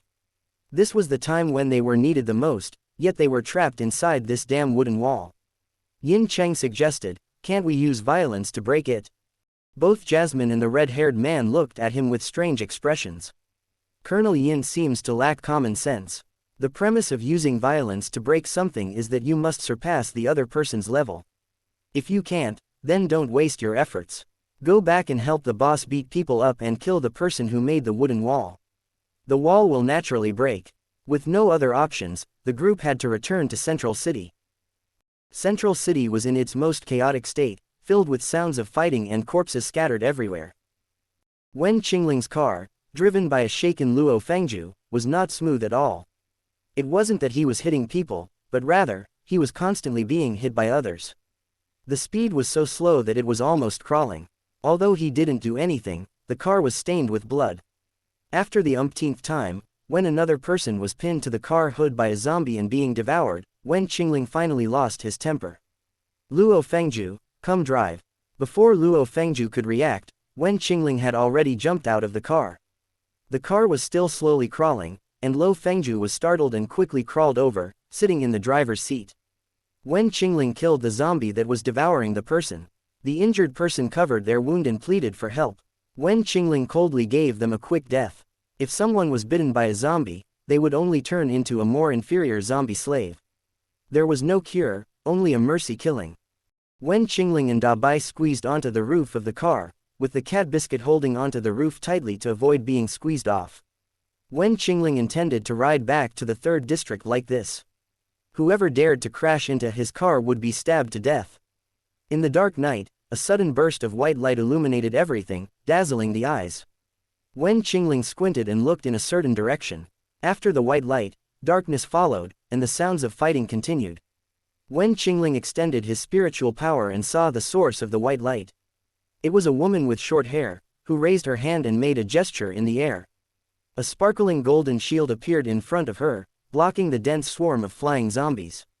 Seeing this, Wen Qingling was instantly stunned. Those black dots were actually a group of flying corpse insects. Wen Qingling had a panic attack right then and there. His arachnophobia couldn't be cured. He banged on the car roof, run. Luo Fengju was flustered, look at all the corpses along the way, how can we run? Before they could escape, the woman being chased by the group of corpse insects rushed over. Wen Qingling, hold on to your hatred and don't harm the innocent.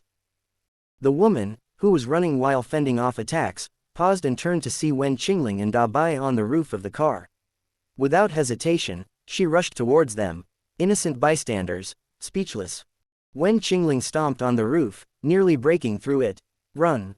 Luo Fengju was startled. He stepped on the accelerator, causing the car to jerk forward. Both Wen Qingling and Bai were thrown off the roof, and the car sputtered and stalled. Wen Qingling, speechless. Luo Fengju, speechless. Yan, speechless. The woman ran past them, continuing forward. Wen Qingling and the others became a barrier between her and the flying corpse insects.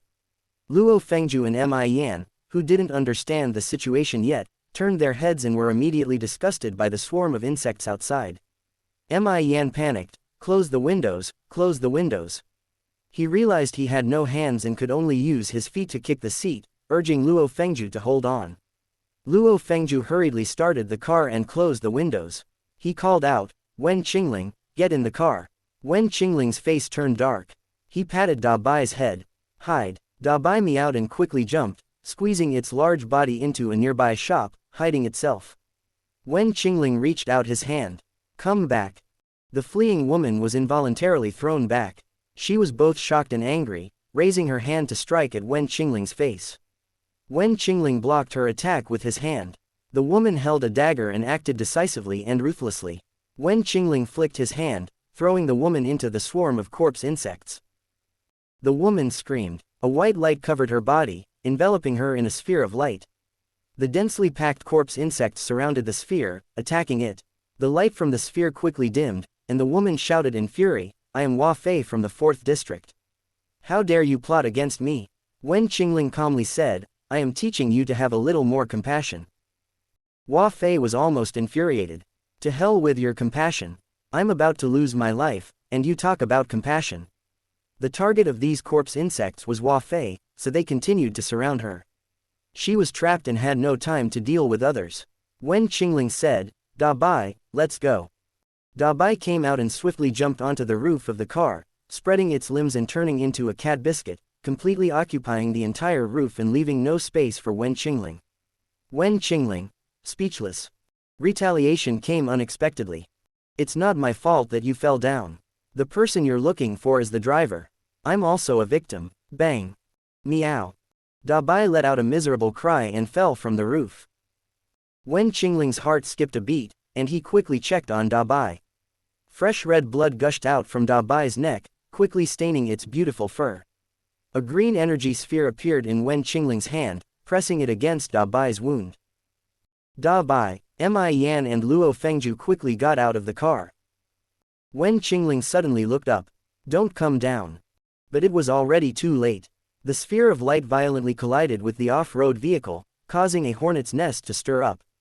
All the flying corpse insects instantly went berserk, attacking everyone present. Yan, Luo Fengju, and Da Bai couldn't escape and were all attacked. Da Bai was relatively fine, with its thick fur providing protection, but Yan and Luo Fengju were in a terrible situation, crying out in pain as they were stung. Even Wen Qingling himself was surrounded by these low-level corpse insects, and their poisonous stingers pierced his body. A terrifying pressure poured out, like a passing storm. All the nearby corpse insects, both human and undead, were overwhelmed by the oppressive aura and plunged into deep fear. Hua Fei's light sphere shattered. Before she could catch her breath, her body uncontrollably flew towards the terrifying center. In an instant, she reached the horrifying epicenter, being crushed to the point where she couldn't breathe, her chest feeling suffocated. She felt like her bones were about to break. Wen Qingling held her in his hand, gritting his teeth. "If you dare to kill me, the entire 4th District won't let you go." Wen Qingling said, "Your reliance is about to be destroyed." Holding Hua Fei, Wen Qingling vanished into the night. Chapter 121. Xiao Hen was deployed in the 3rd District. All the high-ranking officials were present, attending an emergency meeting.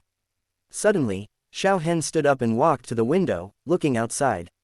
He felt the overwhelming aura of a high-level zombie released by Wen Qingling. Wen Qingling rarely released his aura unless he was in danger or extremely angry.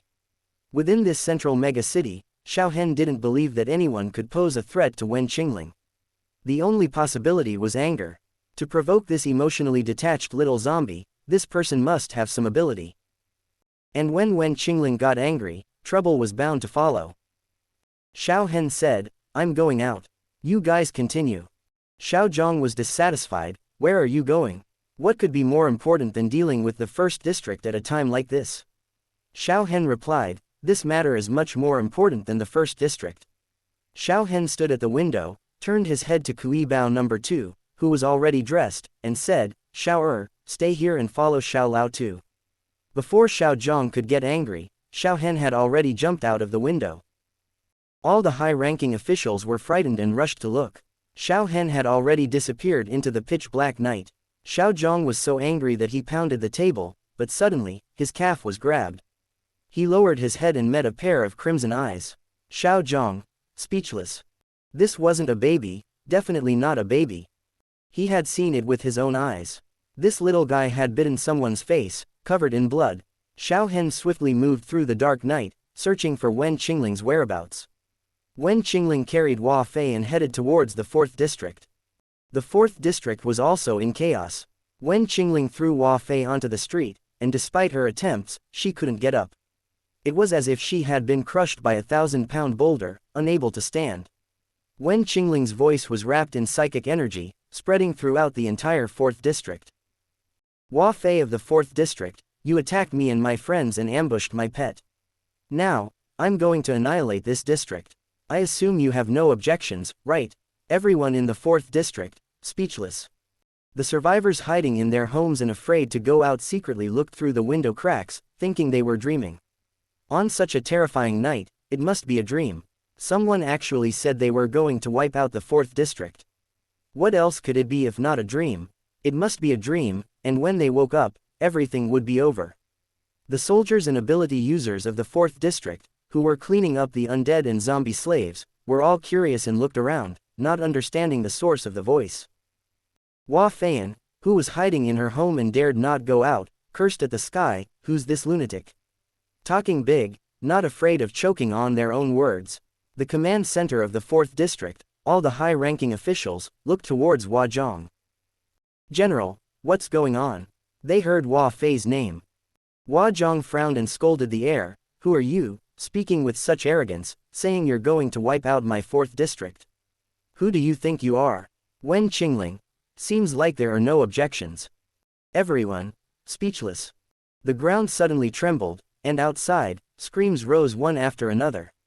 Hua Zhang quickly walked to the window and took a glance outside. He saw many people in the building rushing out and then freezing in place. They exchanged a glance and quickly walked out to see what was happening. When they reached the ground floor and stood in an open space, they were equally stunned by the scene before them. Around the 4th district, walls rapidly rose, surpassing the height of most buildings. Once they reached a certain height, they stopped ascending and started expanding horizontally. When they encountered buildings that exceeded the height limit, they could only seal them off individually. The light above grew dim, blocking the moonlight, and the expansion continued. The entire 4th district was plunged into panic. Hua Zhang suddenly realized that they were trying to seal off their entire 4th district within this space. Hua Zhang struggled to find his voice. Who are you? What have we, the 4th district, done to offend you? The sound of propellers grew louder as the flying squadron discovered the danger and sent people to rescue Hua Zhang and the others. Generals, to the rooftop, quickly. The soldiers escorted them as they ran towards the rooftop. After a few steps, they heard shouts of alarm. When they turned around, they saw shadows rising from the ground, entangling the helicopters and pulling them down. If he could let them escape, then Wen Qingling wouldn't be called Wen Qingling. What do you want to do? Hua Zhang couldn't contain his anger. Wen Qingling casually replied, kill all of you.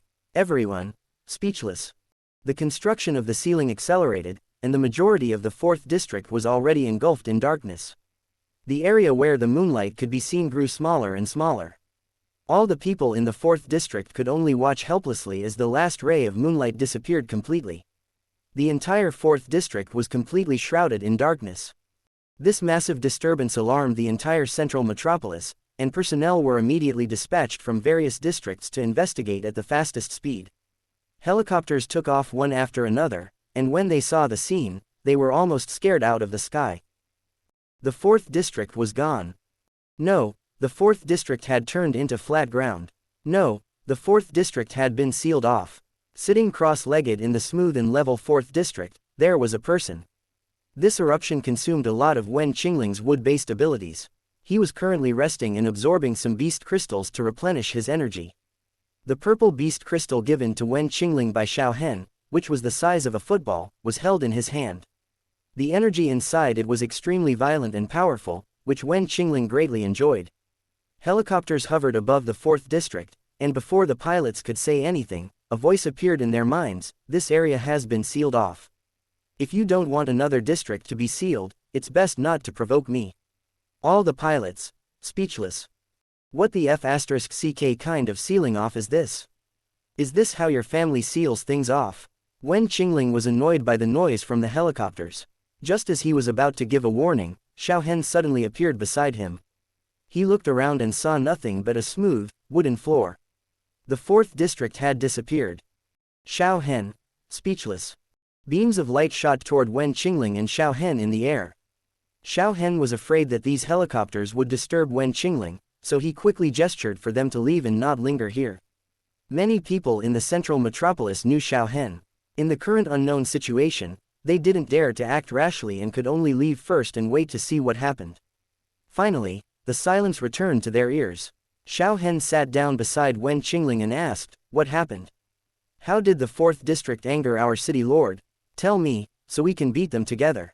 Wen Qingling glanced at him and said, "Are you here to plead?" "Of course not," Xiao Hen decisively denied, "I just want to know how they offended you." Wen Qingling said seriously, "Madness is contagious. To prevent the entire metropolis from going mad, I decided to seal off the 4th district." Xiao Hen, speechless. That's really a big move. No one knows better than him how protective Wen Qingling is. This is like poking a hornet's nest and deliberately provoking his anger. Xiao Hen tried to calm him down, saying, "All right, don't be angry. Since it's sealed, let them reflect inside for now." Xiao Hen knew that Wen Qingling only sealed off the 4th district and didn't intend to kill them all.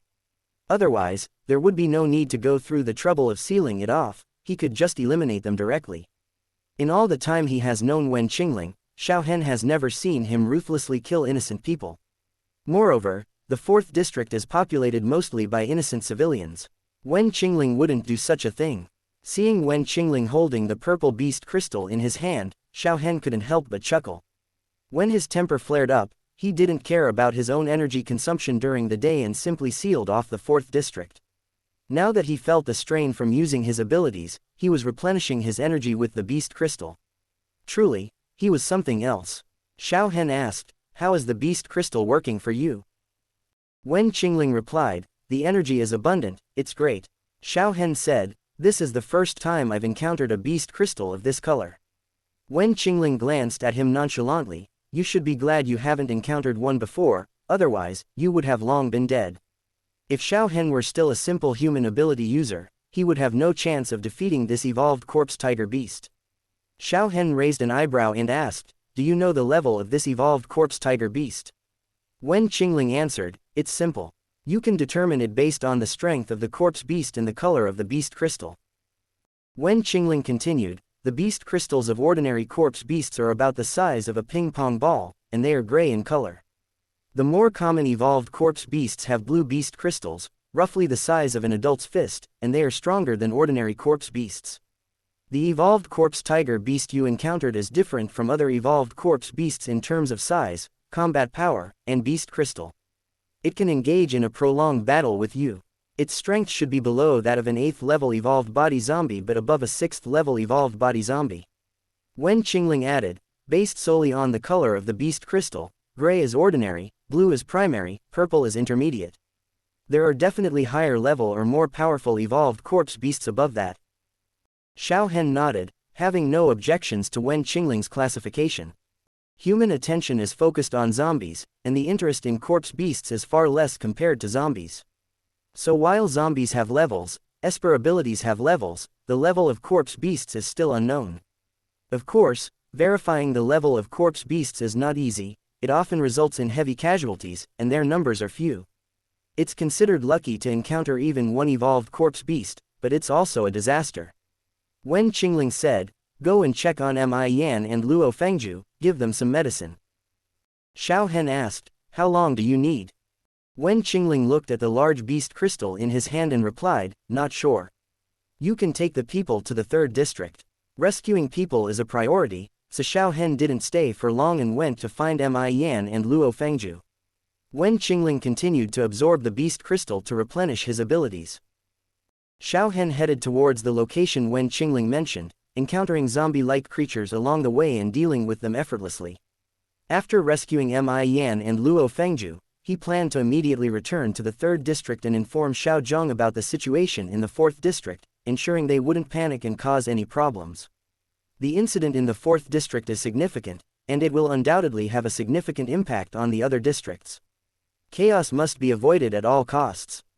Xiao Hen's speed was fast as he passed through one street after another. He inadvertently turned his head and unexpectedly noticed several small flying insects following him. Those insects resembled bees but were larger, with decaying and damaged wings and abdomen. They were clearly not normal insects. Xiao Hen suddenly stopped in his tracks, and the densely packed swarm of flying corpse insects finally caught up to him, covering him in a black mass. At this moment, Xiao Hen desperately needed Ji Rong's fire attack. He disappeared from the original spot, not believing that these flying corpse insects also possessed the ability to teleport. Xiao Hen kept disappearing one after another until he finally discovered Da Bai's whereabouts. Da Bai's injuries had already healed, and it was guarding by the car, not allowing anyone to approach. It fiercely swatted away the approaching corpse slaves and disdainfully shook its paw. When it saw Xiao Hen approaching, Da Bai immediately let out a meow.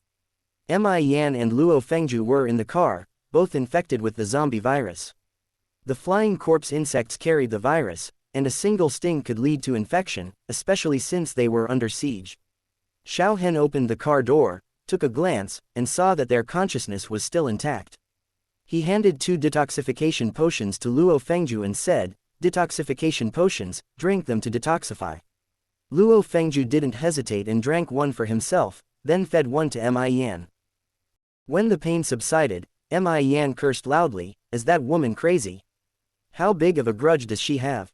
Xiao Hen replied, "Indeed, it's not normal." Xiao Hen bypassed them and prepared to start the car. He felt the ground shaking, and his first thought was that Wen Qingling was using a powerful attack. However, he quickly dismissed the idea because the vibrations were coming in their direction, accompanied by an intimidating pressure. Xiao Hen slammed the car door shut and said to Luo Fengju, "You drive to the 3rd district, quickly." In the darkness, a massive black shadow was already charging toward them. Xiao Hen slapped the roof of the car and urged, "Faster."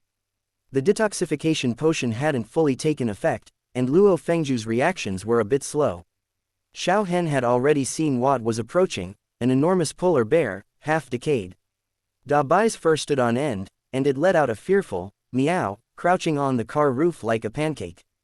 It anxiously scratched at the roof, urging the driver to accelerate before being squashed into a meat pie. The car finally started, and Xiao Hen rushed forward, blocking the massive polar bear that was charging at them. Xiao Hen drew his sword midair and slashed at the polar bear. However, the polar bear was incredibly strong, and when the blade clashed with its sharp claws, Xiao Hen was effortlessly sent flying, crashing through a wall. "Damn it, what the hell is that thing?" Mi Yan crouched by the rear window, his whole being on the verge of exploding. "Turn around, let's run over that damn creature." Luo Fengju stepped on the gas pedal fiercely, speeding up. "We can't kill that monster by ramming into it. We might end up killing ourselves." Mi Yan yelled, "Xiao Hen is Lingxi's friend. We can't just watch him die." Luo Fengju shouted as well, "What can we do by rushing in like this? Besides being cannon fodder, we're useless." Mi Yan angrily kicked the back of the seat. "Where is Lingxi?" "I don't know. If Xiao Hen is in danger, Qingling will definitely come to the rescue. Let's focus on protecting ourselves and not make things worse." Luo Fengju rammed into a zombie, nearly sending Da Bai on the car roof flying. Da Bai let out a meow, warning the driver to be careful. Chapter 122. Xiao Hen crawled out of the ruins. The spacious street was quiet, with no survivors in sight. Even the undead, corpse monsters, and corpse slaves were nowhere to be found. It seemed that they had been scared away by the giant Arctic zombie bear. Next to the Arctic zombie bear stood a man who was tall and strong, with a high nose and deep-set eyes. He didn't look like a Chinese person. The man seemed satisfied when he saw Xiao Hen's appearance. He spoke fluent English and asked, "Are you Xiao Hen from the 3rd district?" Xiao Hen took a breath, looking a bit disheveled. He wasn't actually injured. Fortunately, it was Xiao Hen who took the hit. If it were any other Esper, they would have had several broken bones. Xiao Hen swung his long knife and replied in fluent Mandarin, "Yes, I am." "And who are you?" Xiao Hen had no idea when this person appeared in central mega city. Judging from his posture and the fierce aura surrounding him, he was definitely not an ordinary person. leaving an uncontrollable foreigner in the mega city with such formidable strength. Did Central Mega City want him dead faster? Cedric introduced himself, Cedric. Xiao Hen didn't need a translation. He understood what Cedric was saying, and fortunately, Cedric could understand him as well. However, neither of them showed any intention of communicating in the other's language unless one of them compromised. Xiao Hen said, "I don't know you."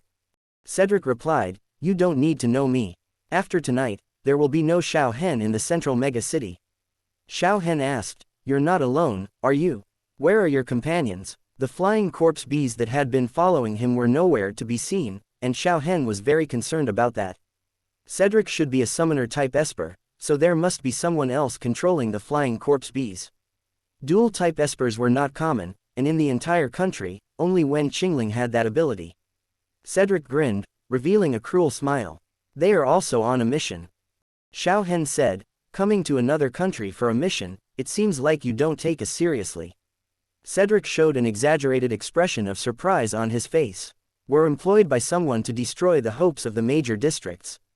In your words, are the children your hope?" Xiao Hen paused, thinking about how Hua Fei was the first to be attacked by the flying corpse worms before she thought of using Wen Qingling and the others as a shield. Now, it was himself. Could it be that their target was the younger generation of the major districts?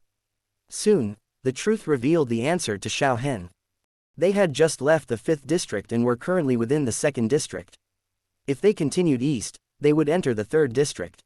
At this moment, purple lightning illuminated the night in the 5th district. The one with the lightning Esper ability was undoubtedly Lei Zhong and Lei Yuxiao.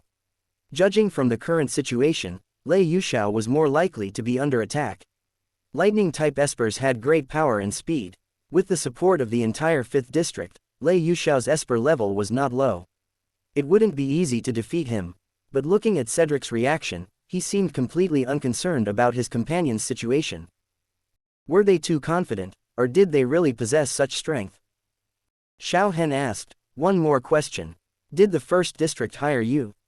Cedric patted the massive Arctic zombie bear beside him and replied, "Professional ethics must be followed, so I can't reveal the employer's information. But since you guessed it, I won't hide it from you. The others are just incidental. You and Wen Qingling are our main targets." Xiao Hen raised an eyebrow and said, "You didn't let those bugs go after him, did you?" Wen Qingling's strength was undeniable, and Xiao Hen wasn't worried at all. If the person controlling the corpse bees really went after Wen Qingling, there was no other possibility than delivering food to him. Cedric said, "I heard he's very strong, so we prepared more than one gift for him. After I'm done with you, I'll personally see how he dies."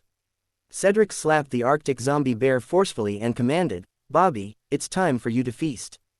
Go." The Arctic zombie bear roared and pounced toward Xiao Hen. Even before its evolution and infection, the Arctic bear was already a top predator among the animal kingdom. Now, there was no need to say more. With its size and level of decay, it was undoubtedly an intermediate-level evolved zombie beast, similar to the intermediate-level evolved corpse tiger. Cedric's ability to summon an intermediate-level evolved zombie beast showcased his skills. Xiao Hen didn't directly confront it. His figure disappeared from the original spot and reappeared behind Cedric. He swung his knife horizontally, but Cedric seemed prepared and leapt forward. The Arctic zombie bear's pounce was also a diversion. It turned around and struck with its claw. Xiao Hen blocked with his horizontal blade, but with a loud clang, his long knife shattered and fell to the ground. Xiao Hen immediately disappeared from his original spot and reappeared in the distance. Cedric mounted the back of the Arctic zombie bear. He pulled out a gun from his hand and began spraying it toward Xiao Hen. Startled, Xiao Hen quickly took cover, but the massive body of the Arctic zombie bear was already closing in. With its immense strength, a single swipe could smash through a wall. The coordination between Cedric and the Arctic zombie bear made them incredibly difficult to deal with. Xiao Hen had no choice but to continuously evade. What surprised him even more was that Cedric hadn't had a weapon in his hand just a moment ago. Where did his weapon come from? Xiao Hen didn't believe he had spatial abilities. Xiao Hen decided not to continue using spatial movement and started sprinting through the streets. He continuously stacked spatial blades in his hand. The Arctic zombie bear relentlessly chased him from behind. Fortunately, Xiao Hen wasn't an ordinary Esper, and his speed was fast. Even though the Arctic zombie bear's speed was astonishing, it could only trail behind him. The only problem was Cedric. His gun skills were formidable, making it difficult for Xiao Hen to evade each time. The collaboration between the Arctic zombie bear and Cedric left Xiao Hen no room to catch his breath. When Xiao Hen stopped and turned around, clutching the spatial blades he had stacked to the limit, Cedric seized the opportunity when Xiao Hen used his skill and opened fire. The gigantic spatial blade was invisible as it swung toward the Arctic zombie bear. Xiao Hen evaded simultaneously, and the bullet grazed his neck, leaving a burst of fresh red blood in its wake. The Arctic zombie bear was also hit, and black blood was sprayed. The gun appeared in Xiao Hen's hand, and he unleashed a rapid burst of shots toward the man and the bear. Wen Qingling, who was leisurely absorbing the beast crystals, suddenly opened his eyes. He sensed that Xiao Hen was injured and scanned the area with his spiritual power. He realized that Xiao Hen was being pursued and attacked by Cedric and the Arctic zombie bear. There was no sign of Mi Yan and Luo Fengju nearby, so they must have left earlier. The destructive power of the Arctic zombie bear was immense. In their battle area, there were no living creatures left. Cars and buildings were destroyed. Survivors hiding inside buildings tightly covered their mouths and noses, preventing themselves from screaming. Making any sound would mean certain death. Wen Qingling glanced at the purple beast crystal in his hand, put it back in his backpack, stood up, and headed toward the edge. Molly and the redhead, who had arrived just in time, had successfully reunited with their companions. They learned that Li City covered with the wood-type ability belonged to Wen Qingling, their mission target. Being able to use such a large-scale wood-type ability indicated his considerable strength, surpassing someone like Lin Wenji. To show their importance toward Wen Qingling, others were only assigned one person, while Wen Qingling had 3. They were confident that they could capture Wen Qingling in one fell swoop. Molly reminded, "He's coming down, get ready." Wen Qingling reached the edge of the wooden roof and effortlessly leapt down. Suddenly, a wall of fire rose from below, rushing toward Wen Qingling. But while still in midair, he stepped on the wooden wall, maneuvering sideways, and landed safely on the ground while the wall of fire dissipated. As Wen Qingling stood up, a swarm of dark corpse bees had already surrounded him, instantly covering him. The redhead felt delighted, "We've got him." Once infected by the flying corpse worms, even for a moment, it was certain death as there were no effective solutions to the zombie virus. If Wen Qingling became infected, their mission would be considered complete. Alan, who had been hiding in the shadows all along, also breathed a sigh of relief. The flying corpse bees had reached Wen Qingling, and as the controller, he was well aware of it. That's why he dared to come out. Alan was skilled in long-range attacks but not so much in close combat. He would always hide in the shadows and command the flying corpse bees to besiege his opponents. His flying corpse bees had never failed him before, and this time was no exception. The excited redhead jumped out, holding a large fireball in his hand, and shouted, "Alan!" Alan understood that the redhead wanted to deliver the final blow to Wen Qingling. He tried to recall the flying corpse bees, but to his surprise, he found that he couldn't control them anymore.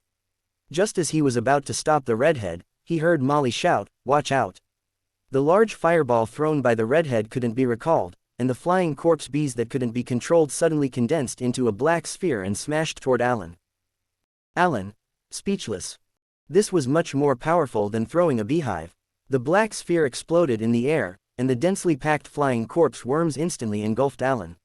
Wen Qingling stomped his foot, and a wooden wall rose from the ground, blocking the incoming fireball. Wen Qingling reached out and the uncontrollable flying corpse bees that had engulfed Alan were directed towards the redhead. Before the redhead could understand what was happening, the flying corpse bees had already overwhelmed him. He retaliated with another fireball in his hand, and the flying corpse bees were immediately engulfed in flames. Alan, covered in corpse bees, coughed up blood and slumped to the ground. All of his flying corpse bees had been burned by the redhead. The redhead, speechless. Before the redhead could recover his senses, Wen Qingling had already charged toward him. Wooden spikes protruded from the ground, and the redhead hurriedly leapt and dodged. He pressed something at his waist, and a wooden assault rifle appeared in his hand. He started firing at Wen Qingling, forcing him to retreat. Wen Qingling leapt high and landed on the roof of a nearby car, a look of curiosity flashing in his eyes. He noticed something attached to the redhead's waist. It seemed like he had pressed it earlier, and that's how the assault rifle appeared. An advanced gadget, it seemed. Wen Qingling was very interested in that thing, so he chased after the redhead. The redhead cursed and turned to run. He ran towards where the leader was. With Wen Qingling being led away, Molly dared to show up. She ran to Alan's side and found that his face was covered in bumps, and black blood was flowing out of him, indicating that he had been infected. "Let's go." Molly helped Alan up and rushed towards a car on the side of the road. The redhead ran as fast as he could, but his speed was nowhere near that of Wen Qingling. He could only keep pressing the thing at his waist, taking out one grenade after another and throwing them behind him. The street was filled with constant explosions. The redhead occasionally threw fireballs and firewalls at Wen Qingling, forcing him to dodge and buy time. Cedric and Xiao Hen, who were still in the midst of their battle, naturally heard the increasingly close explosions. Cedric was puzzled, but then he suddenly heard Molly's telepathic message, "Boss, Alan's flying corpse bees have turned against him. Petty is leading Wen Qingling in your direction. He's quite mysterious. Should we retreat first?"